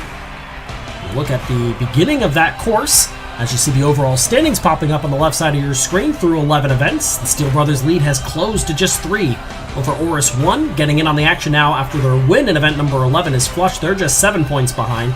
Just 11 back to Savage Jackal, 12 back to the Vikings. Those are our top 5. And as we said, there are 6 teams over 100 points now through 11 events of our season. Glad to be here for a more traditional style. We've been jumping back and forth between the more unique events and the more traditional style marble events recently, which I'm sure these fans here inside of the arena today have really enjoyed, as we hope all of you have as well. You see the course laid out for you, funnels and mixes, backs and forths. Lots of opportunity for passing, definitely, in today's event. The teams are ready. The fans are ready. Are you ready? This is event number 12 of the 2021 Marble Champions League. This is the mixed race. So look at the finish line there. Really going to have to make a lot of those passes, one through that portion of the course, as you can see, where you can kind of switch back and forth. And of course, the funnel's a big opportunity for passing, as you see just about every time that you get one of these events. But definitely an interesting event, interesting style with this mixed event. Group staging, as always, are back. A, B, C, and D. You see them on your screen on the left side. And as always, we'll begin with Group A, which today are the Onyx, Sphery Spiders, the Vikings, and the Speedy Hunters, one of the top 5. And the Vikings representing, let's see who gets through the first funnel in the lead. And the answer, eventually somebody's going to have to do it. It's going to be the Sphery Spiders. And the Vikings come out last there. Here comes Onyx taking over the lead, followed by the Speedy Hunters. And then the Sphery Spiders. The Vikings still running in last here, but everybody's in the same funnel here. That's really the opportunity. There go the Vikings, just what I was about to talk about. You can still get there. If you make a mistake, it can cost you everything, though. Oh, gotta get bailed out there a couple of times by the Speedy Hunters. Were the Vikings. Back in the lead now are the Sphery Spiders. Here come the Vikings trying to make another huge comeback. Lots of contact being made, and it's going to be the Sphery Spiders, and the transfer is going to go to the Speedy Hunters. The Vikings are knocked out in the first round, and they will finish 3rd in this event. 4th is going to be Onyx. That was a back-and-forth battle, and ultimately, it's about a 6-second, almost 7-second difference between 2nd and 3rd. Let's see how we got there. First of all, right there, Onyx nearly knocked out the Vikings for good, but the Speedy Hunters kind of came in from behind and got a little wild and a little bit too generous, it seemed, there, as they made a couple of contacts, and then they did it again, making contact with the Vikings. Ultimately, though, they're still able to advance along with the Sphery Spiders, and a big opportunity missed for the Vikings. They need to go deep into these events as we get later and later into the season. Here's Group B. Swiftblade, Flush, Savage Jackal, and the Snow Wolves. Flush, of course, coming off of a win. They are now in 3rd place in the standings. They're trying to get through this funnel first, and they will. And they're going to be followed by someone eventually. It's going to be Savage Jackal, then Swiftblade. Here come the Snow Wolves very slowly. Everybody kind of taking their time here through this one. Snow Wolves going to get out to the lead now, followed quickly by Flush. And now they start to pick up speed here. Everybody's into that funnel. Now another lead change. It's going to be Swiftblade, followed by the Snow Wolves. Savage Jackal and Flush still running up in that 2nd funnel. Now all the way down to the 3rd funnel and really kind of putting a distance between themselves. It's Snow Wolves now in the lead, followed by Swiftblade. Here comes Flush, trying to make a pass. They can't get it done yet. Now it's the Snow Wolves in the lead. They're going to get the win. They'll advance. Let's see if Swiftblade can do it. Savage Jackal trying to make a pass. Not going to happen.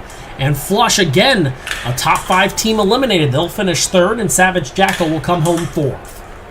And that is the fastest time so far on the course through 2 groups. Belongs to the Snow Wolves with a time of 42.227 seconds. Part of the way they got it done was maneuvering quickly through that portion of the course, the graphing portion, which is very difficult. But you could see they didn't do all that great of a job with it. Able to really navigate those funnels very quickly, and they are into our semifinal A, as you can see now set on your screen. Here's Group C. It's Oris 1, the Archangels, the Steel Brothers, and the Trojans. So the Steel Brothers needing to come back. Oris 1 hoping that they can advance, and the Steel Brothers won't again. That would give them a championship lead. Meanwhile, the Archangels, who are in the lead here, have been just about as pathetic as anybody could imagine so far in this season. And the Trojans have been kind of back and forth so far. Here are the Steel Brothers first into that funnel. First out of the funnel, though, are the Oris 1 and the Archangels. They're in the lead. Archangels first down to that final 2 set of tunnels. Here comes Oris 1. They're going to try to make a pass. Everybody else pretty far behind right now. Oris 1 down to the final funnel. Here come the Archangels as well. Steel Brothers have to make up time. Archangels are through. They're going to win the grouping with the fastest time we've seen. Here comes Oris 1. They are through, and the Steel Brothers fail to advance again. Let's see if they even finish 3rd. I don't think they are. Looks like the Trojans have the inside line. They do. They get the win. And the Steel Brothers struggle mightily in that final funnel. Had a chance to advance. Instead, they finish 4th, and they are in significant danger with a very slow time. That was nearly, what is that, over 18.5 seconds slower than the Archangels, who, as I mentioned, maybe it took me calling them out to get it going. They run the fastest time so far, a 40.335 second time. Like I said, over 18.5 seconds faster than your championship leaders. The Steel Brothers not going to be able to say that after this event because the Oris 1 are through, the Steel Brothers are not. That's going to cost them enough points that no matter where in the grouping they finish, they're going to have the lead at least over the Steel Brothers. Here's the final group. Countryball, Lynx Rufus, the Janitors, and the Blue Jackets. You can see this first funnel awfully slow. First one through is Countryball, then the Janitors, who need a really good run because they struggled mightily, picked up just 1 point in the last event, and they are through that 2nd funnel in the lead. Let's see if they can get through the 3rd funnel. Everybody's in that 3rd funnel right now. First one to drop is going to be Countryball. They're going to be followed by the Janitors, who got stuck for a moment. They're going to drop the 3rd, make contact. They're in all sorts of trouble right now.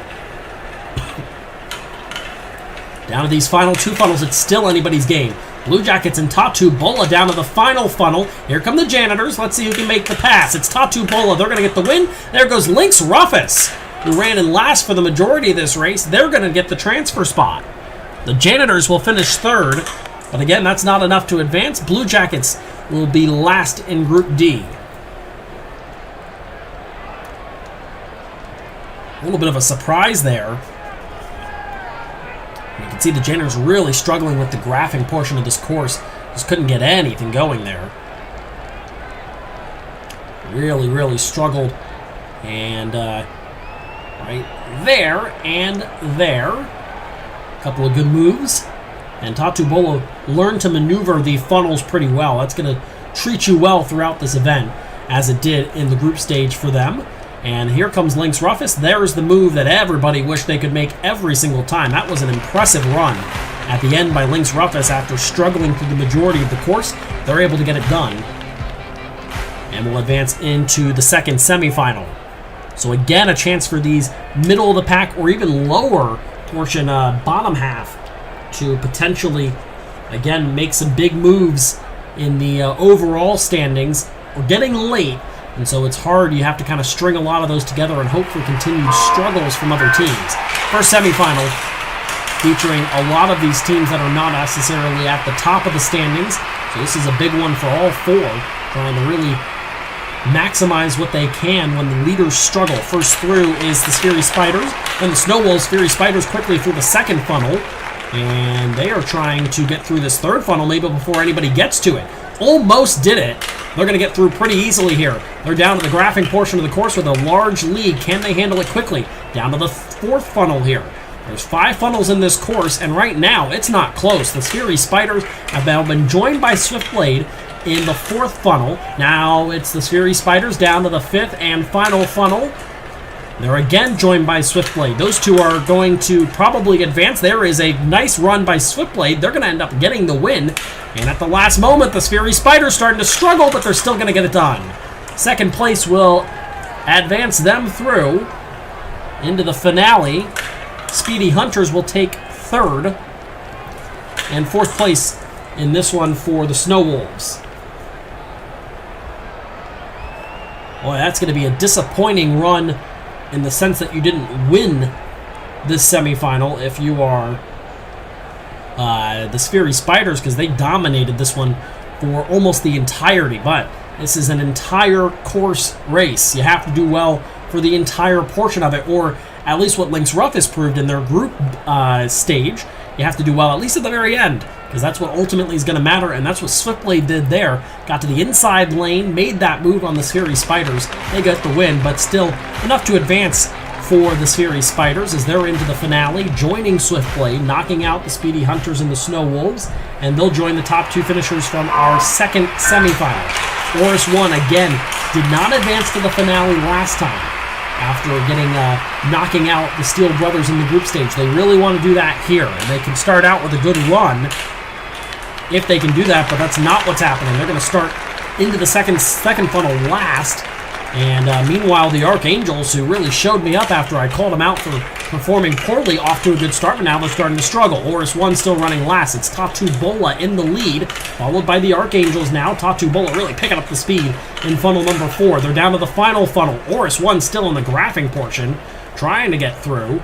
And here come the Archangels. They're in a transfer spot right now. It's Tatu Bola who gets it done. The Archangels will join them in the finale. Lynx Ruffus couldn't pull off the final funnel pass this time. They'll finish third, and Horus 1 again struggling in the semifinal for the second straight event. They cannot advance to the finale after the Steel Brothers, who they are chasing in the standings, are knocked out in the group stage. However, that time was better than either of the teams that did not advance from the first semifinal, so it won't be a complete loss, just not as good as it could have been. But it will still be enough to pass the Steel Brothers in the standings. So certainly a positive event for Horus 1 as you have a look at the replay of this event, but certainly not as well as they would have liked. If they had been able to do just a little bit more, they could have really maybe started to put a little bit of separation between the top 2 teams in the standings. But that wasn't to be, as was Lynx Ruffus pulling off another last-second pass, unable to do it. As Tatu Bola and the Archangels, what an interesting final grouping we have. Swiftblade, the Sphery Spiders, Tatu Bola, and the Archangels. Certainly going to be a lot of celebrating from one of these fan bases and one of these teams, whoever comes out on top here of this final group. Here we go, let's find out. In the first funnel they go. First one down looks like it was Tatu Bola. Archangels trying to make that pass. Who's going to get it done? It's going to be Swiftblade, followed by the Sphery Spiders, and Tatu Bola, and the Archangels the final one down. Everybody's in funnel number 2, and the Archangels make a pass to get into funnel number 3 first. They're followed again by the Sphery Spiders in second, and Tatu Bola down into the graphing portion first, followed by Archangels. And then I think, no, they're both still up in that funnel. Here comes Tatu Bola. Archangels trying to make a pass, and they almost got stuck with each other. Here we go into funnel number 4. Tatu Bola makes the pass. They've had a strong, strong event. Archangels following in second. Can they do it? Archangels circling. They're going to get the win. Archangels takes gold with a 44.206. The Sphery Spiders second. Bronze to Tatu Bola, and Swiftblade, when they finish, will take home 4th. What a run by the Archangels in today's event. That is unbelievable. Let's look at the replay. Oh my goodness. As the Archangels, who didn't do all that terrible very early in the season, have really been on a very, very significant slide recently. And that is, when I say recently, been the majority of this season. Right there, I thought they had the pass, and then there they nearly caught each other up, which could have been a disaster. I thought Tatu Bola might be able to get it done, but the Archangels got that inside track, and right there is the one that got it done. Congratulations to them. As the Archangels go ahead and take a screenshot of that, folks. The Archangels, an event winner in event number 12, trying to get their season back on track for the final few races of this season. Congrats to them. There are the results. They ran the fastest time, by the way. It happened in the group staging. They pick up 20 points. The Steel Brothers picked up 0. That is huge. Horus 1's going to gain 10 points on them. And the Flush going to gain 7, which should put them in a tie, shockingly enough. Boy, that's a huge event with some huge ultimate overall implications. New leader by 7 points. It's Horus 1. Flush moves into second. A tie, technically, with the Steel Brothers. Vikings are 4th. Snow Wolves are in a tie for 5th with the Savage Jackal. By the way, still 6 points out of 15th place, even after the win, are the Archangels, but they'll try to carry some momentum into events number 13, 14, 15, and 16, and see if they can't do something about it in the final portion of this season. Congrats to Tatu Bola.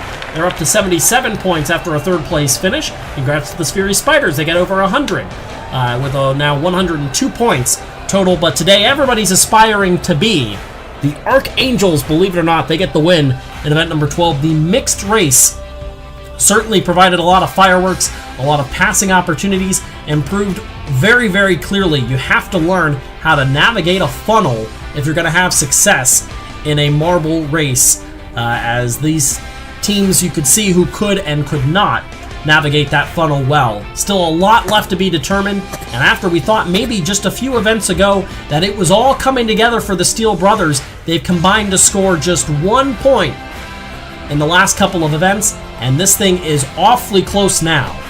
It's a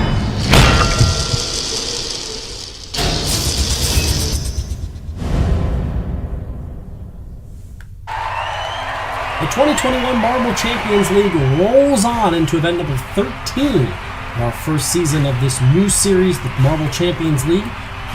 See a large crowd here once again, everybody packed in to see their teams compete. As you see the overall standings, we're getting closer and closer to the end of the 16-event season. Horus 1, if you missed it last time, they took over the lead overall. They've got a 7-point advantage. It's now a tie for second between Flush and the Steel Brothers. The Vikings sit in 4th, and it's a tie for 5th between the Snow Wolves and the Savage Jackal. Those are the real championship contenders that are within 15 points of each other for our overall standings. As we are in for another more traditional, not exactly a traditional race all the way, but a more traditional race from what we've seen early on in the season. It is a couple of funnels involved in today's event. A lot more of those portions of the course where it's almost like a switch. Depends on where you're going, which side you're going to head to as you try to maneuver your way down the course. As you see the fans, as we said, packed in. They are ready to go. There's the finish line, and we'll see who makes it down first. The teams are ready. The fans are ready. Are you ready? This is event number 13 of the 2021 Marble Champions League. This is the Maze Race. Again, a large course, and as always with these courses, we'll start high in the altitude there and work our way down not only the course, but down closer to ground level as well. As you see, where we'll have a lot of chances for passes. And again, today's event, like most of these events, are group events. We've got 4 groups of 4 into our semifinals and our finale. We'll start with our first grouping. This is Swiftblade, the Steel Brothers, the Blue Jackets, and the Snow Wolves. At into their first funnel. And first down looks like that was the Snow Wolves. Now it's the Blue Jackets in the lead. Meanwhile, the Steel Brothers and Swiftblade still struggling to get through that first funnel. Down to the second funnel are the 2 Blue Marbles, Blue Jackets and Snow Wolves. And looks like the Blue Jackets, nope, it's going to be the Snow Wolves who take that lead. They're down to this Plinko portion of the course, which can really cause a lot of problems for these teams. It's the Blue Jackets in the lead. Meanwhile, the other 2 Marbles, the Steel Brothers and Swiftblade, struggling to get through a funnel. A little bit of contact there, and it looks like a pass. It's a lead now for the Snow Wolves. They're trying to make their way down. Again, you want to be one of the top 2. It bodes very well for these 2 Blue Marbles. Down for the final time. There's a pass, maybe? Nope, it's going to be the Snow Wolves, followed by the Blue Jackets. They'll advance through the group stage. And again, the Steel Brothers failing to advance. They struggled mightily in the last couple of events. They're struggling again today. Let's see if they take third out of this group. They won't advance. They will take third, as Swiftblade will be the final to finish with a 68-second run. 20 seconds slower than the leader. Snow Wolves and Blue Jackets, they are through. As we'll have a look at the replay here. And it was really not close between the Snow Wolves and the Blue Jackets and then everybody else. It was just a matter of who was going to win and who was going to get the second transfer spot. They're into the first semifinal. And into Group B, Bola, the Archangels, Flush, and the Janitors. The Archangels, the ultimate underdog story. And they won an event recently. Everybody going to be keeping an eye on Flush. They are second in the point standings. Currently in that second funnel along with Bola.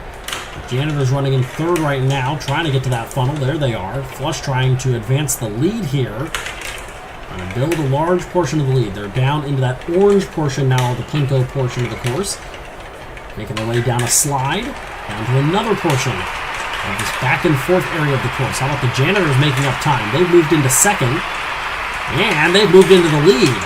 Down to the final portion. Here come Flush. They make a move. They're blending in a bit with the stadium there, or with the course, I should say.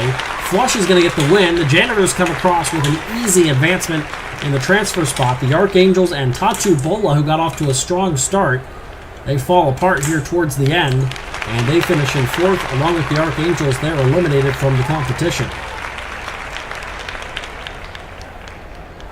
A little bit of a surprise there. Bola got off to such a strong start. Look at the large lead they had going into the first funnel, and ultimately just couldn't keep that success going.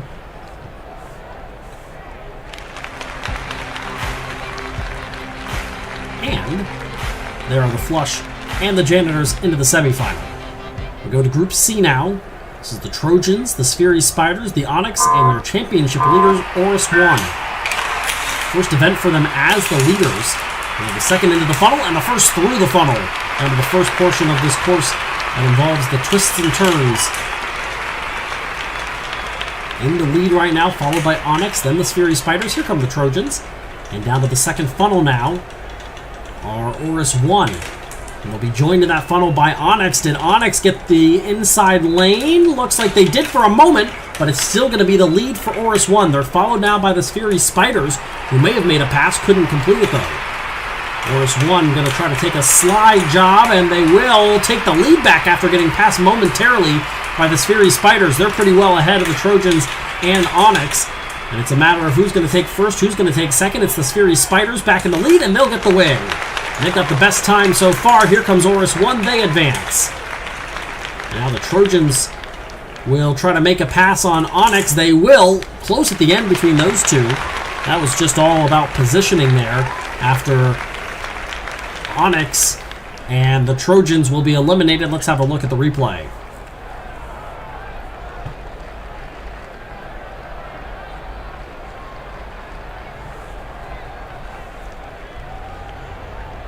And you can see early on the Sphery Spiders had the lead. Missed it there. We didn't quite see it on the funnel, but a very quick funnel maneuver by Oris 1. Back and forth between the Sphery Spiders and Oris 1.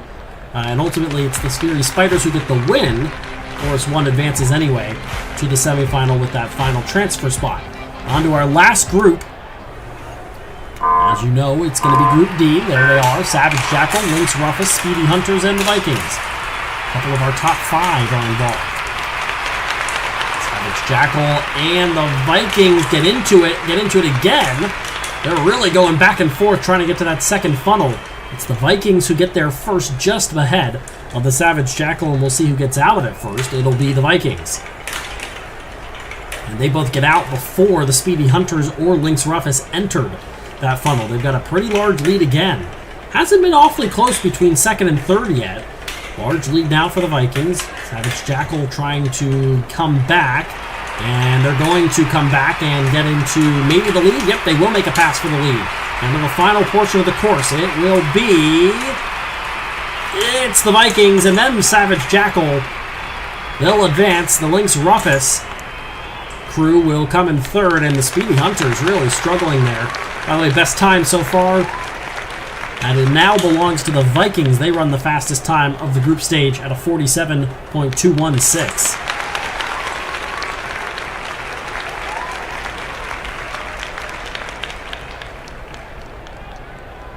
If you look at the replay of this final group stage,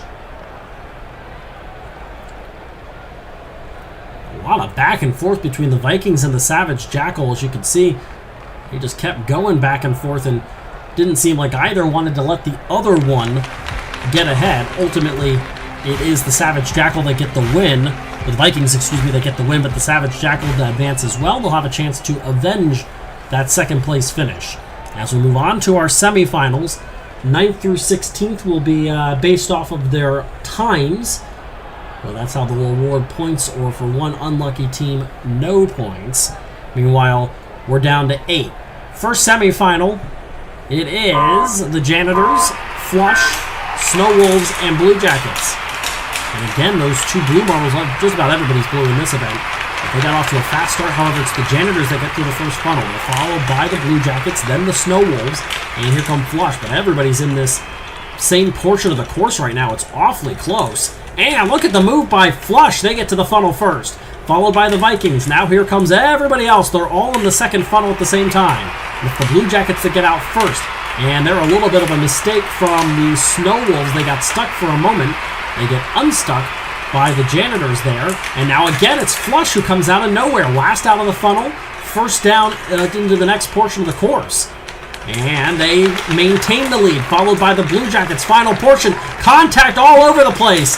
Flush is in trouble now. Here comes the Blue Jackets. They're going to get it. Flush is going to come up in second, just ahead of the Janitors, as contact was being made all over the place.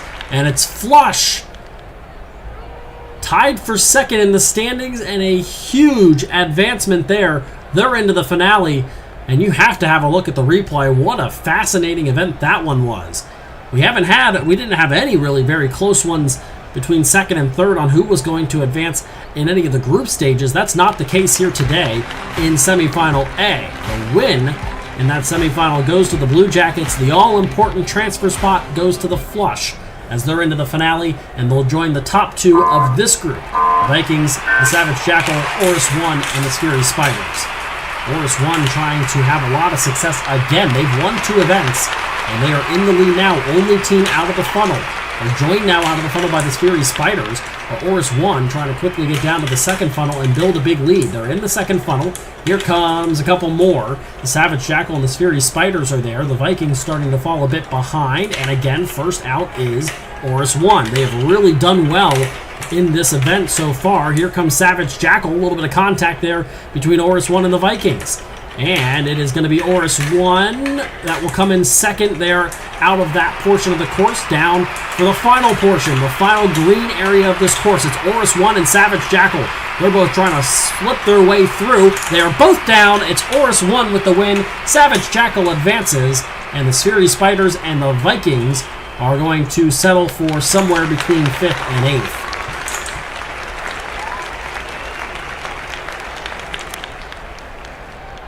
Look at the replay here And I'll tell you what, Oris 1 might be awfully difficult to beat, trying to be the first team to win 3 events. And they look good in this event. Went back and forth there with Savage Jackal, but ultimately they made the pass at the end that got it done.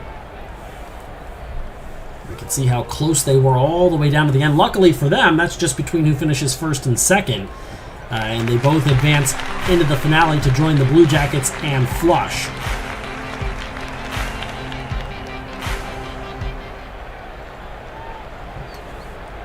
Into the finale. Look at this gigantic stadium, and it is packed to the brim with fans. We saw the Oris 1 crew earlier, and I believe we saw Flush there right next to each other, the cheering sections for those two teams. Let's see who comes out on top, or will it be the Savage Jackal or the Blue Jackets? They are underway in the finale. First down was Flush. First out of the first funnel, though, is the Blue Jackets, joined by Oris 1.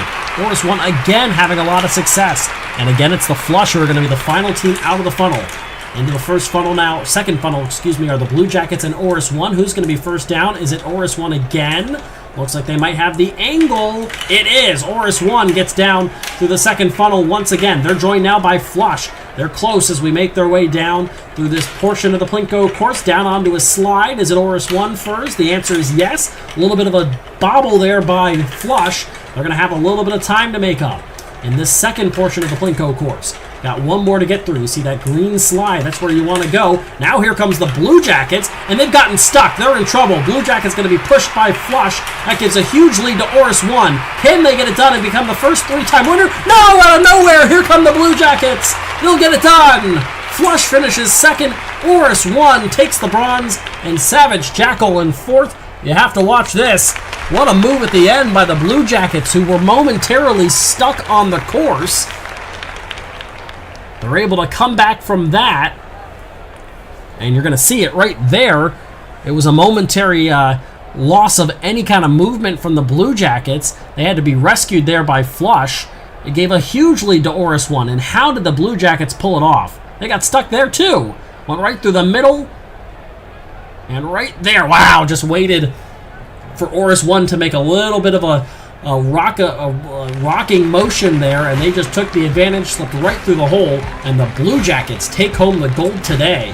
What a run by them. That was a very impressive finale, and a very nice move, the winning move there, made by the Blue Jackets, as they get the win in this event. On the left side of your screen, the official event scores, and the results for today: 20 points for the Blue Jackets. Flush is going to make up 2 points on Oris 1, but Oris 1 will maintain the lead all the way down. It's Swiftblade today who doesn't pick up any points, as it was Blue Jackets, Flush, Oris 1, Savage Jackal, and the Janitors who finish in the top 5 of today's event. Which means now, through 13 of 16 events, it is a 5-point lead for Oris 1. They win their second bronze, as they now hold a 5-point lead, and then it's 13 more points between Flush and Savage Jackal. The Snow Wolves are 4th. The Steel Brothers have dropped back to 5th. So now it may be more of a 2-team event, or 2-team championship showdown as we get to the final portion of the season. However, we've seen a lot of big jumps in points one way or another. Congrats to Oris 1. They're up to 141 points after a 3rd place finish. Flush picks up a couple of points on the championship lead, as they're now up to 136 points after their silver. But today, they're all aspiring to be the Blue Jackets. A winning move for the Agents gives them the gold, as they look to build on that for the last couple of events here in this season. An impressive run by a couple of different teams, and again, Oris 1 and Flush showing that they may very well be the 2 teams to beat for this championship.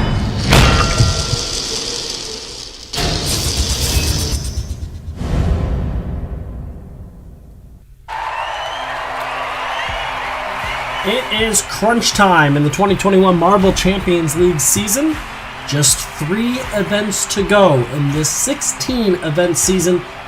We have come a long way, but still a lot to be determined. Left side of your screen showing you the overall standings. It's a 5-point lead for Oris 1 over Flush. It's then an 18-point lead over the Savage Jackal, Snow Wolves in 4th, and the Steel Brothers in 5th. Hello again, friends. I'm Keanu Bittersweet. Glad to have you here for today's event. You can see a very large course for today's event, the 14th of 16 in the Marble Champions League. And as we said, kind of coming into this event, could change, but right now it seems as though it's a two-team race between Flush and Oris 1. Those are the two teams that have won multiple events so far this year, and they are the top two in the overall standings. So we will see how they do today. The teams are ready. The fans are ready. Are you ready? This is event number 14 of the 2021 Marble Champions League. This is the half pipe. And there are 5 sets of half pipes to go through.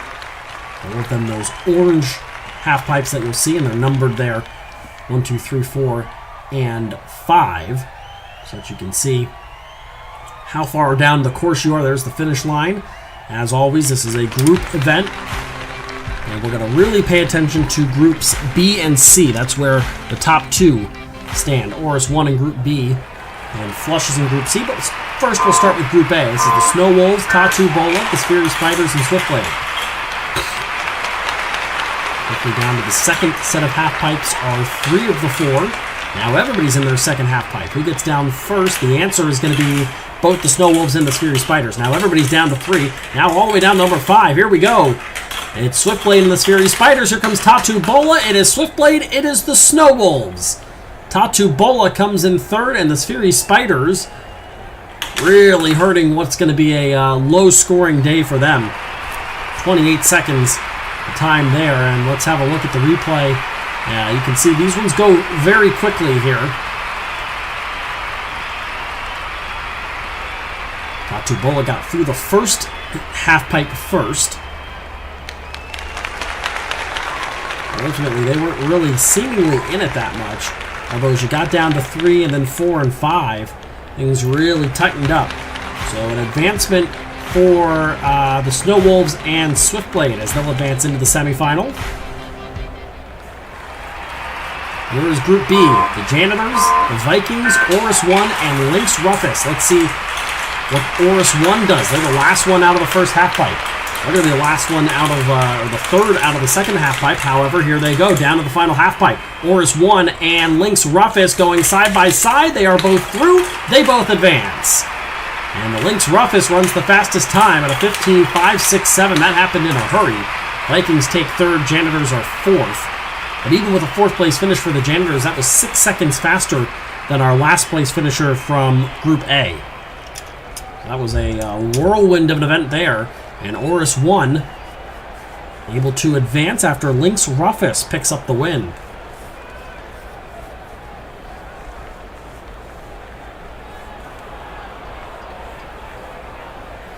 And they are at the bottom of the course. You wondered if they were going to knock each other out. The answer was no. Pretty easy there for Oris 1 and Lynx Rufus to advance into semifinal A. So down to Group C now. This is where second place running Flush is, along with Savage Jackal,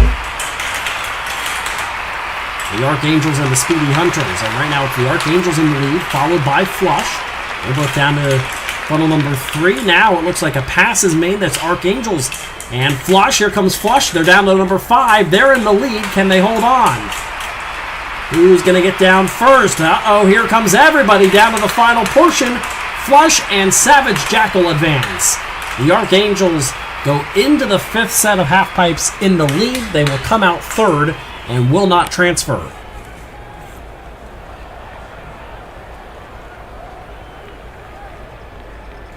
Obviously a disappointing end for what was a pretty solid run by the Archangels, and they have really been full of disappointments for the majority of the season. They have an event win, an extreme surprise there.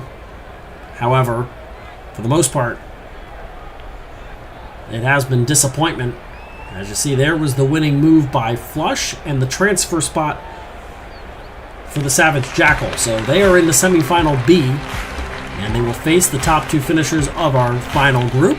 And we'll see, can the Steel Brothers, who have really struggled, can they finally get back out of the group stage? They're joined by the Trojans, the Blue Jackets, and Onyx. Right now it's Onyx and the Blue Jackets, joined now by everybody. And Onyx is going to come out of that one last. Everybody's down on to number 4. Now Onyx is in the lead alone in the 5th set of halfpipes, trying to get this win and do it without any kind of drama. Here come the Trojans. Now here comes the Blue Jackets and the Steel Brothers. Everybody through, and it will be Onyx, followed by the Steel Brothers. And the Trojans and the Blue Jackets going to make up the rear here, and they're going to have the slowest time, so they will not pick up any points. Wow, that's really disappointing coming off of a win. The Blue Jackets will score no points. The Steel Brothers finally advance again. It has been quite a while for them, as they had that lead and had a pretty big cushion in the championship overall point standings, but they gave all of that up. They've fallen out of the top 5. Excuse me, into 5th, I should say, coming into this event. They will advance after Onyx wins the final group. So they're into semifinal B. Both of our top 2 advancing into the semifinals, which again for Flush continues to cause some problems because they are not picking up enough points. Trail by 5 coming in, picked up 2 points in our last event. Although they're down 5, and if they were to pick up 2 in each of the next 3 events, they would be the champion. Semifinal A, this includes Oris 1 along with Lynx Rufus, the Snow Wolves, and Swiftblade. They are off. And Oris 1 is still in the first set of halfpipes. Now all of a sudden they are making a big move. They're down to number 3. Down to 4 are Lynx Rufus and the Snow Wolves, trying to advance into the finale. They're down to the 5th funnel. Here we go, onto the final halfpipe. It's going to be Lynx Rufus getting the win. Transferring is the Snow Wolves. Oris 1 knocked out in the semifinal. They'll try to take 3rd place here. Get down as quickly as they can to gain as many points as they can, but the door is open for Flush. And it will be a 3rd place finish for Oris 1 with a time of 33.929. Keep an eye on that. They can finish no worse than 7th. Obviously, since they finished 3rd in this event. Swiftblade with the slowest time, a 35.047, but they were 15 seconds slower than either of the first 2. That was not close at all. Oris 1 had a lot of success the first time in the group stage, not so here. So they're knocked out in the semifinal, opening the door for Flush to continue to pick up points. They could end up in the lead. You never know what happens. Obviously, we'll see what happens here in semifinal B, and if they can at least get into the finale and really pick up some points and make it very interesting for the final 2 events. Here we go. Steel Brothers, Savage Jackal, Onyx, and Flush. Savage Jackal is 3rd place in the standings right now. They're a little further behind, 18 points back right now, but if they could win an event maybe, really make it interesting. They're still in the first set of halfpipes, though. It's Flush in the lead. Flush is down to number 4 along with Onyx. And they've got a pretty big lead. Nobody's in 3 yet. And down to 5 goes Flush. They are just inches away now from making their way to the finale. Onyx is in the final set as well. Here is Onyx to get the win. Flush will advance. And a huge, huge transfer there by Flush, as Savage Jackal will try to take 3rd. And they will. The Steel Brothers finish 4th in this one, and they'll finish 7th and 8th, respectively, which means a 5th place finish for Oris 1. So we'll see how many points can Flush make up. They get the transfer there as we look at the replay. That wasn't close by any stretch. It was easily the top 2 and then the bottom 2. A pretty big gap in between seemingly there. And into the finale. Here we go. In event number 14, could we get our first 3-time winner? Not Oris 1, but rather Flush. These are the 2 that have won 2 events and have an opportunity to really do something big here. Snow Wolves, Flush, Onyx, Lynx Rufus. What can Flush do to try to make up the lead? They are 2nd as we make our way down quickly into the 3rd set of halfpipes there, and Onyx is all the way down to number 4 already. Onyx is all the way down to the 5th. They might run the fastest time. Yes, they will. Fastest time belongs to the champion, Onyx. Wow, what a move there. A 14.191. Here comes Snow Wolves. They're going to finish in 2nd. Flush is trying to medal here and see if they can get through. Now here comes Lynx Rufus. It'll be Lynx Rufus that'll pick it up. And a disaster strikes for Flush in the finale. They'll take fourth, but it could have been a whole lot better than that. And if you are Oris 1, thank you very much. You've got to be saying to Onyx, the Snow Wolves, and Lynx Ruffus. How about Onyx? That's an impressive run there. A 14.191, wins it by over 8 seconds and wins it by nearly 20 seconds over the 4th place finisher Flush. That was an absolute pure dominance by Onyx in the finale to take the win and the gold today. Impressive on so many facets there. As we'll have a look at the results with a quiet course behind us now. Onyx takes first, second to the Snow Wolves, third to Lynx Ruffus, fourth is Flush. As we said, Oris 1 ends up in fifth, so just 1 point gained for Flush. It could have been a whole lot better. They could have gained 9 points and the lead if they had won that event. Instead, because they finished fourth, they get just 1 point on Oris 1. And so Oris 1 remains the championship leader. You look at the overall standings, it's down to a 4-point lead.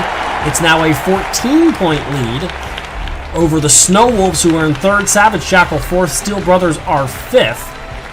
Onyx picks up their first win. They're in a 3-way tie for 10th after their first event win of the season. We are 14 events down with just 2 more to go. Congratulations to Lynx Ruffus. They're in that 3-way tie, up to 102 points after a 3rd place finish. The Snow Wolves are into 3rd place after a 2nd place finish. But today, they all aspire to be Onyx. An impressive run in the finale. They run the fastest time, and they saved it for the final time. They get the win in event number 14 of the 2021 Marble Champions League, and it sets up just 4 points the difference in 2 more events as we get ready for the home stretch of the 2021 Marble Champions League.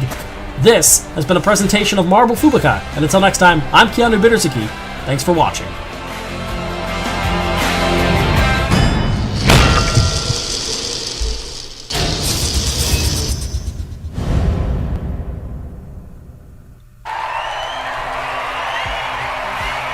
We are down to just 2 events to crown a champion in the 2021 Marble Champions League as we are back for event number 15.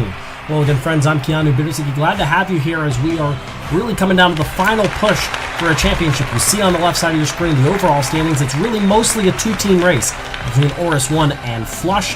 The Snow Wolves also within 14 points. 20 points back are the Savage Jackal in 4th, and the Steel Brothers have fallen all the way to 5th. With 129 points, so really just a 2-team race as of right now. Lots of things can change. As we saw earlier in the season, it seemed as though it was almost inevitable that the Steel Brothers were going to win the championship. Even though they hadn't even won an event, they were so dominant early on, they have severely fallen off. And so we're down to Oris 1 and Flush as the 2 main competitors as we get ready for today's event. Look at the trophy they'll compete for today, 1 step closer to a championship in this league. The teams are ready. The fans are ready. Are you ready? This is event number 15 of the 2021 Marble Champions League. This is baseball. As you have a look at our course, a lot of the ways that you've seen many of these events go that involve different courts or fields that they're being played on. They'll go through a course, a typical marble course, onto the field. There it is right there. And they'll score either 8, 10, or 5 points, or maybe none at all if they're not able to score off that fidget spinner bat. Down to straightaway center field, going to get you the most points, 10, if you can hit it straightaway center. There are the groupings on your screen, as always. A, B, C, and D. Top 2 from each group will advance. Meanwhile, the bottom 2 will sort their way out through 9th through 16th. We'll start with Group A. Top 2, Bola, Onyx, Archangels, and Flush. Big one early on. Flush right now running in third. Again, it doesn't really matter how you get down, just what you score. Got a couple of 8s there from Onyx, and I believe that was Tatu Bola. Nope, that was the Archangels who picked up 8. Flush does not score. Let's have a look at the replay. Flush knocked out early, and a big blow to their hopes. There's the score easily for Onyx, and there were the Archangels just off to the right of the left field opening. Was Flush. They are unable to score. They are knocked out in the group stage. And now Group B becomes a very important grouping. As Oris 1 is a part of that group, they can really separate themselves. They're along with the Janitors, the Sphery Spiders, and the Snow Wolves. The Janitors taking a long time to get down. That might actually work in their advantage. They'll have maybe a little bit of field to play with. There's a score. Look like 8 for the Snow Wolves. There's 8 more for the Janitors. No score from Oris 1. They're knocked out, as are the Sphery Spiders. They don't score. Oris 1 with an opportunity to take a huge lead. If they're able to score some points, advance further in today's event, they failed to do so. They really never had a chance, as you see on the replay here. I'm surprised that the Janitors were even able to score, as it looked like there just wasn't a whole lot of momentum. There it was. Wow, man, just got it to knock in the left field opening. We've seen 4 scores, all of them into the left field spot for 8 points. So that is going to make it very interesting now as we go into the final event between these top 2. Oh, by the way, could we get maybe one of the next 2? 3rd and 4th place, could they get into this as we go into Group C with the Lynx Ruffus, the Blue Jackets, Swiftblade, and the Savage Jackal? They're one of them. That was a score, I believe, from Swiftblade. There's another score. I believe that was 10. Yep, Lynx Ruffus picked up 10. Swiftblade picks up an 8. Savage Jackal picked up 8, but they're eliminated off the timed tiebreaker. And the Blue Jackets unable to score. There's the 8 that's going to get Swiftblade in. There's the 10 to straightaway center for Lynx Ruffus. Blue Jackets didn't score, and there were the 8 points, but it was too late at that point based on the tiebreaker for Savage Jackal. They're eliminated and will not advance into the semifinal.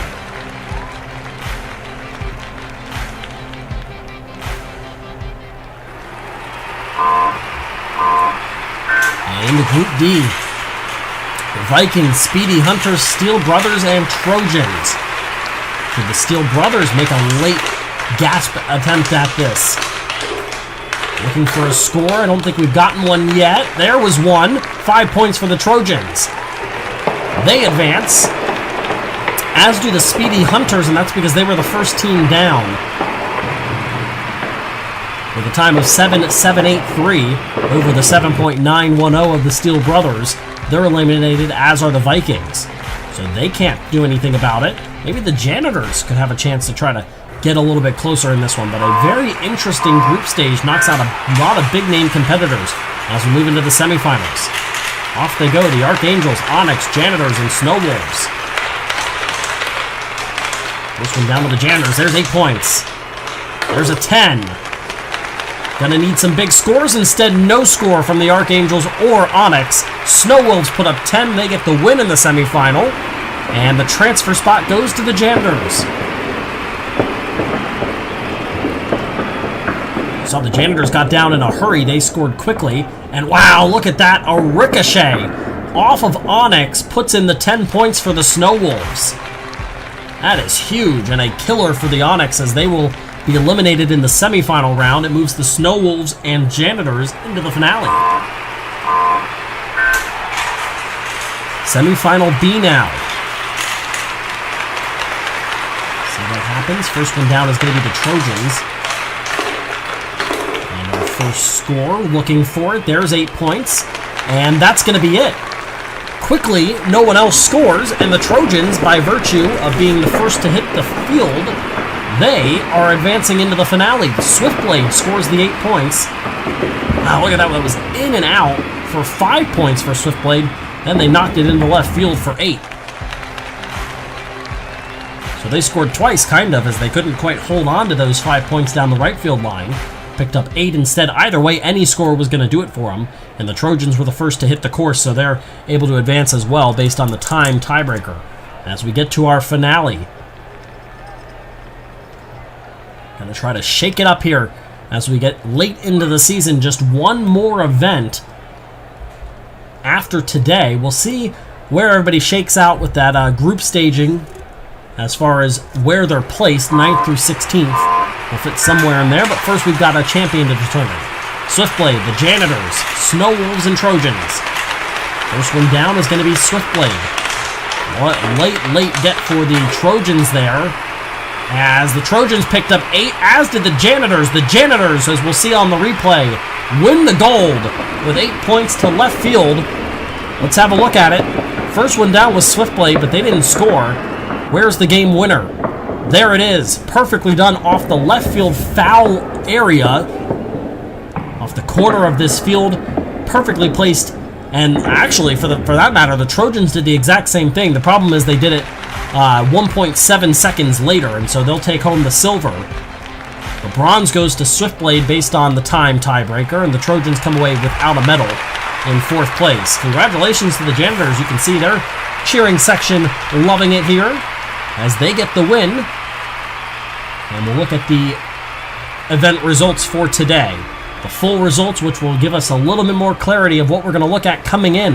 4-point lead when we began the event. As it pops up, Oris 1 picked up 2 points. Flush picked up 3 points. They gain only 1 point. But it's a 3-point game going into the final week of the season, so this is going to be very, very close. The Janitors win it over the Trojans, Swiftblade, Snow Wolves, and Lynx Rufus, the top 5 from today's overall standings. And now we're going to move into the total season standings. Here we go with 1 more to go. It's a 3-point lead. The Snow Wolves, with a big, big week, move within 4 points. It's a 3-team race for the championship. Oris 1 at 154, Flush at 151, the Snow Wolves at 150. It is tight as we go into event number 16, the final week of the season. And these teams certainly going to have some thinking to do. Congratulations to Swiftblade. They will take home 3rd place. The Trojans take home 2nd, but today everybody aspires to be the Janitors. They get the win in baseball here in today's event. Going to make them feel a little bit better about what's been an up and down season for them. And it is certainly going to be a very interesting final event of the season. The 2021 Marvel.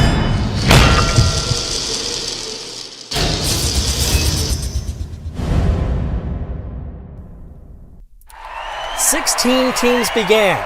15 events have been run, but yet it all comes down to this. As we welcome you to the finale of the 2021 Marble Champions League. Hello again, friends. I'm Keanu Bitterzuki. Glad to have you here for what will be ultimately a championship deciding run. You see the overall standings on the left side of your screen. Oris 1, Flush, and the Snow Wolves all within 4 points of each other as the top 3. Then 11 points back to the Savage Jackal. 3 more points back to the Janitors. 2 more points back to the Steel Brothers. Those are the 6 teams that are within 20 points of the leader coming into today's final event. We have seen a lot of ups and downs. We have seen a lot of momentum shifts. And maybe today we get yet another one, and we end up with possibly a surprise champion. No clear favorite, obviously, in the catbird seat is Oris 1 with a slight 3-point lead, but it really is anybody's game as we see the course for today's finale event, which is a 4-lap race. It's a long lap, so we're not going to just rush through today's event to crown a champion, but certainly going to be an exciting event. And again, you never know what's going to happen in the 2021 Marble Champions League, so we don't have any idea who's going to come out on top and come out as the victor. For the final time, the teams are ready, the fans are ready. Are you ready? This is event number 16, the finale of the 2021 Marble Champions League. This is the lift run.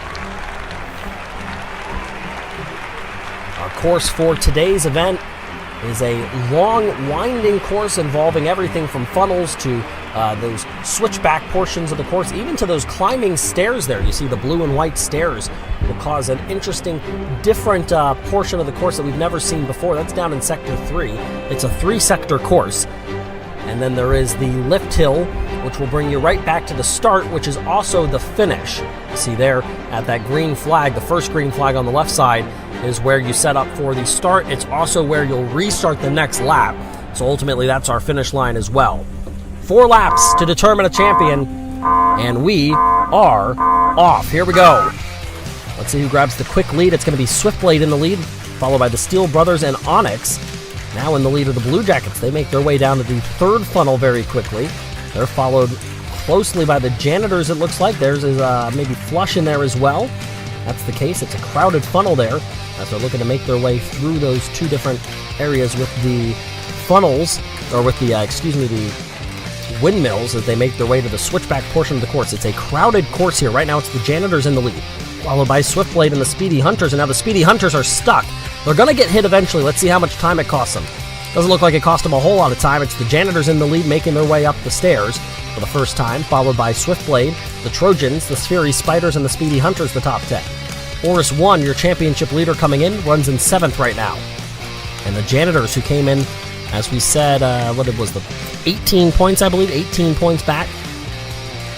They're going to need a whole lot of help, but it's not impossible for them. Now it's the Speedy Hunters in the lead, followed by the Steel Brothers and the Trojans.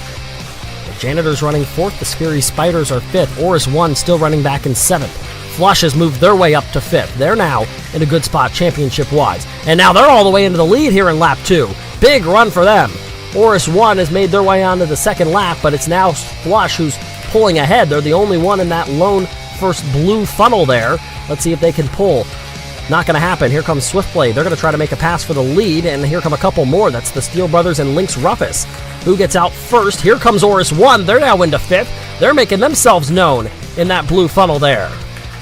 And now they're the first through that funnel. They're in the lead, followed by Swiftblade. Here come the Trojans, Lynx Rufus, and it's Lynx Rufus that comes out first. They're going to make their way down onto the portion that's going to lead us to the switchbacks. And right now it is Lynx Rufus ahead of the Janitors. Who's going to come out first? It's going to be the Steel Brothers. They're going to be followed by Lynx Rufus. The Janitors running 3rd. Now here come Oris 1. Can they get it done? Through that first orange funnel toward the lift hill here are the Steel Brothers. And here come a couple more. Right now it's the Steel Brothers in the lead. They're alone on that lift hill mechanism as they make their way into lap number 3. They've got the lone lead right now, trying to build an advantage here over Lynx Rufus. And the Janitors who just came through there, they are going to take over 2nd place. Now they might take over the lead. They're going to try to make the pass. And they may have gotten it done. We switched away from that camera momentarily to show you that Flush has moved into 3rd. 4th is the Lynx Rufus. Oris 1 is in a battle for a championship. They're running in 5th. It is close right now between Flush and the Lynx Rufus, and the Vikings have gotten a blue flag to get out of the way. They're moving awfully slow. They've been lapped. Well, that's certainly not what they wanted to see. And now a yellow flag is out for the Trojans. They are stuck on the course, and now they're going to be knocked back on. That could have been a big problem. Meanwhile, it's Lynx Rufus ahead of Steel Brothers. Oris 1 has moved into 3rd. Flush has dropped all the way back to 8th, but now Lynx Rufus is in trouble. They're going to get out of that issue there where they were stopped. They're still the leaders ahead of Steel Brothers. Oris 1 up there as well. Now here comes Flush. They're going to retake 2nd place. Lynx Rufus again is stopped on the switchback portion of the course. Things are getting wild right now on lap number 3. It is Flush who may be in the lead, or maybe it's going to be Countryball out of nowhere, followed by the Steel Brothers. Flush is in 3rd. Oris 1 has dropped all the way back to 7th. It's just a 3-point lead, remember, coming in. Flush right now in position to be the championship winner. Now they're going to drop back to 4th. Things get a little more muddy. The Steel Brothers are now the leaders. They were the championship favorites almost the entire season. They have fallen back severely, and we are into the final lap. The Steel Brothers take the white flag, followed by the Blue Jackets. Lynx Rufus ahead of Countryball. The Flush have dropped back a couple more spots. It's moving them out of the championship lead. Oris 1 running in 7th right now would be your champion.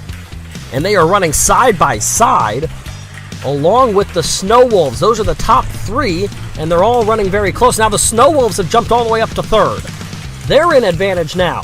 They're trying to make some passes. Countryball just made a pass for the lead ahead of the Steel Brothers, followed by the Snow Wolves. Flush has moved up to 4th. Oris 1 stays steady in 7th place.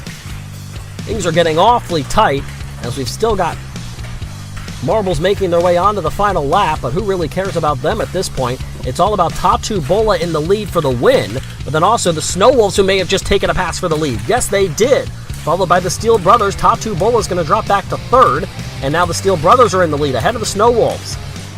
Flush is in 5th. Now they're in 4th. Oris 1 stays in 7th, and the Snow Wolves are in 2nd. Things are getting awfully tight. The Steel Brothers still in the lead. Oris 1 has dropped off the top 8 leaderboard. They are in severe trouble of losing this one. The Scary Spiders getting a blue flag there, telling them to move out of the way. It's a battle for the win, maybe a battle for a championship for the Snow Wolves. Right now the Steel Brothers in the lead. Now it's a 3-way race between the Blue Jackets, Snow Wolves, and Steel Brothers. Boy, things are getting insane at the end of this one. Coming across for the final time, it's the Blue Jackets that get the win. They're going to take the 20 points. Here come the Steel Brothers for 2nd. Flush is going to take 3rd away from the Snow Wolves. 15 points for them. The Snow Wolves pick up 12 points. The Janitors finish in 5th. It is all over. Flush is going to win the championship. Oris 1 finishes 5 points behind. They came in with just a 3-point advantage. They came back to finish in 6th after struggling and falling all the way off the top half leaderboard. But ultimately, it's not enough. Flush is going to pick up 15 points. Oris 1 gets just 10. And that's enough to get it done. Unbelievable by Flush. A back and forth race here in the lift run that really could have seen anything as we're waiting for these last few marbles to finish up. Coming across the line is Swiftblade and the Archangels, and now Savage Jackal in 11th, 12th, and 13th. And we're going to go ahead and close this one out. Boy, that is one heck of a finish. There are the official results. The winner is the Blue Jackets, who win yet again. They've done that multiple times this year. But the real winner today is Flush. They win the championship. We'll show the final overall results in a moment. And here they are. In a second now, they'll pop up on your screen and we'll get to see the official results. There they are. By 2 points, Flush is your champion of the 2021 Marble Champions League. 166. Oris 1 will finish second at 164 points. The Snow Wolves are third. The Steel Brothers are fourth. The Janitors run in 5th. Followed by Savage Jackal and the Blue Jackets, who won that event, finish in 7th overall for the championship series.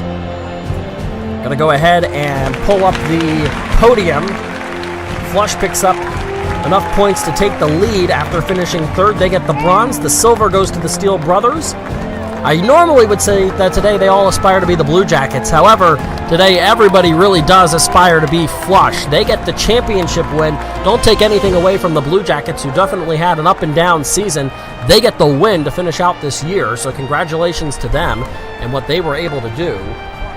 But ultimately, it's Flush that gets the victory.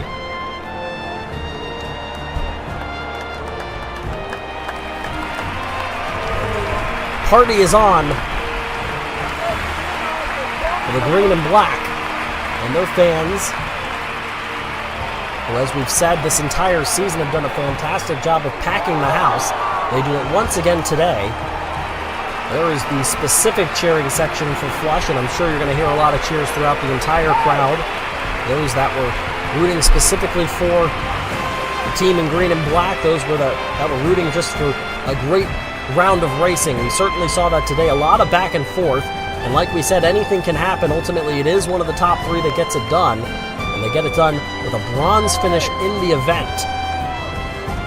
What a run for Flush. They get the 3rd place finish today, but they get the big prize. They are the 2021 Marble Champions League champions. Thanks for watching. Until next time, I'm Keanu Bittersicki, and you've been watching a presentation of Marble Fubeca.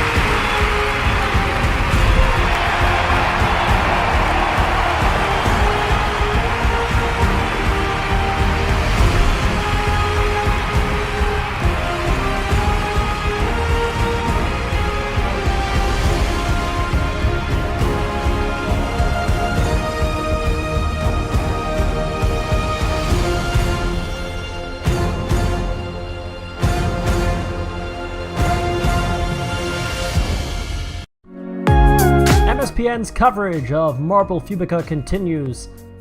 Ricochet here once again as we welcome you to yet another tournament-style race. This is a very long course which can have an opportunity right there where anything can happen. You can make one wrong turn, one right turn, and it can totally change these races. This is a one and done tournament style. Only one marble will go for their respective country. Once again, 16 teams battle not only to get onto the podium, but to earn that trophy right in the middle. They are France, the Netherlands, Russia, Italy, England, Germany, Portugal, and Spain on the left side of the bracket. And the right side of the bracket is Uruguay, Brazil, Colombia, Mexico, and Argentina, Honduras, the United States, and Chile, which consists of the right side of the bracket. We begin in the bottom left corner with Netherlands against France. Netherlands has the orange, black, and blue. It is mostly blue with a little bit of white and just a tiny bit of black mixed in for France. They make their way through the first funnel. Everybody chose that left side, which is a little bit longer, but if you both go the same way, it kind of doesn't matter. They make their way up the conveyor belt. One thing that you notice about this conveyor belt is that there's a little bit more room in between each prong that will bring up a marble, so an opportunity for the Netherlands to gain a little bit of a lead, and they do have a tiny bit of an advantage. They are into that blue funnel and very quickly through the blue funnel, making their way down to the first yellow funnel, and France has caught right back up. They are both circling that bottom portal, and it is still the Netherlands out in front in the second of 4 yellow funnels. Netherlands is through to the third, coming off of a very tight runner-up finish in a couple of events, couple of tournaments. They have the lead right now. Let's see who's going to make their way down through it. First, it is going to be the Netherlands. And now, if you go down the left side, it's a little bit longer, a winding course. If you go down the right side, it's typically going to be a lot faster. And it is the Netherlands to the right side, almost as if France can do nothing but watch and have them be eliminated. That is exactly what's going to happen. 1 minute and 22 seconds for the Netherlands to survive. And France will come through the same way that we just saw the Netherlands do, but it'll take 11 more seconds. 1 minute and 33 seconds, and France is eliminated. The Netherlands move on to the quarterfinals. And we head to the top right corner of the bracket. It is the United States in silver and Chile in white. And it's the U.S. in the lead right now. They both went to the right side, which is, as you can tell, a much, much quicker option. And they also got caught in a spot where those prongs are a lot closer, so not as big of a lead for the U.S. to be able to gain right off the bat. Although they do seem to be gaining a tad bit as we go through the almost like a racetrack portion of this course as they go around and around. And the U.S. is in that blue funnel. There is Chile. They almost made contact with each other. They may have made contact, actually. Both circling around that first hole of the first yellow funnel, and it's the U.S. out first. Chile losing a little bit of time. They are still trying to get around. Now they do. But did that time cost them? The U.S. is through the second of 4 funnels. Chile having a hard time closing around those funnels right now. The United States closing in on funnel 3, and they are going to get it almost immediately after Chile drops to funnel 3. It's about a 1 funnel lead right now. Let's see if Chile can get back in this one. Circling around, they will make their way to the final funnel. The U.S. will make their way through the final funnel. Which way do they go? Left side can leave it open a little bit for Chile. Right side's going to make it really difficult.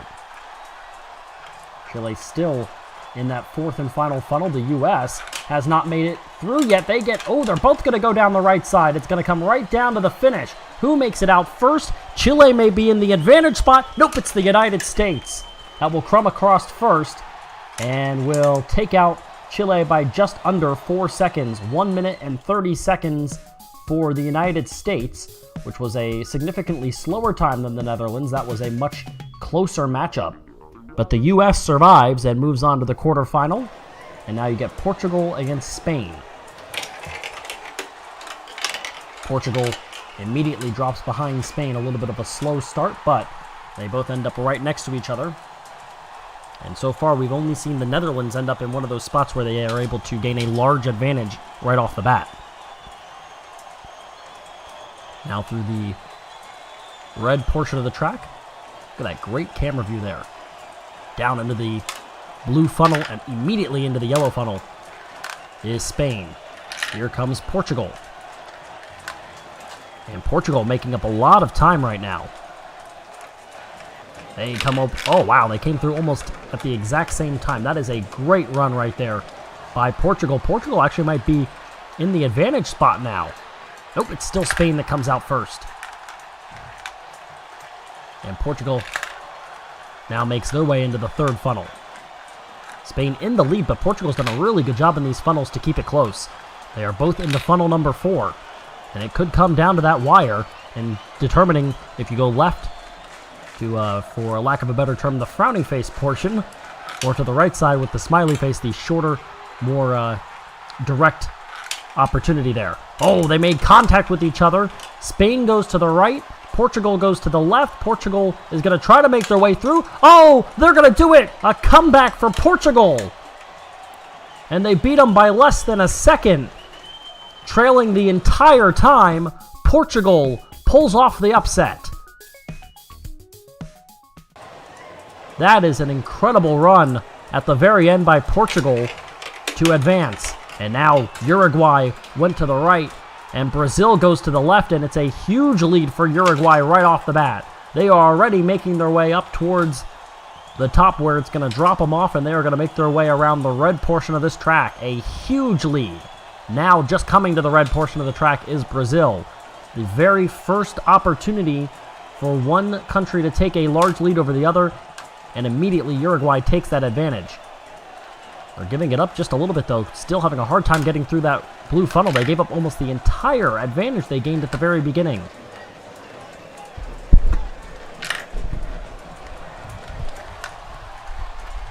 Going through that first yellow funnel, and Brazil comes back to take the lead. Uruguay has blown the early advantage. And who has that inner line now? It looks like it's still Brazil. They are through the second funnel with the lead. Halfway done with these funnels, and they are starting to gain a lead. They're down to their final funnel. Uruguay trying to circle around the opening of the third funnel. They will drop down. Let's see what Brazil can do. How big of a lead can they gain? They are through. Now they drop down to the half pipe. Which way do you go? It almost looked like on that last run, Uruguay went to the left and it helped them. Now they're going to end up knocking with each other. Oh, they're going to go opposite sides again. Here we go. Who wins it this time? Got to get through that funnel quickly. Here we go. It is Brazil. And Uruguay struggles at the end. Brazil with a comeback after a miscue early. They come back, take the lead, and then happen to hold on. They advance to the quarterfinal. Action-packed early. It is Russia against Italy. Italy with the right side, and they're going to take the advantage as well. Russia in the dark red, and it's Italy in the blue and yellow. Not as big of a lead, but still a lead nonetheless. I look like it was 4 prongs or so before Russia will make their way onto the red portion. Still a pretty good sized lead. Into the blue funnel goes Italy, but here comes Russia, and it looks like they're going to be about a funnel apart, as dropping down to that first yellow funnel right as Russia entered was Italy. Now they're in the same funnel, and again, Italy separates themselves.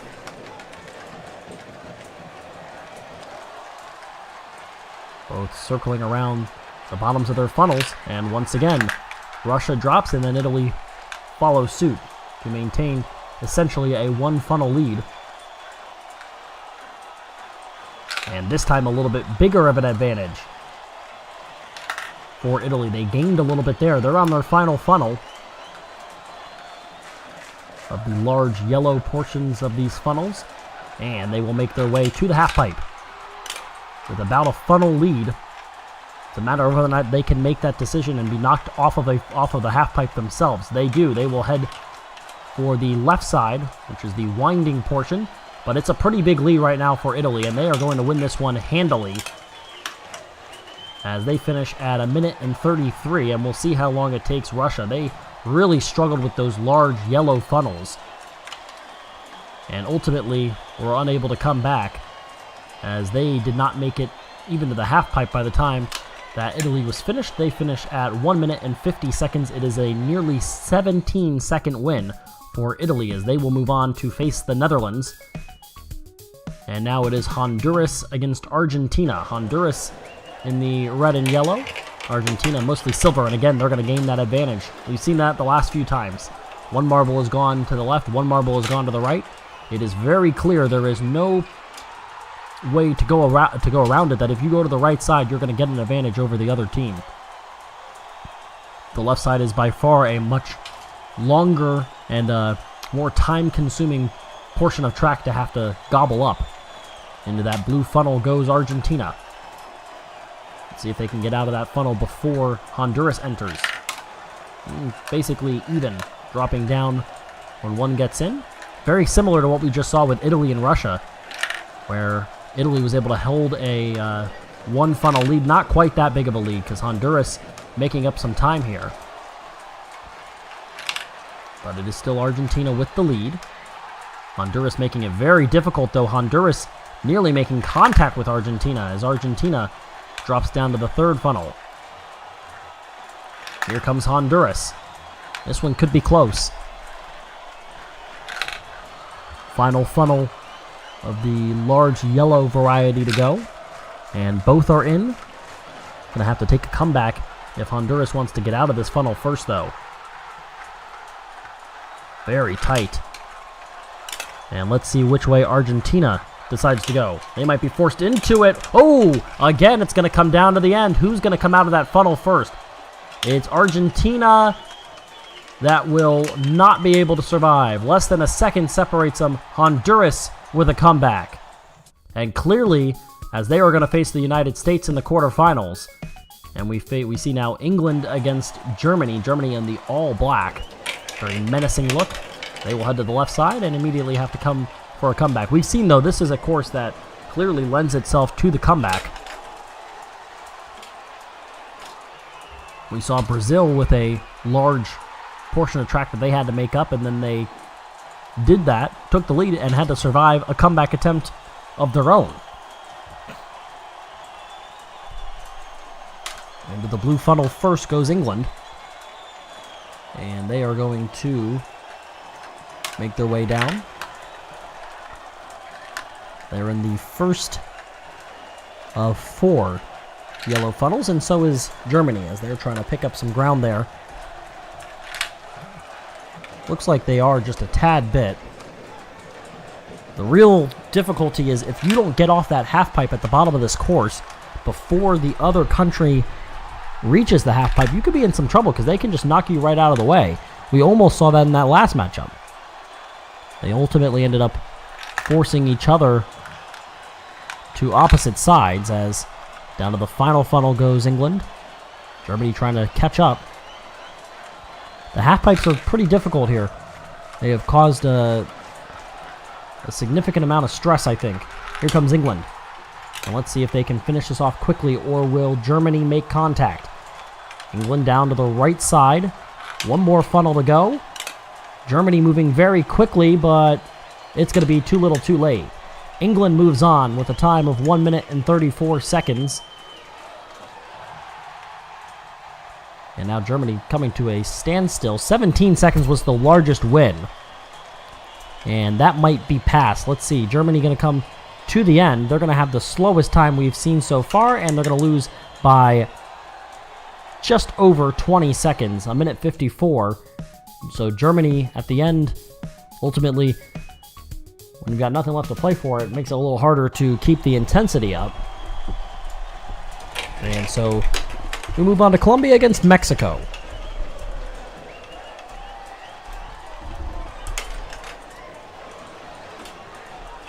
And Mexico with the early lead. And you've got 2 prongs separating the respective countries.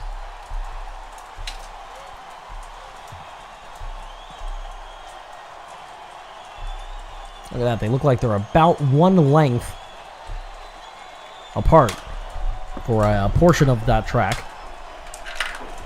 Very quickly out of the blue and into the first yellow.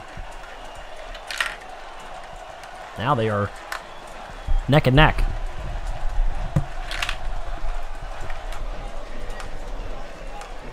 And we'll see what happens. Once again, into the same funnel. With still another funnel to go, and Mexico will drop first. Still two more full funnels. Let's see if Mexico can drop quickly here and try to gain a little bit of extra advantage. They're down to their final yellow funnel. I'll tell you what, give credit to the Netherlands and France. We saw them move pretty quickly through this course. I feel like they've been quicker than anybody else in that first run. First matchup of the day. Mexico circling around. They're going to make it out and head for the half pipes. And they're going to go down the right side and go for the one funnel and a straight shot to the finish.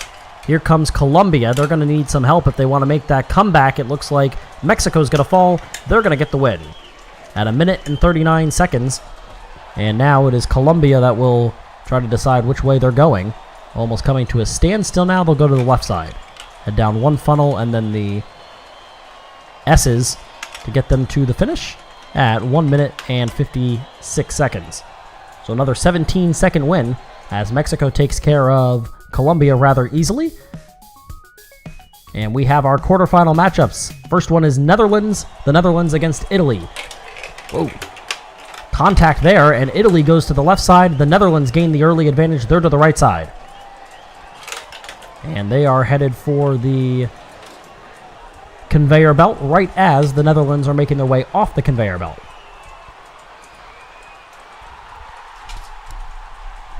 We have seen some success when they get the early lead. We've also seen some pretty good comebacks onto the blue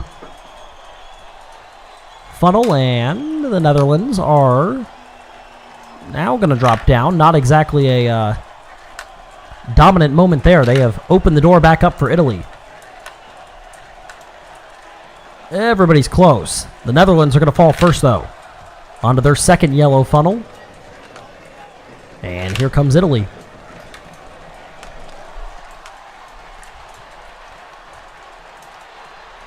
And the Netherlands will drop to their final 2 yellow funnels. 3 funnels total left because you still have that one small orange funnel, depending on which side you choose. The Netherlands fall again. They're down to that final funnel. Again, the half pipes can make or break you. Both are in the final yellow funnel. Looks like Netherlands. They are circling it. They are headed for the half pipe. And let's see which way they fall. The Netherlands with the lead over Italy. Here comes Italy. They are going to knock each other around. The Netherlands to the right with one funnel and a straight shot. Italy to the left. They've got to go through the S's. They get out first. And it is the Netherlands in a buzzer beater. They beat them. Oh my goodness. Is that 5/100ths of a second? I believe that's what the official scoring was. They beat them by 5/100ths of a second. And now the U.S. against Honduras. Honduras just got off to a terrible start. They got stuck in the blue portion before you even get out of the first real obstacle. And then they went down the left side. And so the U.S. trying to make their way around this red portion of track and gain as much of a lead as they can. And they are already going to make their way onto the blue funnel. And still 3 full passes to go before Honduras will get there. Let's see how big of a lead the U.S. can gain. Can they get out of that funnel? They do before Honduras makes it. That was pretty even, though. And I think the U.S. might be a little disappointed that they didn't get a larger lead. Honduras drops from blue to yellow. The United States trying to make it through the first yellow, and they do. Still holding an advantage, but it looks like Honduras is gaining just a tad bit. You can only hope for as good of a finish as we just saw between the Netherlands and Italy. The U.S. down to funnel number 3. That was a crazy finish. And they are maintaining a 1 funnel lead.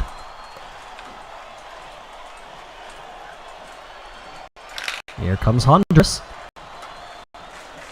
How quickly can you get out of this and give yourself time in that half pipe to get through? U.S. still in the lead. Here comes Honduras. They are circling quickly. They may make contact with each other. They are through, and oh, they're both in the half pipe. The U.S. gets out first. They're going to follow each other, and the United States is going to get the win. And 1 minute and 38 seconds, and following suit at 1 minute 42 is Honduras. Valiant effort after a just awful start, but the United States is into the semifinals. And now we will find our opponent for the Netherlands. England takes an early lead. Portugal goes off to the left side, but again, like I said, you go to the left side and you're not done. Honduras nearly made that entire comeback against the U.S., and they got stuck in something that wasn't even an obstacle, and then they chose the wrong path to go down. So by no means are you out of this until somebody hits the finish platform. England trying to make their way quickly through that blue funnel. And they fall just before Portugal makes their way in.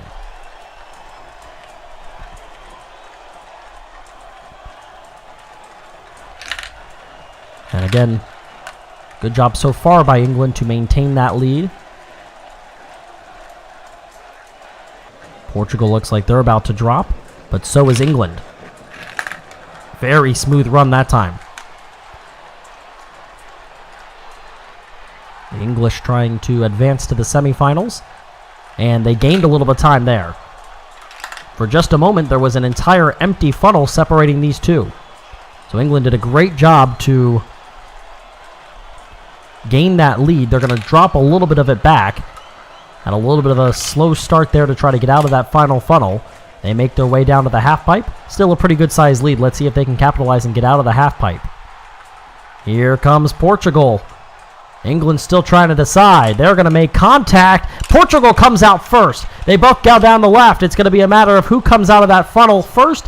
The answer is, England at the end wins it by just over a second. Portugal had the lead back after a bad start, and England swipes it away at the last second, stealing that victory. And now Mexico against Brazil. Brazil gets off to the right side. Mexico with a slow start to the left. We have seen some really impressive finishes here. Honduras almost made that comeback. Couple of lead changes at the very end of that last matchup. And of course the photo finish, 0.05 of a second, separating the Netherlands with another nail-biter against Italy. Brazil out of the yellow funnel, or out of the blue funnel into the yellow, and they are now followed by Mexico. Seems to be really trying to force the hand of Brazil there. Getting very close to those marbles touching with each other. Both into the second funnel, and now Brazil drops down, reassuming the lead. Mexico follows, but Brazil gained that time. They went down almost immediately after Mexico entered.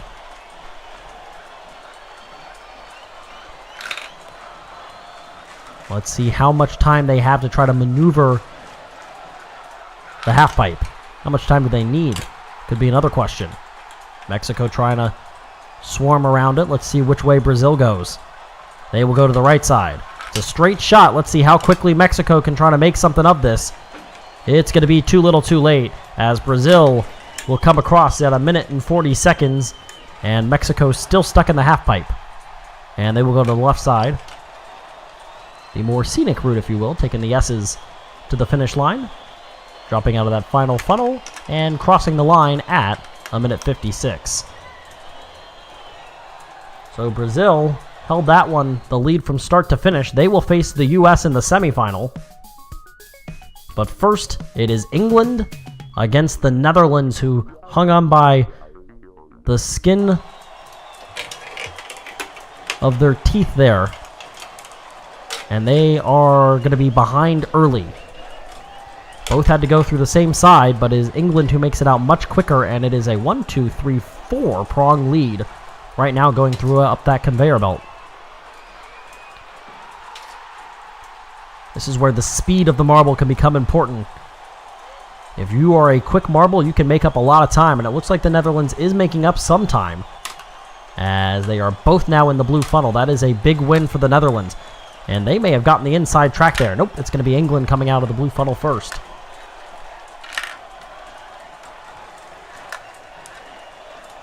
Both are in the yellow. Netherlands have done a good job to get a little bit tighter, but does their luck run out? They have had a lot of luck in very, very tight situations. Maybe not necessarily luck, maybe it is skill. Able to win those matchups. Just barely coming through with a comeback at the last second against Italy. A 5/100th of a second separating those two. But right now they're going to have to make a comeback against England, who is in the fourth funnel. The Netherlands circling and making their way to the fourth funnel. But how big will that lead be for England, and how big of a head start do they get for the half-pipes? Here it is. How quickly can they get out? Very quickly to the left side, and they will make that victory stroll through the S's. They are going to advance to the final. It is England through in 1:37. And the Netherlands will take the same route and finish off a run that is going to take just under 2 minutes at 1:58. So England is through. Do they get the United States or do they get Brazil? U.S. in the silver.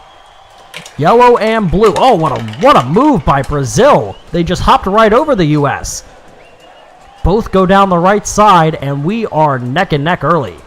That was a huge power move right there by Brazil. But the U.S. staying close, and they're both going to be in the blue funnel at the same time. That's almost a guarantee unless somehow Brazil just knocks their way right through it. And they are. Let's see who gets that advantage and who gets out first. Looks tight. It's going to be Brazil. And the U.S. follows. Both are into the first of the yellow funnels. Brazil circling around that entrance, or I guess in this case an exit. And they do make their exit from the first to the second funnel, and the U.S. follows. Brazil, you can see, does have the lead right now, and they do have the advantage. The inside track towards that dropout. The U.S. is into the third funnel. Oh, Brazil very close. They're into the fourth funnel now, gaining a little bit of speed there and gaining a little bit of a lead over the United States, who is into the fourth funnel. And again, this might come down to how well you can maneuver those half pipes. Brazil will encounter the half pipe first. How well do they do? The U.S. still in the funnel. They are... Oh, they're going to make contact. Yes, they will. Oh, the U.S. takes the lead. Brazil is still in the half pipe, and the United States will funnel their way through the S's and into the championship matchup. 1:42 as they knock. It's a bump and run, really. Brazil will finish at 1:50 on the dot, and the United States against England in a revolutionary matchup. But first, it's the third place match between the Netherlands and Brazil. Brazil got bumped at the end, unable to get into the championship matchup, and now they will fall behind the Netherlands early.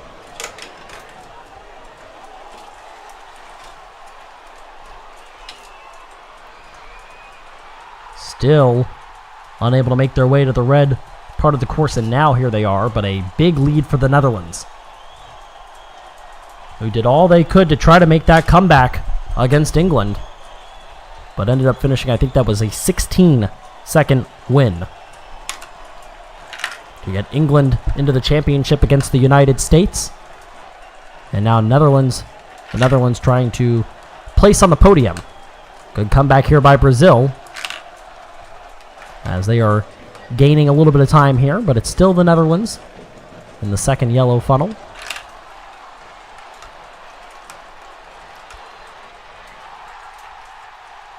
Wow, that one took a long time to get through, and I think that's going to be a frustrating run if it comes back to bite the Netherlands. That second yellow funnel was not successful at all. But Brazil could not take advantage. They struggled.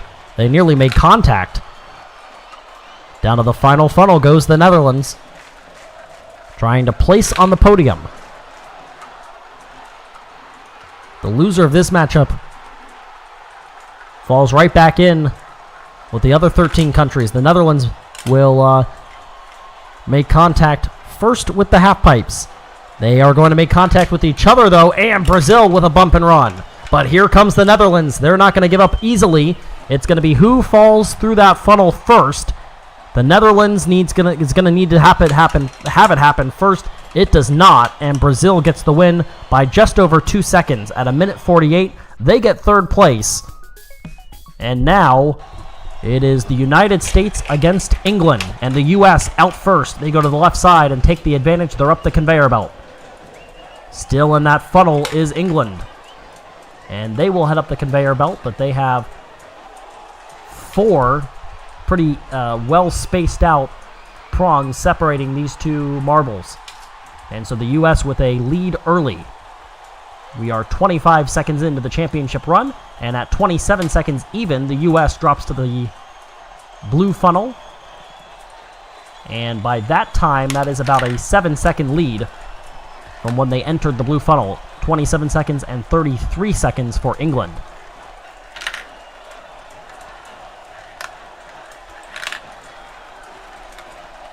The U.S. into the second yellow funnel. And they gained a second from those couple of funnels. They were up by 7 going into the blue. Going into that second yellow, they were up by 8 seconds. The U.S. maintaining a comfortable lead as they are, for the most part, doing a good job of keeping themselves in a separate funnel. They're down to the final funnel now. The half pipes are so important in this race. The U.S. knows that, pulling off a bump and run on Brazil to advance to the championship. They will go to the half pipe first. Can they get out of it? That's the question. England is still in the funnel. They're going to try to make a move that'll win themselves a championship. Here we go. It is going to be England into the right funnel. Here comes the U.S., and it's going to come down to who makes it out of the funnel first. England wins it at 1:42 seconds, and the United States, after an incredible run to beat Brazil at the end of their semifinal matchup, will settle for silver. England wins the trophy. Brazil comes in third. And fittingly enough, the United States, running with an all-silver marble, will own second place in this matchup. So, an impressive run by England. Some heroics, a lot of back and forth. But in the end, it is England in first. The United States comes in second. Third place goes to Brazil. So until next time, I am Ricochet, and you have been watching MSPN's coverage of Marble Fubeca.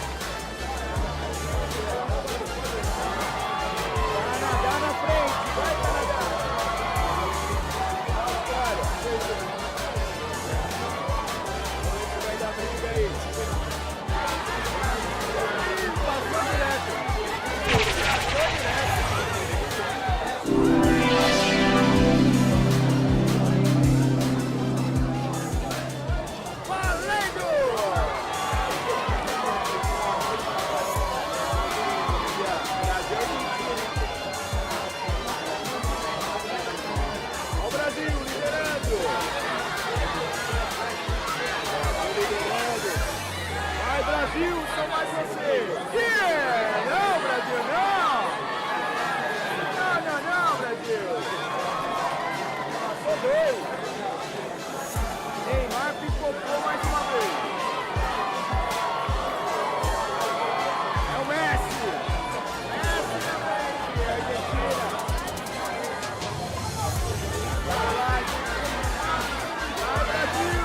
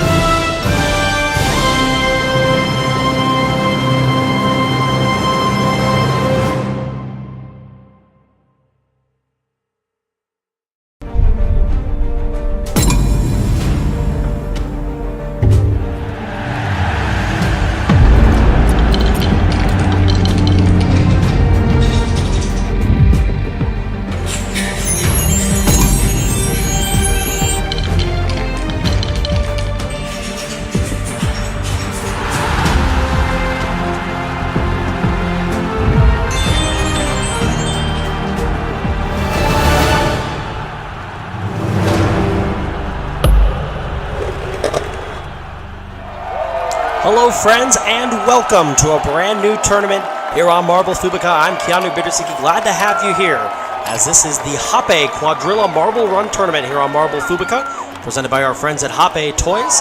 Glad to have you here for what will be a very exciting state-of-the-art tournament, something unlike we've ever done here on Marble Fubeca.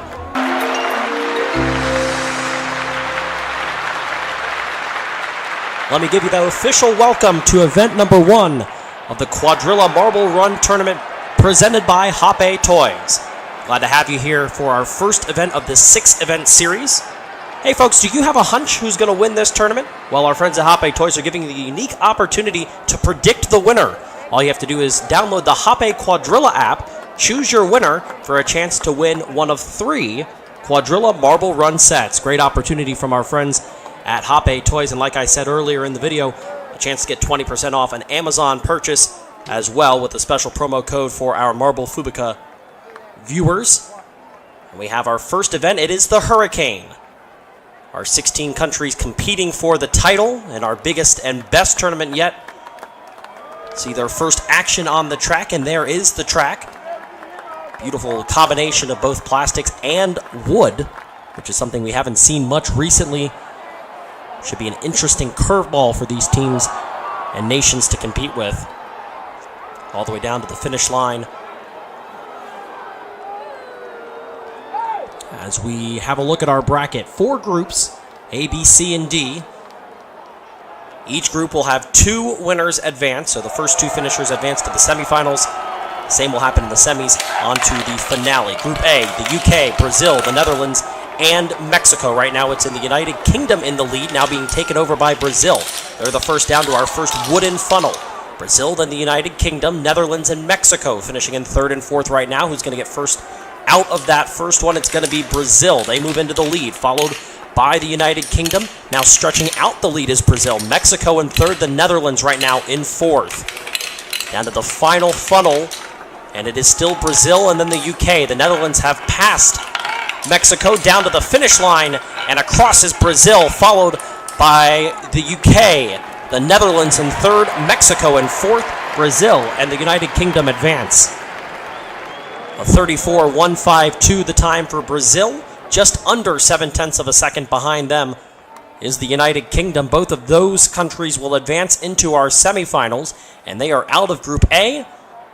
A chance at a win here in Event 1 is over for both the Netherlands and Mexico as they fail to get out of the group stage. Moving to Group B, it is Indonesia, Argentina, Spain, and China. Looks like both of the marbles on the near side have a little bit more speed. Right now it's Argentina in the lead down to the first wooden funnel, followed by China, Spain, Indonesia pulling up the rear at the moment.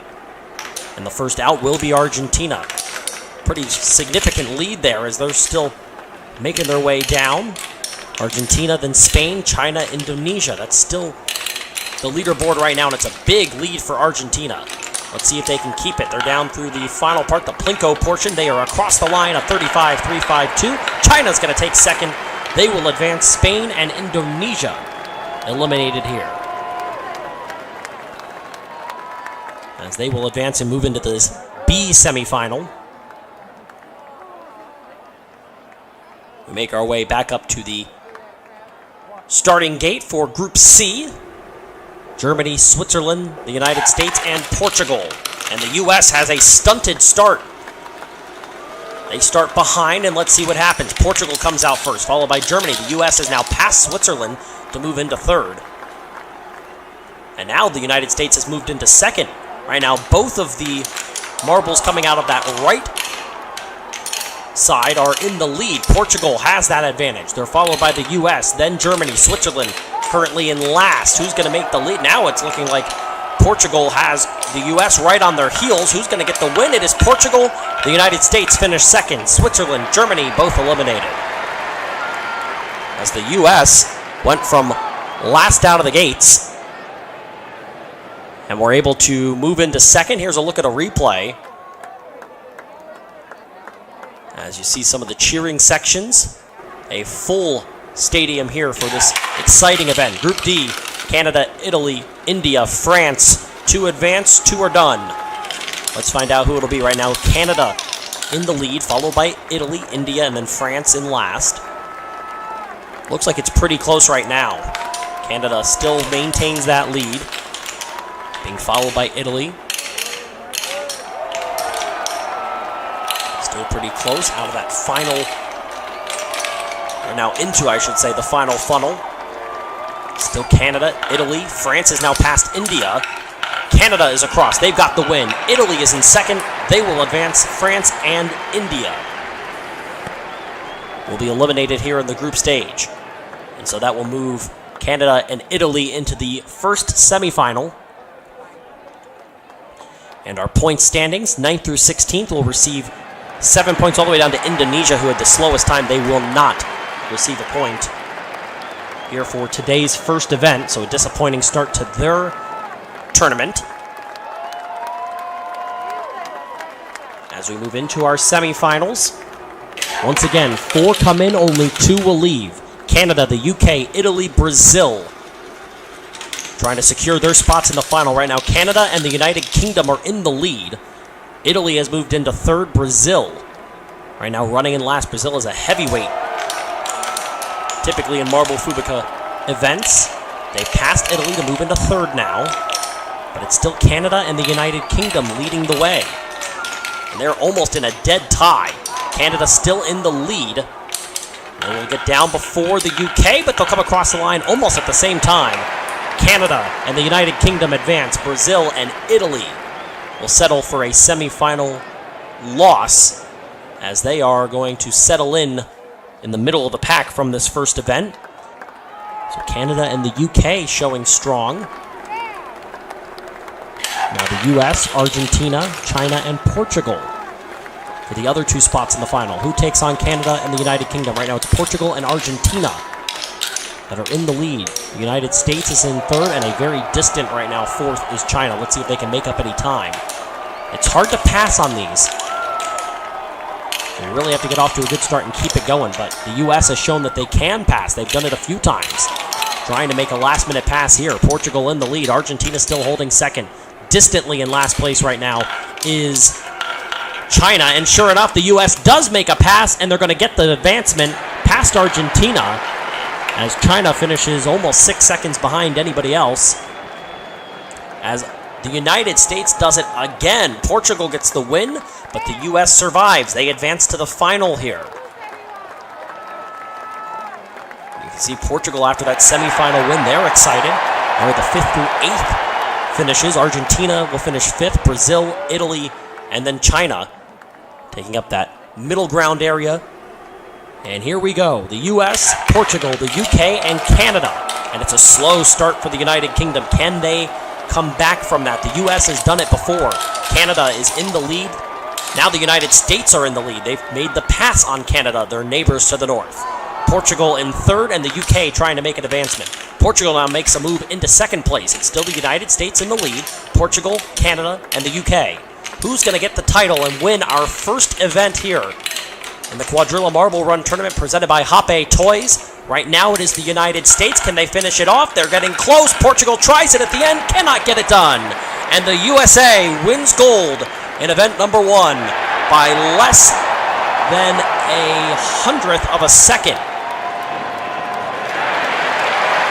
The United States takes first, and they get off to a flying start here. As you have a look at our official results, 20 points to the United States. Portugal finishes second. Canada, the UK, and Argentina, the top 5. For this hurricane event, and here are the overall standings, obviously still the same. You see the medal count there. A gold for the US, a silver for Portugal. Canada picks up a bronze. Hope you picked right. Using our opportunity on the Quadrilla app to choose the winner, it was the US today. They take event number 1. Portugal wins silver. Again, Canada getting the bronze. So congratulations to all of those teams, and really to everybody in this tournament. Good opportunity for everybody to get the feel of what this tournament's going to be. Again, it's a 6-part series, so still a lot. Hello again, friends, and welcome to event number 2 of the Quadrilla Marble Run Tournament presented by Hoppe Toys right here on Marble Fubeca. I'm Keanu Bittersicki, glad to have you here as we begin our second event of this 6-part series.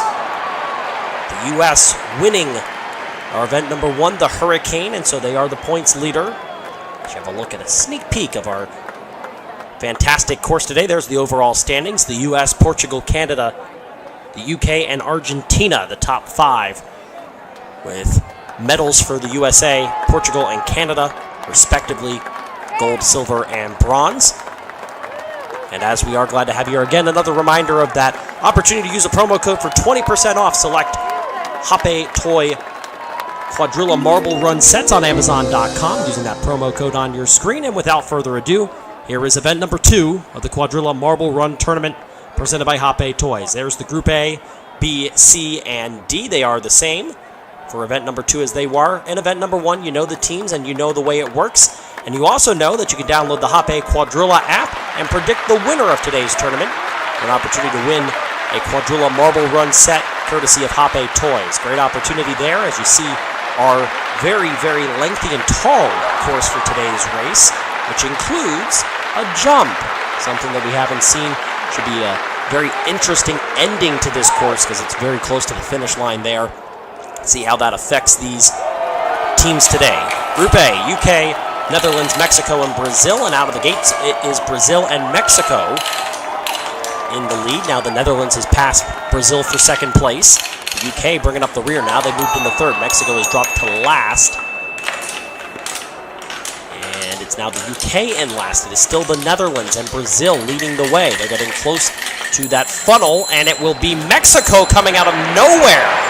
Brazil finishes second, the Netherlands third, and the UK finally comes across 5 seconds later. Let's look at this. Wow, what a move by Mexico. You can see it's a little bit of a blur. They're moving so fast there.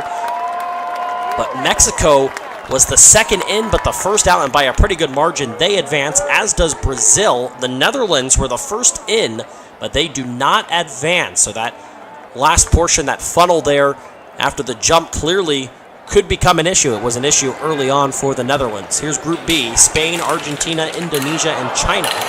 Indonesia is last in the standings right now. They did not earn a point in our first event after running the slowest time. However, they're in the lead right now in Group B, followed by Argentina, China, and then Spain. Remains that way, and it looks like a little bit of a lead, maybe lengthening out here for Indonesia. They are in, they are out, and they are through, followed by Argentina. Spain and China will not advance through the group stage here today, as Indonesia gets the win. They advance to the semifinals. Let's have a look at the replay. Can't do it a whole lot smoother than that, although it looked like it gave them a little bit of a hard time to actually get out of the funnel there. Either way, no harm, no foul. An advancement into the semifinals for Indonesia and Argentina.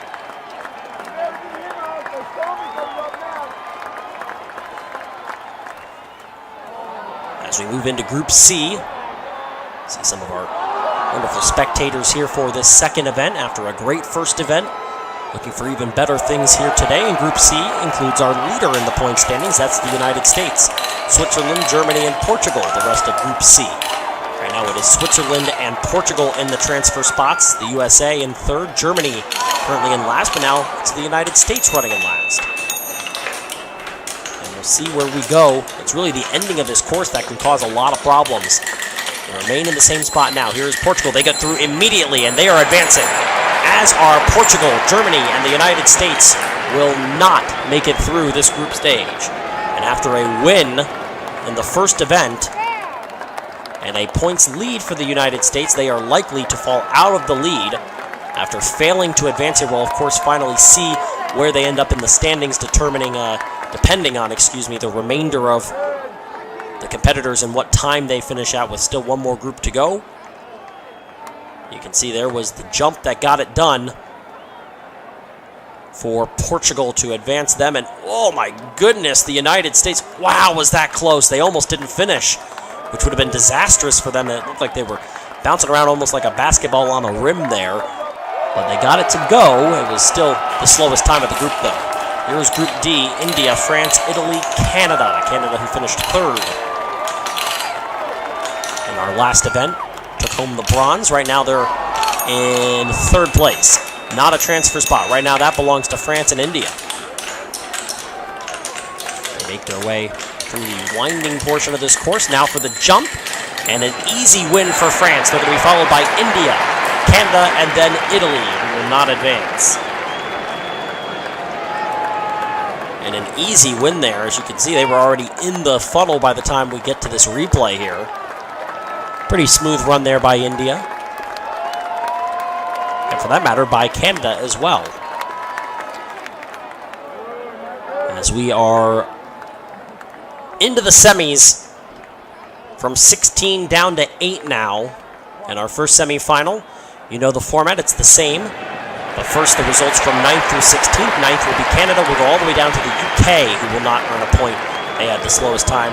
The United States, who won event number 1, they will finish 15th here today. A disappointing run for them after they had gotten off to a good start. Mexico, Brazil, France, and India. 2 spots in the finals on the line. Right now, the transfers are Brazil and Mexico. They are 2 heavyweights in Marble Fubeca lore. They have done very well in the history of this channel, and they look to continue that here. They're still in the transfer spots as we make our way down to the final funnel. Here goes the jump. There goes a win for Mexico, but out of nowhere, here comes France, and they will advance. Passing Brazil in the funnel to advance to the final, it is France.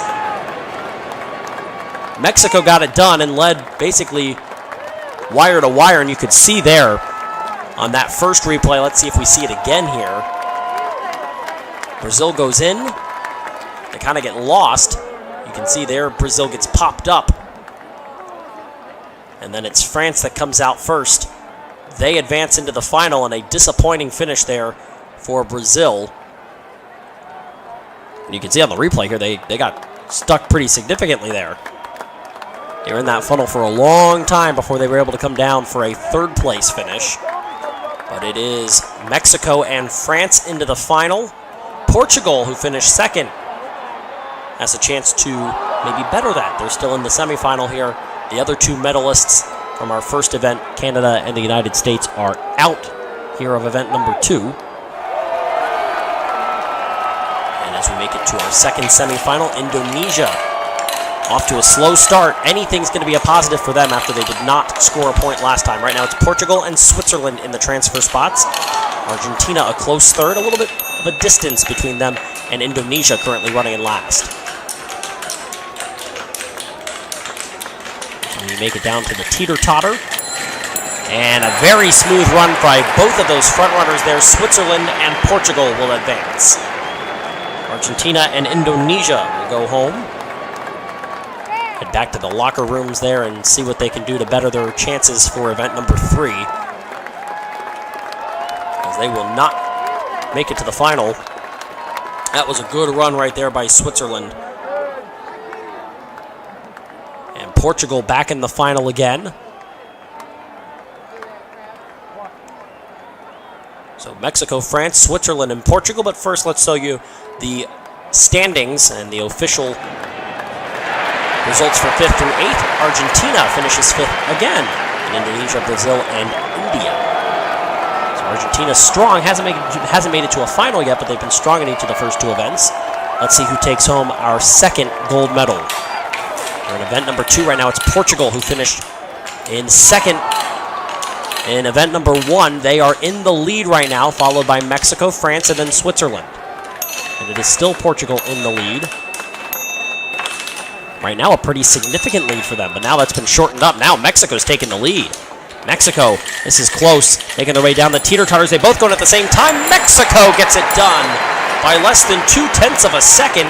It got tight in a hurry, and neither side had any hiccup at the end. Watch this. Holy cow, what a job by both of these marbles. They were nearly dead even going into it, and neither one stumbled. Let's have another look at it. I mean, there's just no way you can do it better than either of them did. Oh my goodness, what a job. And again, bridesmaid for Portugal as they finish 1 spot short. Mexico crowned our gold medal winner for the 2nd event here of this tournament, as they will grab the 2nd gold, their first medal. For the event results, Mexico, Portugal, France, Switzerland, and Argentina. All the way down, as we said, the U.S. gets the final spot. UK did not pick up a spot, and now here's our overall standings. It's a 10-point lead early for Portugal over Mexico, and Canada in third. Hope you picked Mexico this time as the winner for today's event. In the Hoppe Quadrilla app, the chance to win a Quadrilla marble run set. If not, you've got plenty more chances. Congratulations to Mexico, Portugal, and France, who takes the bronze medal today. Portugal is now in the lead. At the back, 2 events down and 2 winners from North America, as we have 4 events to go here in the Marble Fubeca Quadrilla Marble Run Tournament presented by Hoppe Toys. Glad to be here. I'm Keanu Bittersicki as we begin event number 3. We're going to see maybe if some of our other continents can get into the winners column and top of the podium after Mexico and the United States get wins in each of the first 2 events of this 6-part tournament. However, at the top of the leaderboards, it is Portugal with 2 silvers. They are up by 10 points on Mexico. Canada in third, Argentina 4th, and the U.S. after a win in event number 1, finishing 15th last time. They have dropped to 5th in the overall standings. You have a look at our tall course here. As we get ready for event number 3, it is Quadrilla Basketball. Glad to have Hoppe Toys on board here for today's event. Hope that you made your picks in the Hoppe Quadrilla app for today's winner as you have a look at our bracket for this event. Same as it has been throughout. As we have Group A, Brazil, Mexico, the Netherlands, and the United Kingdom. We're going to race down this course. You can end up with either 2 points, 3 points, or no points, depending on which basket your marble goes through. So what you're doing right now, you're racing to be the first one down, have the opportunity to maybe win a time tiebreaker. As the first 2 come through, that's 2 points for the United Kingdom, 3 points for Brazil, 2 points for Mexico, and the Netherlands don't score. We'll have a look at the replay. The tiebreaker there from the 2 that finished with 2 points going through the portion of the course there all the way to the right of your screen. The tiebreaker is the time, which is going to advance Mexico for us and the United Kingdom. You can see there the Netherlands unable to score at all. Beg your pardon, leave Brazil and the United Kingdom. Mexico misses out after they finish later than the UK. So Mexico is done, which means we will not again have a repeat winner. A chance still, depending on what the United States does here in this group round, to potentially have a 2-time winner. Indonesia, China, Argentina, Spain, all facing off now here for Group B. And right now the leader is China. Now they've been passed by Indonesia. Spain and Argentina rounding out the group. Look like they're all pretty close here. Well-run race. Let's see as they get down to the baskets who's going to score first and how much will they score. China not going to score. Indonesia not going to score. 3 points each for Argentina and Spain, and they will advance.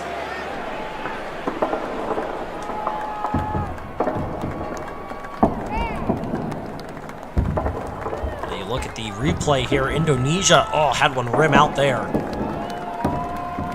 Disappointing finish for them, and so no real drama in that one, as only 2 teams score, and so they will be the 2 to advance here to the next round. Into the semifinals, Spain and Argentina. Argentina has done pretty well in these first 2 matchups.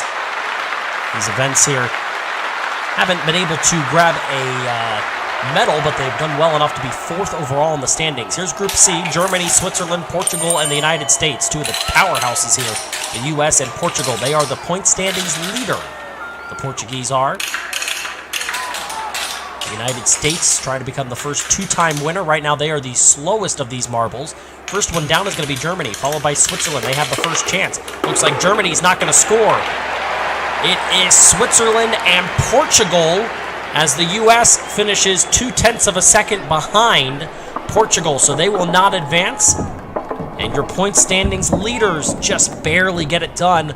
A little bit faster there than the USA. And so they will advance into the semifinals. See how close they were. Oh man, it was a mistake there by the US. They were down first but could not have a clean transfer there. And so instead it's Portugal that will join Switzerland in the semifinals. That is a devastating blow to the US as they will again fail to get out of the group stage for the second straight event after winning event number 1. On to our final group, it's Italy, India, Canada, and France. Canada trying to become the third different country from North America to win in this tournament. No other continent has a win. Right now it's India in the lead and by a pretty good margin, followed by France, then Canada, then Italy. Now France has taken the lead. As they make their way down, going for the baskets. Let's see who's going to score. Looks like a score for everybody so far. It's going to come down to a tiebreaker. Canada scores a 3, they're in, and in with the fastest time is France. Everybody scores that time. See the balls bouncing around there, those marbles making their way down. There was the fastest score. The three-pointer for Canada gets them in. And India and Italy are out. As you see the semifinals now on your screen, semifinal A and B will begin by telling you who finished 9th through 16th. It's Mexico and then the U.S., so the two winners will finish 9th and 10th based on their scores and then fastest times as well. Going all the way down to 16th as we make our way into the semifinals here. These countries fighting all now for their first win. Portugal is into the semifinals. Maybe looking this time to be the bride instead of the bridesmaid after winning 2 consecutive silvers. Good enough to get them into the lead though. Brazil, Canada, France, and the UK all face off here in the first semifinal. Again, you want to be the first one down because it gives you that advantage, but it's not the end of the world if you're not. Right now, France is in the lead, followed by the UK, then Canada, and then a distant fourth is Brazil. All swirling around that final funnel, making their way toward the score. Everybody's going to score. There's going to be 3 threes, and so the time will determine the UK and Canada as your 2 advancers there. Oh, look at that one. France just sat on the top of the rim there. Had a little help there from Brazil. And so it is the UK and Canada making their way. Interesting there. Brazil actually came out first. And they are done. And so Canada has a chance, again, to be the next North American country to win. Trying to go 3 for 3. Meanwhile, the United Kingdom back in the Final Four again. As we make our way down now to semifinal B. It is Portugal, Argentina, Spain, and Switzerland. Portugal and Argentina, 2 top 5 teams. They have done well, but right now, Switzerland leading the group down, followed by Portugal, Argentina, then Spain. Now Argentina has made a pass. Portugal, is in second. Portugal now in the lead. They're going to have the first chance to score. They are going to score. They're going to get 3. They're in, as is Argentina. As they get a better time than Spain by 0.6 of a second, Switzerland does not score. Portugal and Argentina continue their domination of this tournament as they are once again through to the final. You see, just rimming out there for Switzerland. Had a chance but could not get it done. Disappointment there for them. Argentina, they come out first. They are into the final. And some pretty familiar names here in the final. The UK, Canada, Argentina, and Portugal. Where the results 5th through 8th, it's Brazil, France, Spain, and Switzerland who will earn 11, 10, 9, and 8 points respectively. And now to the final. For 1st through 4th, out of the gate first is going to be Argentina, followed by the UK, then Portugal, and then Canada. Portugal has won second twice. They are the point standings leader. You cannot allow them to win, otherwise they are in the prime driver's seat for the second half of this 6-part tournament. Right now they are in the lead. They're going to have the first chance to score. They're going to go down. Let's see who's going to score. 2 points for everybody. And so it is Portugal that will get the win based on time. They do it by about 0.3 of a second. Canada takes the silver. But it is Portugal, after 2 consecutive second-place finishes, asserting their absolute dominance on this competition. The UK does not get any point, or does not score any points on this round, so they'll finish 4th. Look how close it is between Portugal and Canada. Oh man, so close for 1st and 2nd. And then Argentina will take 3rd. 4th place for the UK. And so congratulations to Portugal. They learned from the first 2 events, and they extend their lead, and they're going to do it by a pretty significant margin. as they win here at the Quadrilla Basketball. There are the official results from this group. Hope you did well by putting your votes in on who you thought was going to win in the Hoppe Quadrilla app. Get it on Google Play and download it on the App Store for your chance to win. So the overall standings, the lead is now extended to 15 points. Portugal over Canada, who's moved into second place. But it is now Portugal's tournament to lose as we are halfway through, 3 events down, 3 events to go, and the Portuguese with a large lead. Here it is, a time of 18.382, did it by just under 0.3 of a second, a little more than 0.6 of a second back to third place Argentina as they take bronze here in today's event. 3 down, 3 to go. Portugal has a 15-point lead and a big opportunity for them. 3 down, 3 to go as we hit the back stretch of the Quadrilla Marble Run Tournament presented by Hoppe Toys here on Marble Fubeca. I'm Keanu Bittersigi, glad to have you here for event number 4. This is what we're calling Quadrilla Marble Volleyball, a very tall structure for today's tournament event as we have our teams competing here for an opportunity to maybe, if you're Portugal, put this thing away with just 2 more events left after today, or if you're one of the other teams, have a chance, as you see on the screen, the overall standings, to maybe pull a little closer. It's Portugal, Canada, Argentina, Mexico, and Brazil, the top 5. Go all the way down to right now a 3-way tie at the bottom between China, the Netherlands, and Indonesia. Those teams are 44 points behind. It's a 15-point advantage overall from first to second. If you think you know who's going to win today's event, you have a chance to maybe win something out of it. Download the Hoppe Toys Quadrilla app, make your pick, and enter for your chance to win a Quadrilla Marble Run set from Hoppe Toys. And without further ado, this is the Quadrilla Marble Run Tournament event number 4. It is Marble Volleyball, presented by Hoppe Toys. Group A is Mexico, Brazil, the Netherlands, and the United Kingdom. So they make their way down this large, very tall course. 2 to the left, 2 to the right. They will head down into our volleyball court and try to score some points. Let's see what we get.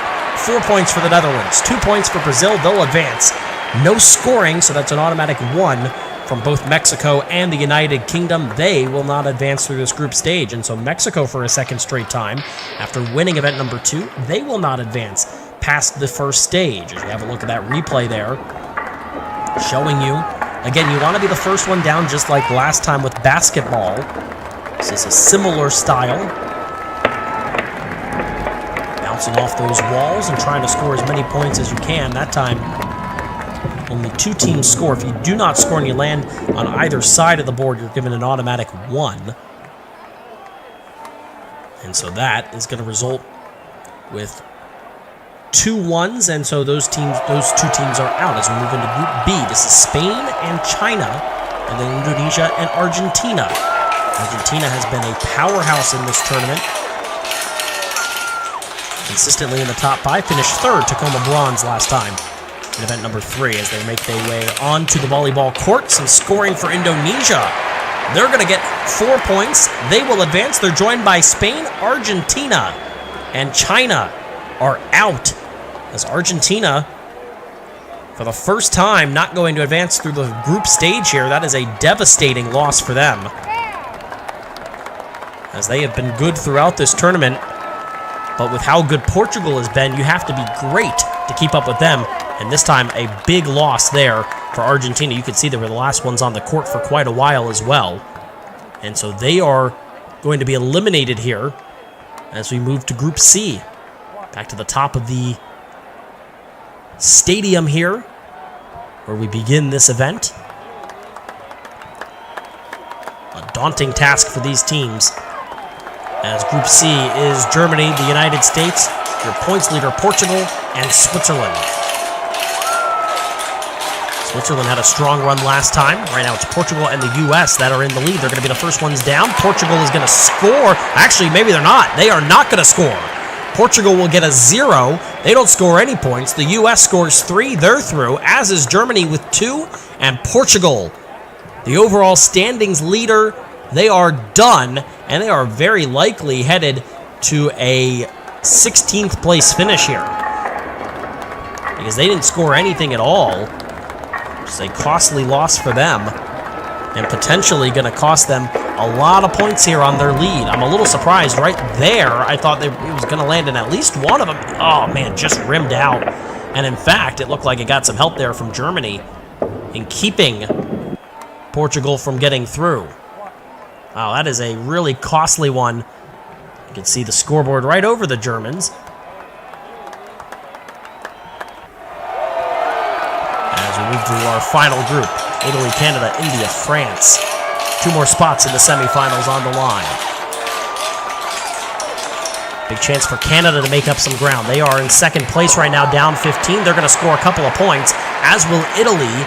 And neither India nor France are going to finish. So now, in the last 2 groups, we have 3 teams that do not get any points at all. And that is a big help there for Portugal. That hurts Canada, but they're through with the best time out of that grouping. Went through pretty quickly there. But a surprising finish there from Group D. 2 teams unable to put any points on the board, and you see it was nearly a third team. The last moment there, able to score. Wow. Disappointing run there from that group. As we will advance now into our semifinals. So 8 down, 8 to go. There are the results, 9th through 16th. And ultimately, Portugal will end up 14th and receive 2 points from today's event. Argentina, the highest scorer out of anybody that did not make it through. They get 7 points. China, Mexico, Switzerland, the UK. And then you get down to Portugal, as we said, in 14th. Here's semifinal A. This is the US, Spain, Germany, and Indonesia. Indonesia out to a strong start, trailing just Germany. Trailing the US, bringing up the rear. Again, it's all about the points, not necessarily who comes down first. And as we look for some scores, it's going to be just 1 score. That is Spain. And the time is going to be the tiebreaker here. First to the bottom of the board that didn't score was Germany. They are through to the final. And now a real struggle here, it seems, for these teams to be able to score any points at all. That is now 5 out of the last 8 that haven't put up anything.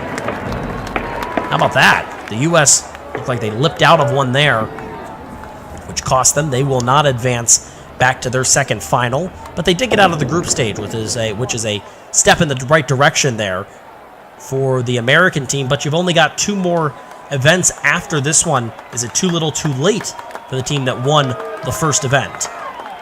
Moving on to semifinal B here. And the final 2 spots in the final. There are the competitors. The Netherlands, Italy, Brazil, and Canada. Remember, Canada second right now in the standings. If you want to make this thing close, you want Canada in the final as we get toward the end of this tournament. And it looked like Canada did come through with a 1. It's 0 for Italy. The Netherlands puts up 4. They're through, as is Brazil, with a score of 3. And so Canada will not make it back to the final.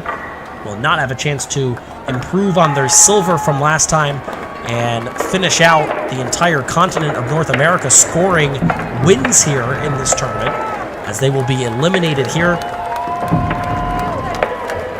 And we'll have to watch the final, just like 12 of the 16 teams from the sidelines. Brazil, the last one to make it in with that score there at the last moment, as they join the Netherlands in our final. And the results 5th through 8th. Canada picks up 5th, Italy 6th, Indonesia 7th, and the US will take 8th. Here is the final. For the medals now, the Netherlands, Germany, Brazil, and Spain. Right now, Germany in the lead, followed by Spain, then the Netherlands, and then Brazil. 3 go to the left side, 1 to the right. And they make their way down. Looks like no score here. There's a score for Brazil. They're the only team that's going to score. 1 point for the Netherlands, nothing for Germany or Spain. Brazil takes gold and wins event number 4. The Netherlands pick up a silver, and by virtue of the time, it's going to be a bronze medal finish for Germany. Spain comes up empty in the final. So they will not win a medal here. They will take 4th place. Look at the score here from Brazil. Here's the one that wins it. Stopped up there. Looked like that would have been probably a 3-pointer. Instead, they end up getting 4. Either way, they were the only ones to actually score on the board, and so any kind of score was going to be a win for them. Congratulations to Brazil. They become the 4th different winner in 4 events, joining Mexico, the U.S., Portugal, and now themselves, as you have a look at the official results from event number 4. And now, here are the overall point standings. It is Portugal in the lead. Their lead has been slightly made a little smaller there. It's down to 6 points. It's a tie for second now between Canada and Brazil. 4th place is still Argentina. Mexico is in 5th. The U.S. goes up from 7th to 6th, so they're getting a little closer there. Switzerland, Spain, France, and the Netherlands, the top 10, who go all the way down to India. Right now running in last with just 15 points. They are in 16th place. And so it gets a little bit tighter here from a 15-point lead to a 6-point lead. And a 2-way tie for second, Brazil and Canada. There are the competitors from today up on the podium. 3rd place for Germany, 2nd place for the Netherlands, but today they all aspire to be Brazil as they get the gold here at event number 4 of the Quadrilla Marble Run. We began with 16 countries and 6 events, and now we're down to just 2 more runs on the Quadrilla course and just a handful of countries with an opportunity to win this Marble Run tournament. And with that, we say hello again, friends. I'm Keanu Bittersicki, glad to have you here for event number 5 of the Quadrilla Marble Run Tournament here on Marble Fubeca. See our large viewing section for today's tournament as we turn our attention to the pitch. This is Marble Soccer. You have the overall standings on your screen now. It is Portugal's tournament and championship to lose. They're up by 6 points up with Canada and Brazil. 12 points back to Argentina. Those are the real contenders now for the championship. If you think you know who's a contender and who might win today's event, don't forget to download the Hoppe Quadrilla app and make your picks for today's event winner for your chance to win from Hoppe Toys. And with that, we welcome you to the Hoppe Quadrilla Marble Run Tournament on Marble Fubeca. This is event number 5. It's Marble Soccer. As you have a look at our bracket here on the left side, your groupings A, B, C, and D as they have been throughout this entire tournament. We'll begin with Group A. It's the Netherlands, Mexico, the UK, and Brazil. Brazil are defending winner. They won event for them before, and they are in this potentially as a championship contender. Right now they're leading the group. They're going to make their way down this large course, down onto the soccer field, attempt to score some goals, and advance. The UK makes a pass here, leading Brazil.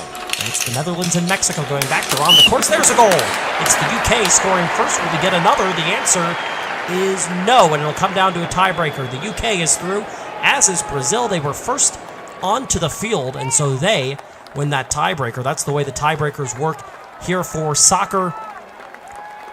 It'll go by time that it took you to touch the field. So they were the first one down. You see a quick goal there from the UK. And really no chance for Mexico or the Netherlands. They just didn't really have it there. Let's have another look straight on here.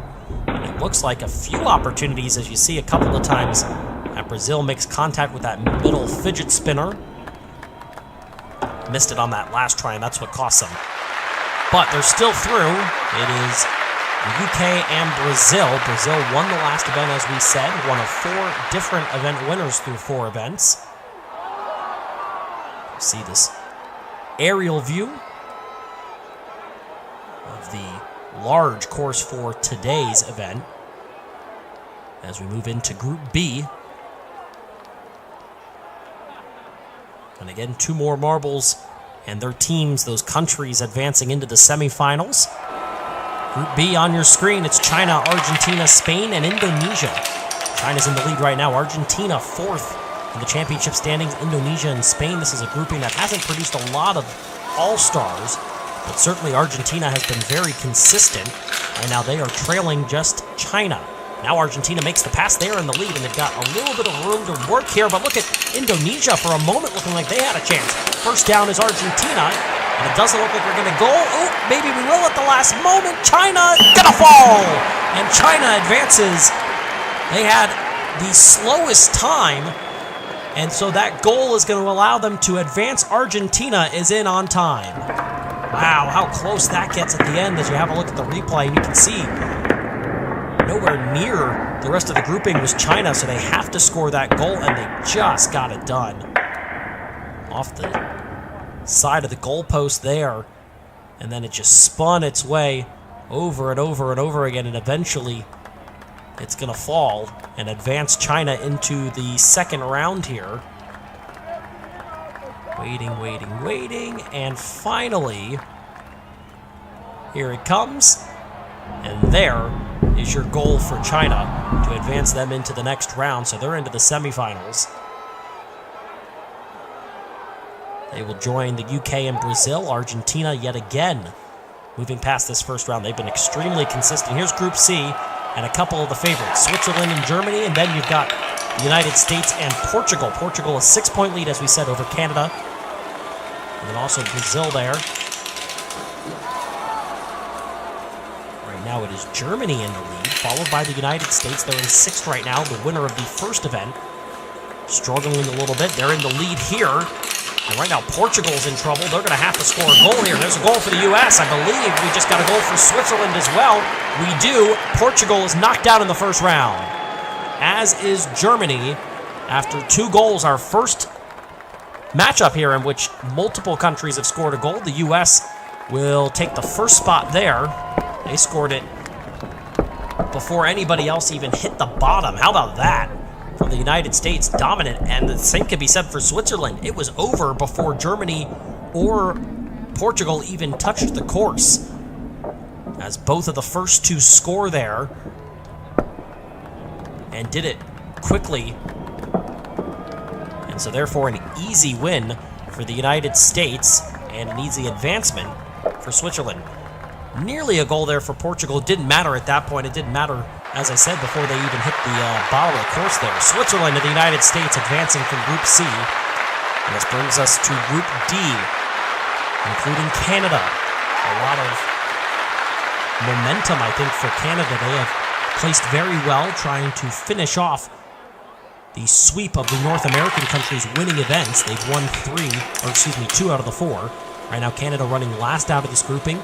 It really does matter when you hit the bottom, because you need to do it quickly in case of a tiebreaker. Right now, France, India, Italy, Canada. That's the running order right now, as they make their way closer and closer toward that final portion of the course. And down first, it is India.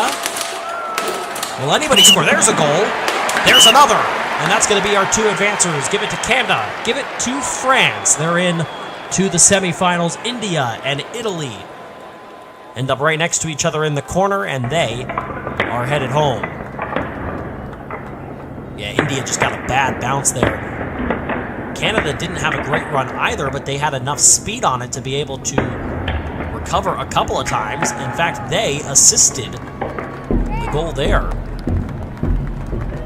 and then eventually knocked it in themselves to advance into the next round. So quite a bit of teamwork there, it seemed, from the 2 teams to advance that time. That is, of course, Canada and France.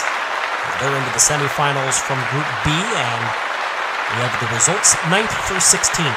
Portugal does not score a point, a devastating blow for the points leaders. They're up by just 6 points. They are likely, in fact, not even likely, they are not going to be the points leaders.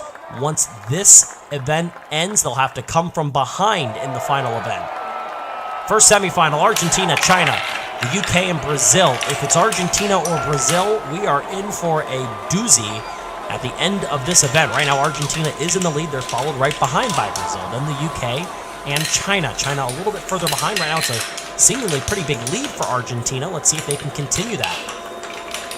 They do, but they lost a little bit of time there. First down is going to be Argentina. Bad run. There's a goal for Brazil. There's a goal for the UK. Argentina is not going to advance. China is out as well. Brazil and the United Kingdom into the final, and again, the UK will go the distance. They have been so good at making it to the end, they just haven't medaled at all. They'll try to again change that here.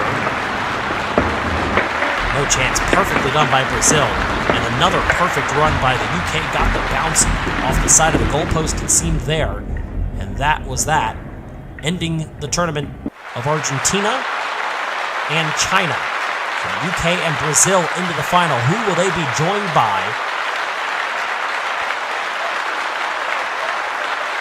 As it will be 2 out of the 4 teams from semifinal B. They are representing Europe and North America, the US, France, Switzerland, and Canada. Canada right now in a prime position to get into a good spot in the championship run. The US trying to get back in it. They're all very close right now as they make their way down that second funnel.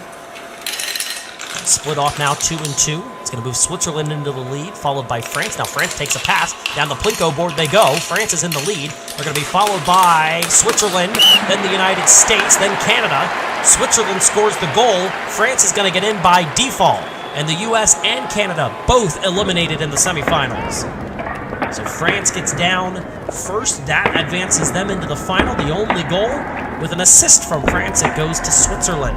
France got an assist from Canada in the previous run to score their goal. Now they help out their opponent there. They're the results 5th through 8th. Argentina takes 5th. China, the United States, and Canada rounding out that group who was eliminated there in the semifinals. And bringing us down to our final of event number 5. Brazil, the United Kingdom, Switzerland, and France. Brazil trying to become the first 2-time winner, trying to win it for a second time in a row. Everybody else trying to win their first event and make it 5 different winners in 5 tries. First through is France. And the UK looked like they were going to be in the lead. They turn out to be 4th. It's France and then Brazil, and then a big gap between Switzerland and the United Kingdom. Can they catch up? The answer looks like it's yes. 3 go to the left side, just 1 to the right. Brazil nearly made the pass for the lead, but it's still France down the Plinko board. He's going to get to the bottom first. France is going to score. They're through. France takes the gold. Silver for Switzerland. Brazil takes bronze. And again, the United Kingdom falls just shy of a medal, as it looks like they just never got anything going. France was the first one to the bottom, so they're going to get the gold. They were the first to score the goal, as you can see on the replay here. In fact, did they get it before? No, just after Switzerland hit the bottom. 3 teams score goals. That's the most in this event.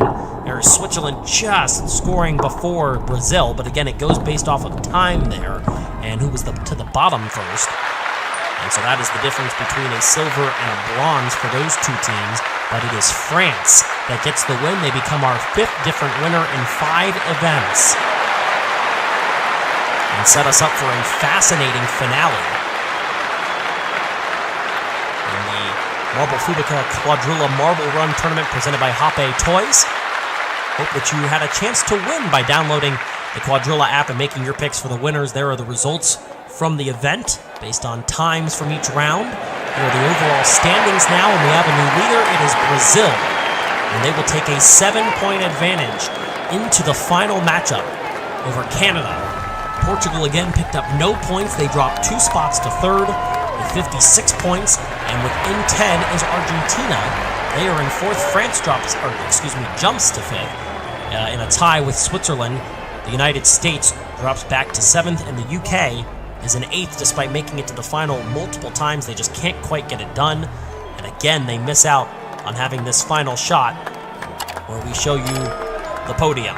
3rd place for Brazil. They get the bronze. They also take over the lead in the overall championship standings. That's what you want. 2nd place to Switzerland, but today they all aspire to be France. They take the gold with a goal and a time of 22.342. Congratulations to the French.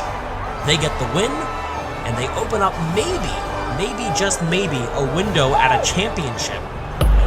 We've had 5 events, we've had 5 very different winners, but ultimately it will come down to this final event, event number 6 of the Quadrilla Marble Run Tournament presented by Hoppe Toys. Hello again, friends. I'm Keanu Bittersiki. Glad to have you here as we will crown a champion today.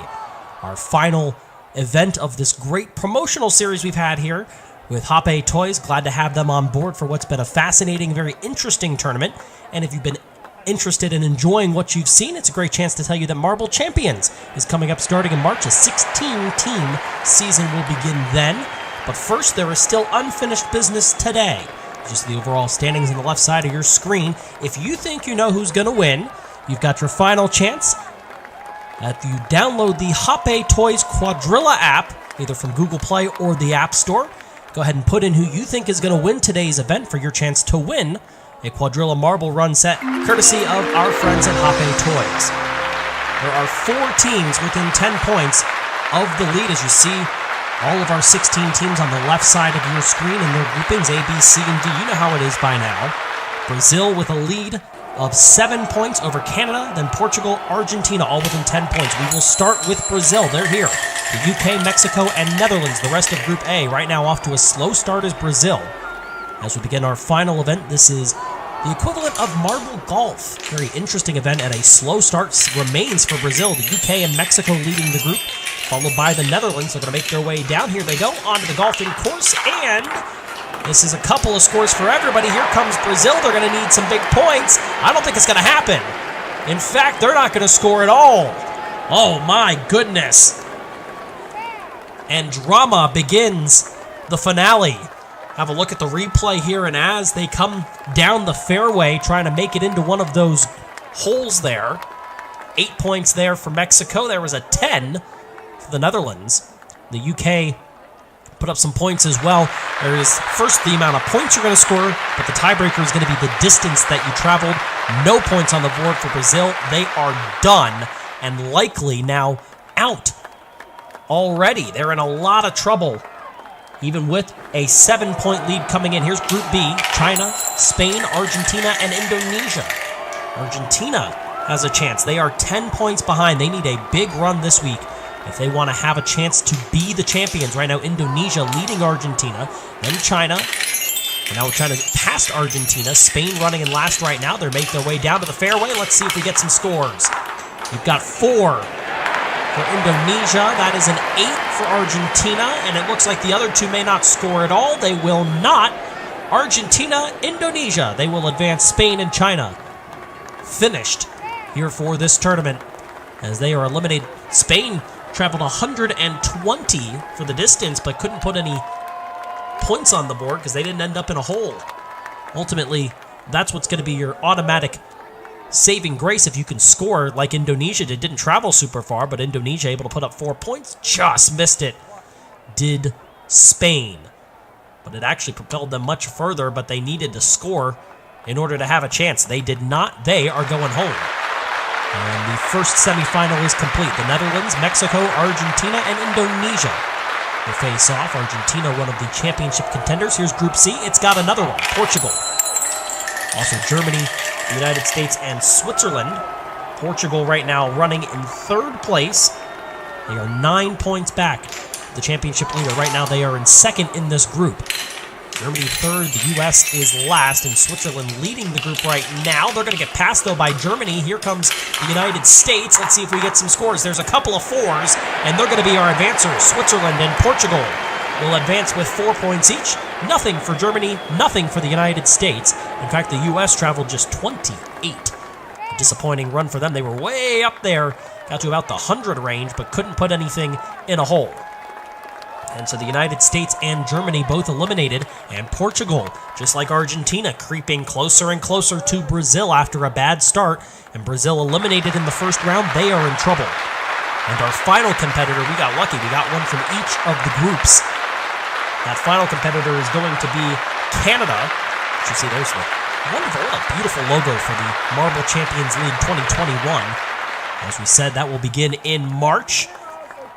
16 teams competing in this season. Glad to have that for you a little bit later on, but like we said, still a lot to be determined. India, Canada, Italy, France in this grouping. Canada, they are in 2nd right now, and they are 7 points back of Brazil. Right now, they're the leaders out of this group. Followed by India, then Italy. Now, India's taking the lead. India's the last place team. As we're going to get a couple of scores. Uh-oh, Canada needs it. They're going to get it. Oh, wow. How about that one? Canada clutch at the end to put up 7. Have a look at the replay. Oh, my goodness. That is as clutch as it gets exactly when you need it. Couple of ricochets there.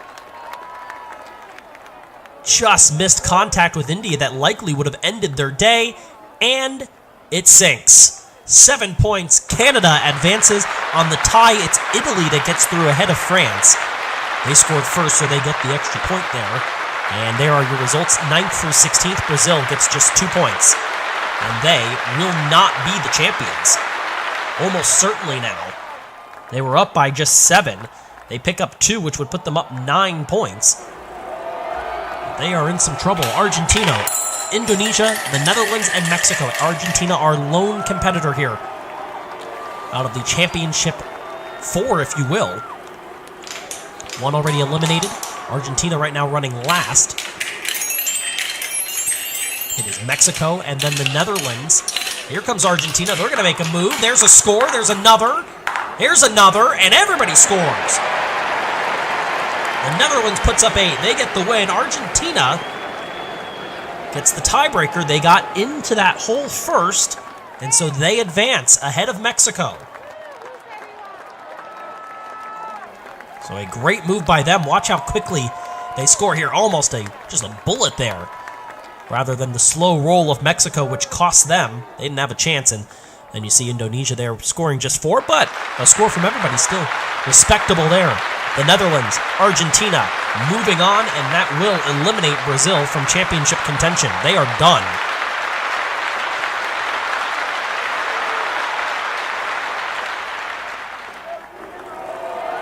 Portugal, Canada, Italy, Switzerland. And as we make our way out, Canada and Portugal, the 2 championship contenders, right now running 3rd and 4th. Let's see what happens here. Canada needs to pick it up, as does Portugal. They're both struggling early. Italy and Switzerland putting on quite a show so far. Here comes Canada. They're out 2nd.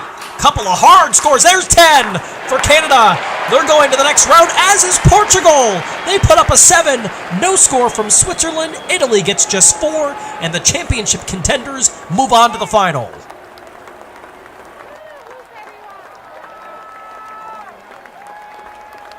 Wow, how about that? Couple of hard bounces. There's the winner for Canada. And watch Portugal at the end. Just hit off the post there of what looked like it was going to be the 4, which actually would have eliminated them because they were the second one down. So now it's the Netherlands and 3 contenders to win this championship. Results 5th through 8th. Mexico, Indonesia, Italy, and then Switzerland. Pick up 8, 9, 10, and 11 points respectively. Add that toward their overall scores. Trying to have maybe our first 2-time winner. Portugal could do that. They're the only ones that could do that. Right now it's the Netherlands, then Argentina, Canada, and Portugal. Going to come down to the scoring here at the end of this one between these contenders. Who's going to take home the championship and be crowned the winner of the Quadrilla Marble Run Tournament presented by Hop A Toys. Here we go. This is Argentina. They are in the lead. They're going to try to score as much as they can. They're going to put up 7. That is 4 for the Netherlands, 4 for Mexico, nothing for Canada, and a win for Argentina. They finally get it done. Silver for the Netherlands. That will be their 2nd silver. And a bronze for Portugal. They win a bronze for the first time. They medal in 4 events out of the 6. Pretty impressive from Portugal, but was it enough? As you have a look at the replay here, Canada just rimmed out of the 2. Would have ended up in 4th whether they had scored 2 or just not scored at all like it ended up being. And very far behind, but rolling in for 4 points. There it is, a bronze for Portugal. And so there it is, Argentina is your winner of event number 6 of the Quadrilla Marble Run Tournament. Congratulations to them. Here are the results officially. Did you get it right? Well, you only had a chance if you downloaded the Quadrilla app from Hop A Toys for your chance to win from our great friends there at Hop A Toys. And there are the overall standings. It is enough for Argentina to get it done. They are the winners. 75 points. They win it by 4 over Portugal. Canada finishes 3rd. Brazil drops to 4th. And Switzerland pulls out a top 5 finish for this tournament. Argentina, a come-from-behind story, extremely consistent, finishing in the top 5, but never really getting it done. Only 1 medal until this event, where they win gold. Congratulations to Portugal, a bronze for them. And by the way, 4 medals in 6 events, very impressive. 2nd place to the Netherlands, who medaled for the 2nd time. Didn't have overall the success that I'm sure they were hoping for, but still 2 medals, more than quite a few of the countries can say, but it is gold for Argentina, and now, today, they all aspire to be the team from Argentina, as they are not only event number 6 winners, they are overall champions of the Quadrilla Marble Run Tournament presented by Hoppe Toys. Thanks again to our great sponsor, Hoppe Toys. Make sure you check them out anywhere that you can purchase toys. You can purchase Hoppe Toys, as we've had a great partnership with them. It has been an just absolute honor and pleasure to have them with us for this tournament. Until next time, I'm Keanu Bittersiki, and thanks for watching Marble Fubeca.